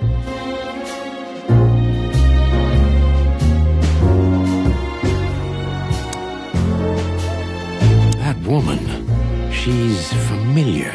Do you think it's her? The broad from the Bloody New Year's? God damn it, Marty, do you have to say it out loud? It gives me goosebumps. Chicken bumps, more like. Anyway, I don't know if it's really her. I always get confused by the exotic ones, but yeah, maybe. Honestly, it gives me the creeps. Yeah, me too.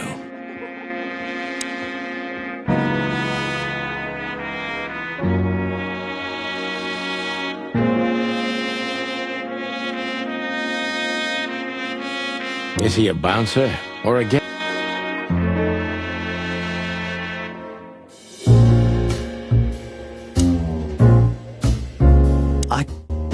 I don't even know. Good gods! Hey, keep it down. I see it now. Yes, it's very furry.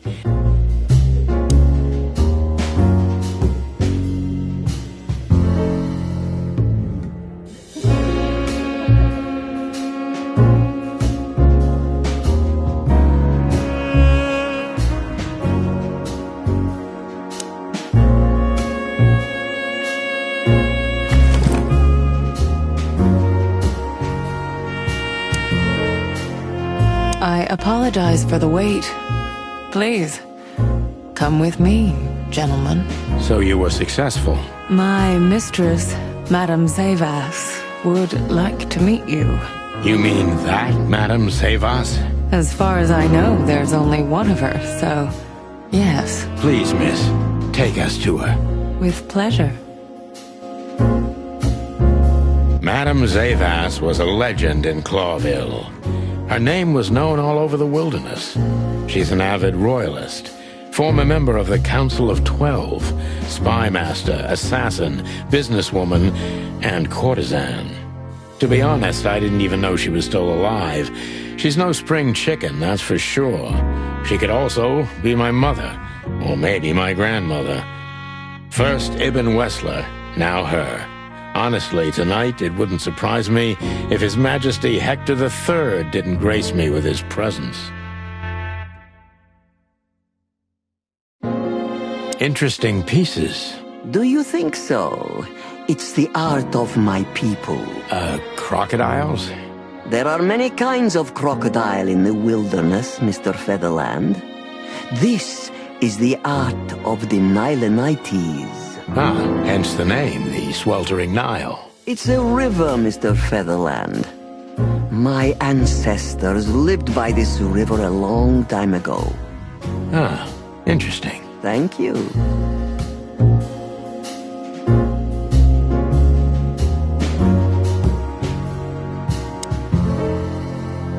Is that the time already? Have you noticed your clock's not working? How observant you are. That clock isn't meant to show the time. It's a decoration. A memento. It's beautiful. Indeed.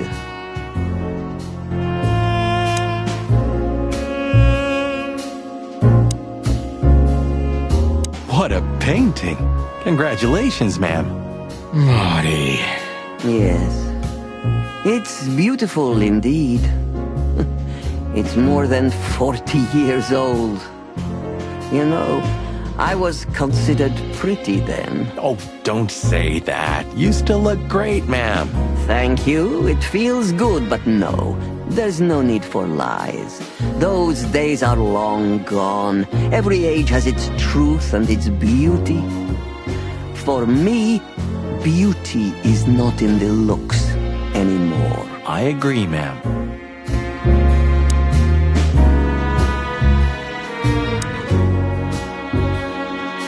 There are books here on quite a variety of topics.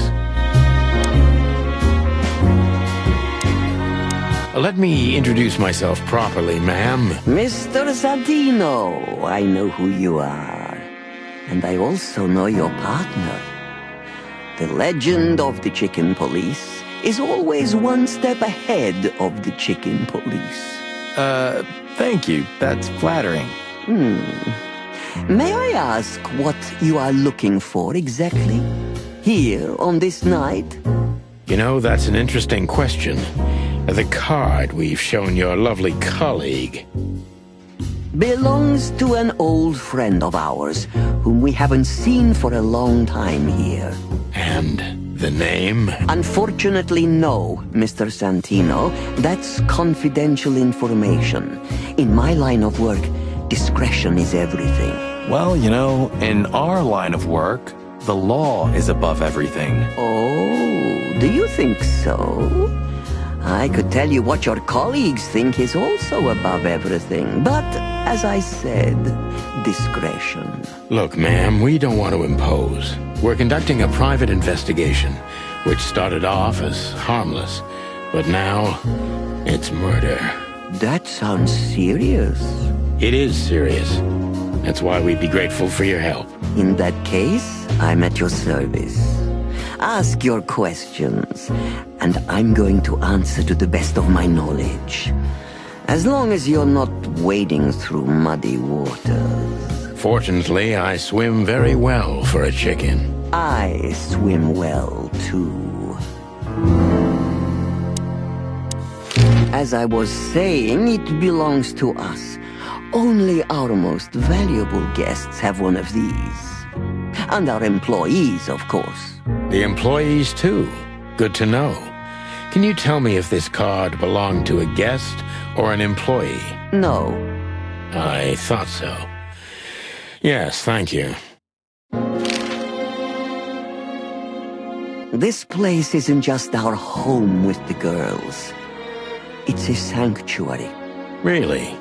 How? It symbolizes why the city was founded almost 1,000 years ago. Unity, love, freedom. Interbreeding? That too, yes. Do you have a problem with that? Oh, don't get me wrong. I don't.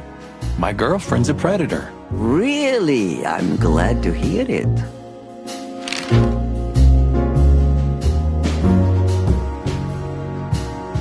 Do you know Natasha Katsenko personally?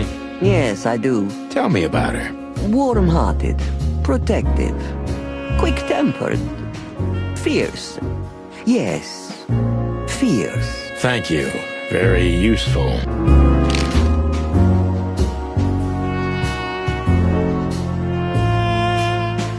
Louis Hayworth is a good friend of mine. It surprises me that he's a regular here. You wouldn't believe our clientele.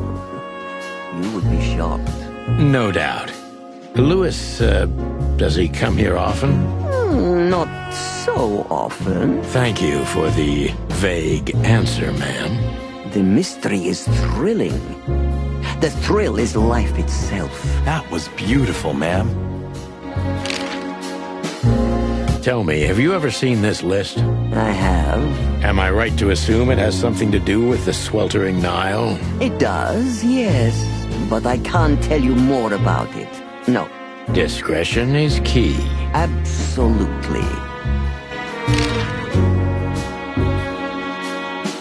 So, gentlemen, what do you want to know? Let's see.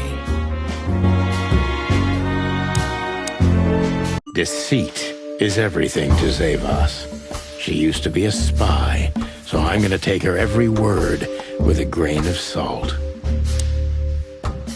Who's behind the legend, Miss Zavas? Who are you, really? Just an animal raised to survive, Mr. Featherland.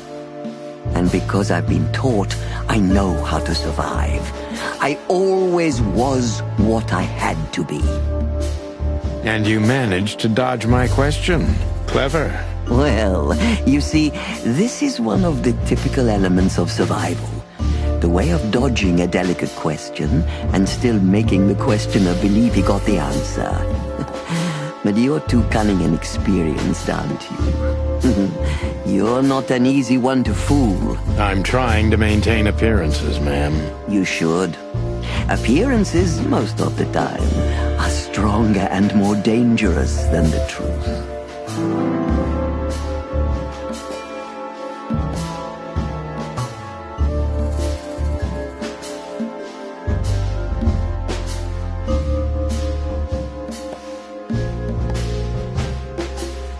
Tell me, were you really the king's spy? If that's such an open secret, then I haven't been doing my job very well, isn't that right?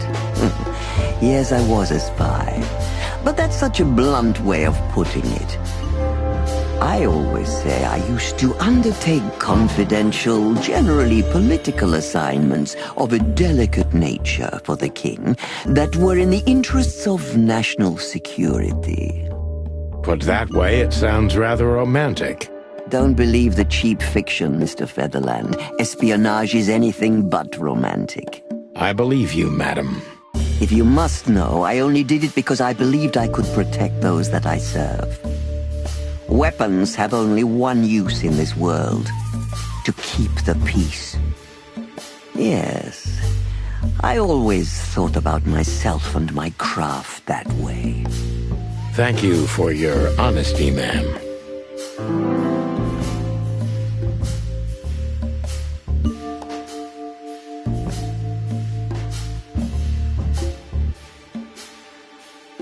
Why did you decide to open a brothel?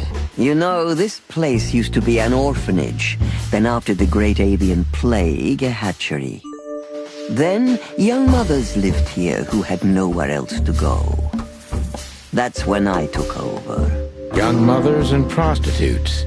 That feels like a sharp turn. No, it didn't happen like that, of course. The process took 20 years, but one thing remains the same. I wanted to help girls who had nothing and no one. To help them. And this was the best you could do, helping them sell their bodies. You see things very superficially, Mr. Featherland. We're a family who helped each other even at the worst of times, took care of each other, and what's most important, survived. And it's the cherry on top of the most treasured secrets of the rich and famous. Very insightful, Mr. Featherland. There's truth to that. Knowledge is power, as they say. And we know a lot about powerful animals that could be used as weapons. Or the opposite. That could avert a war.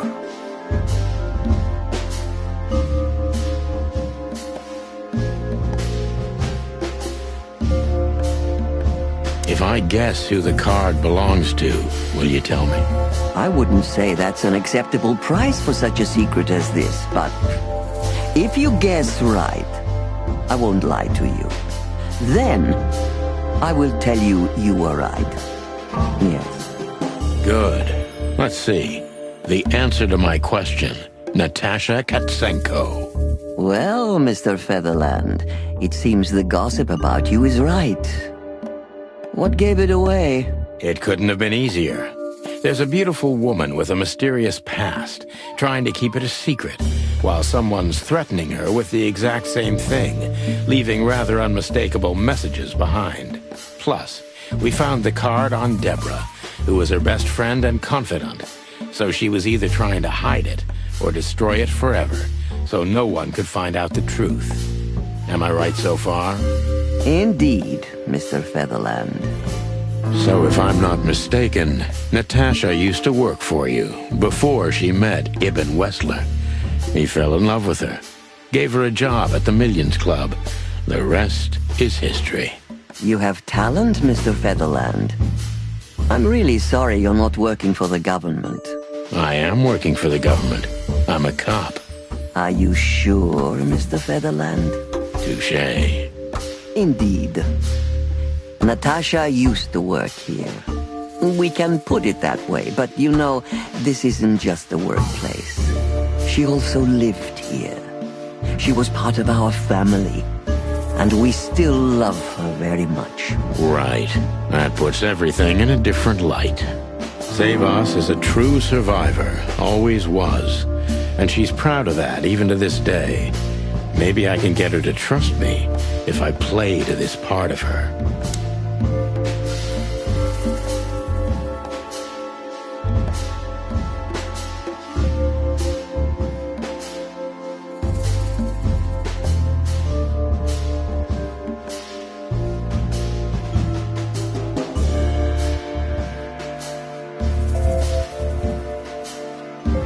You tried to protect her. From what? Natasha came to me penniless, cold to the bone, and wounded. She was only 17 years old. Even if she were my enemy, I would have taken her in until she recovered. Yes, I'm like that. I was raised to be like that. Haven't you seen any opportunities for profit? Or were you guided by pure animal goodness? Is that so hard for you to believe? I think that worldly women like you try to turn every position to their advantage. I hope I don't offend you. On the contrary. But no. I didn't see any opportunities in a girl who could barely speak our language, who was starving and wounded and obviously running from something.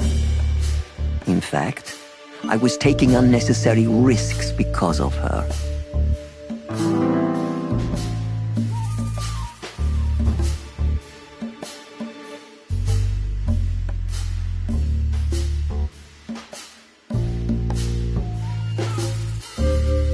You knew you were taking a risk, yet you still took her in.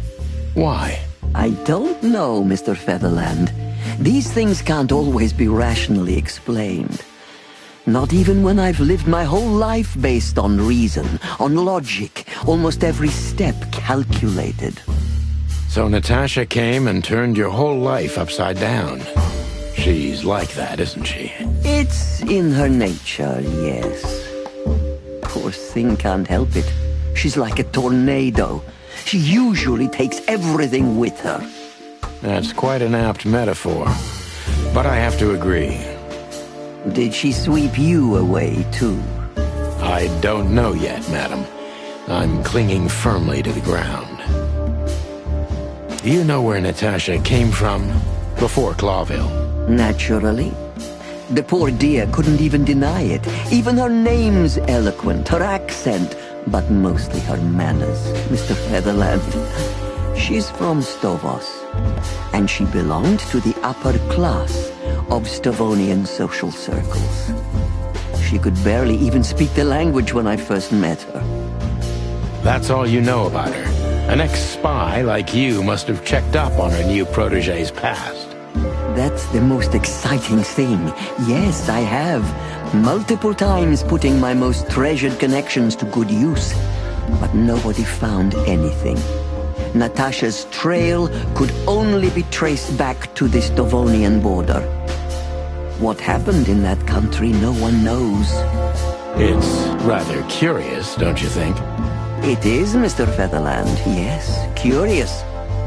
That's why I've always been rather fond of Natasha. Did it touch you deeply when she left you? Indeed, it did. Zavos is protective. It seems she's dedicating her whole life to her protégés. If I concentrate on that, maybe she'll open up to me.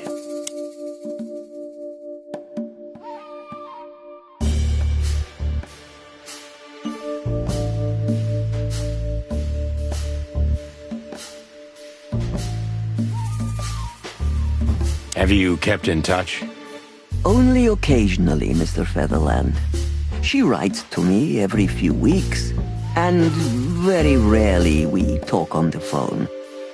But I haven't heard from her in weeks. The truth is, I've started to worry about her. Did she give no sign of being in trouble? Never. No. Natasha's not the kind to talk about her feelings. Yeah, I've noticed that myself.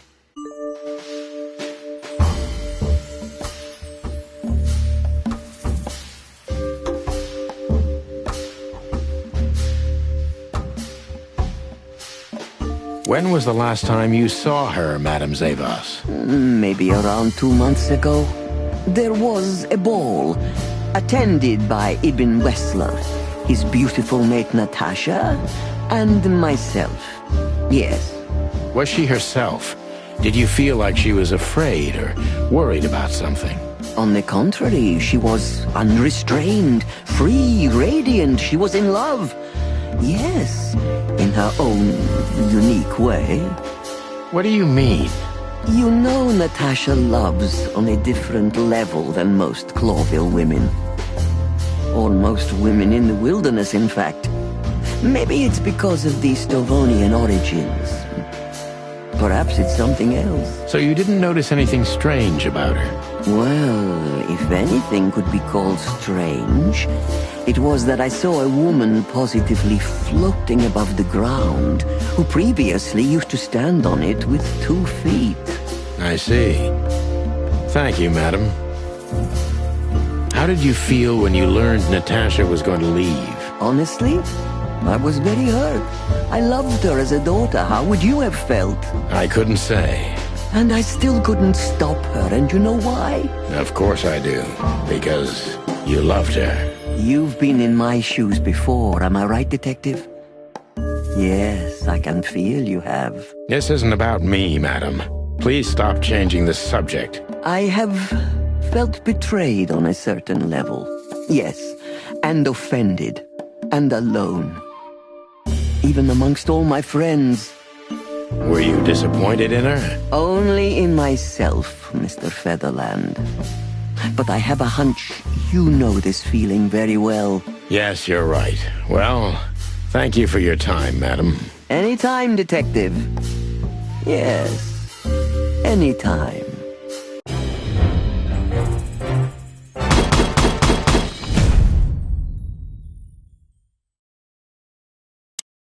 Please, gentlemen, wait here a moment. I would like to show you something that could help you.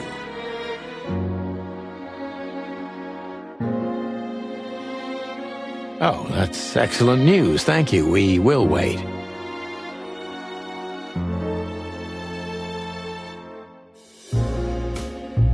Do you trust her? Not in the slightest. Even her smile is fake. This woman wallowed in other animals' secrets until she became one too. That's exactly how I feel. Anyway, now that we're here, we can take a better look around. Just what I was thinking.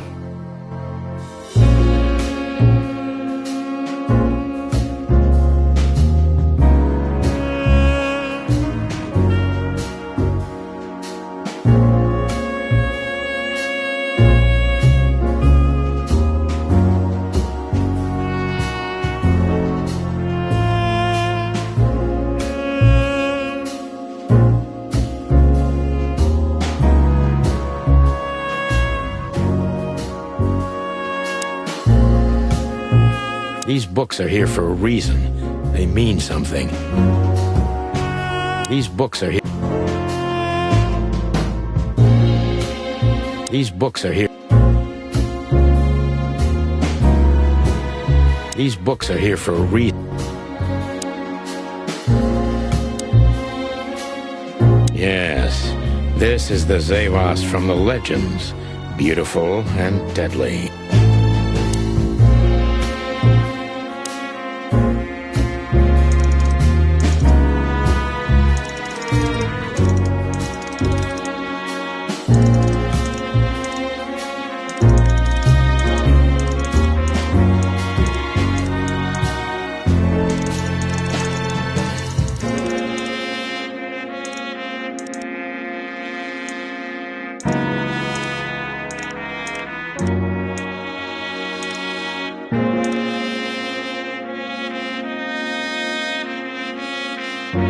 Beautiful pieces for sure.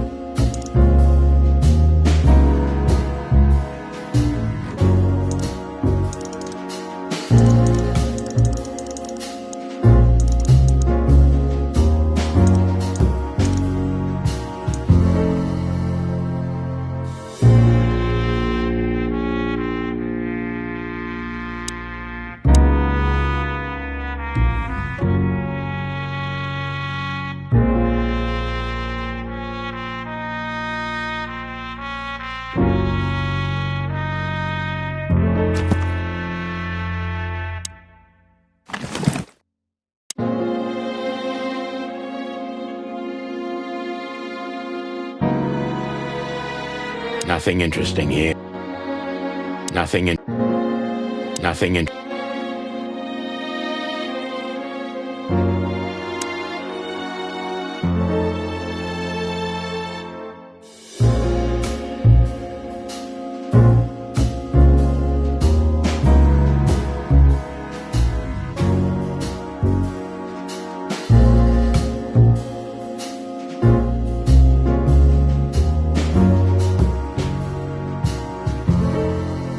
These books are here.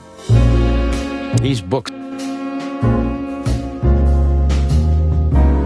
These books. These books.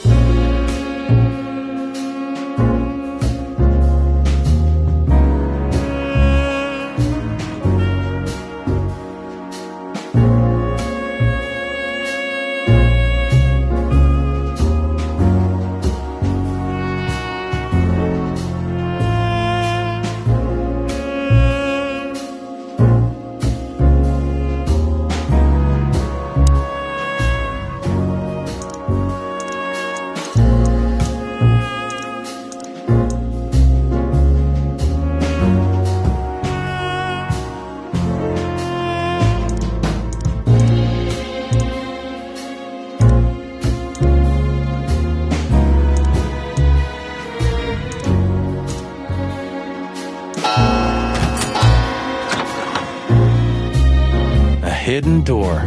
Who'd have thought?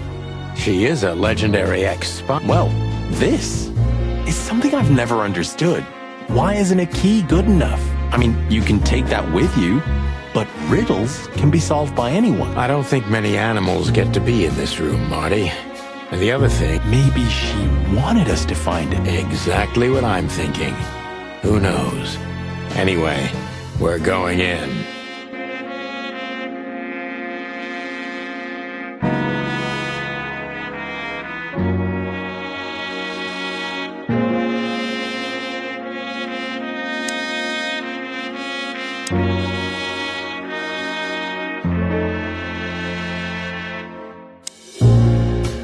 This room is not like her at all. The other must have been for show. Marty, this is the reality. We're talking about a professional spy. A former spy. Still, if anyone knows how to mask her real face, it's her. But you think this is who she really is? Cold, dark, and tiny. And full of secrets.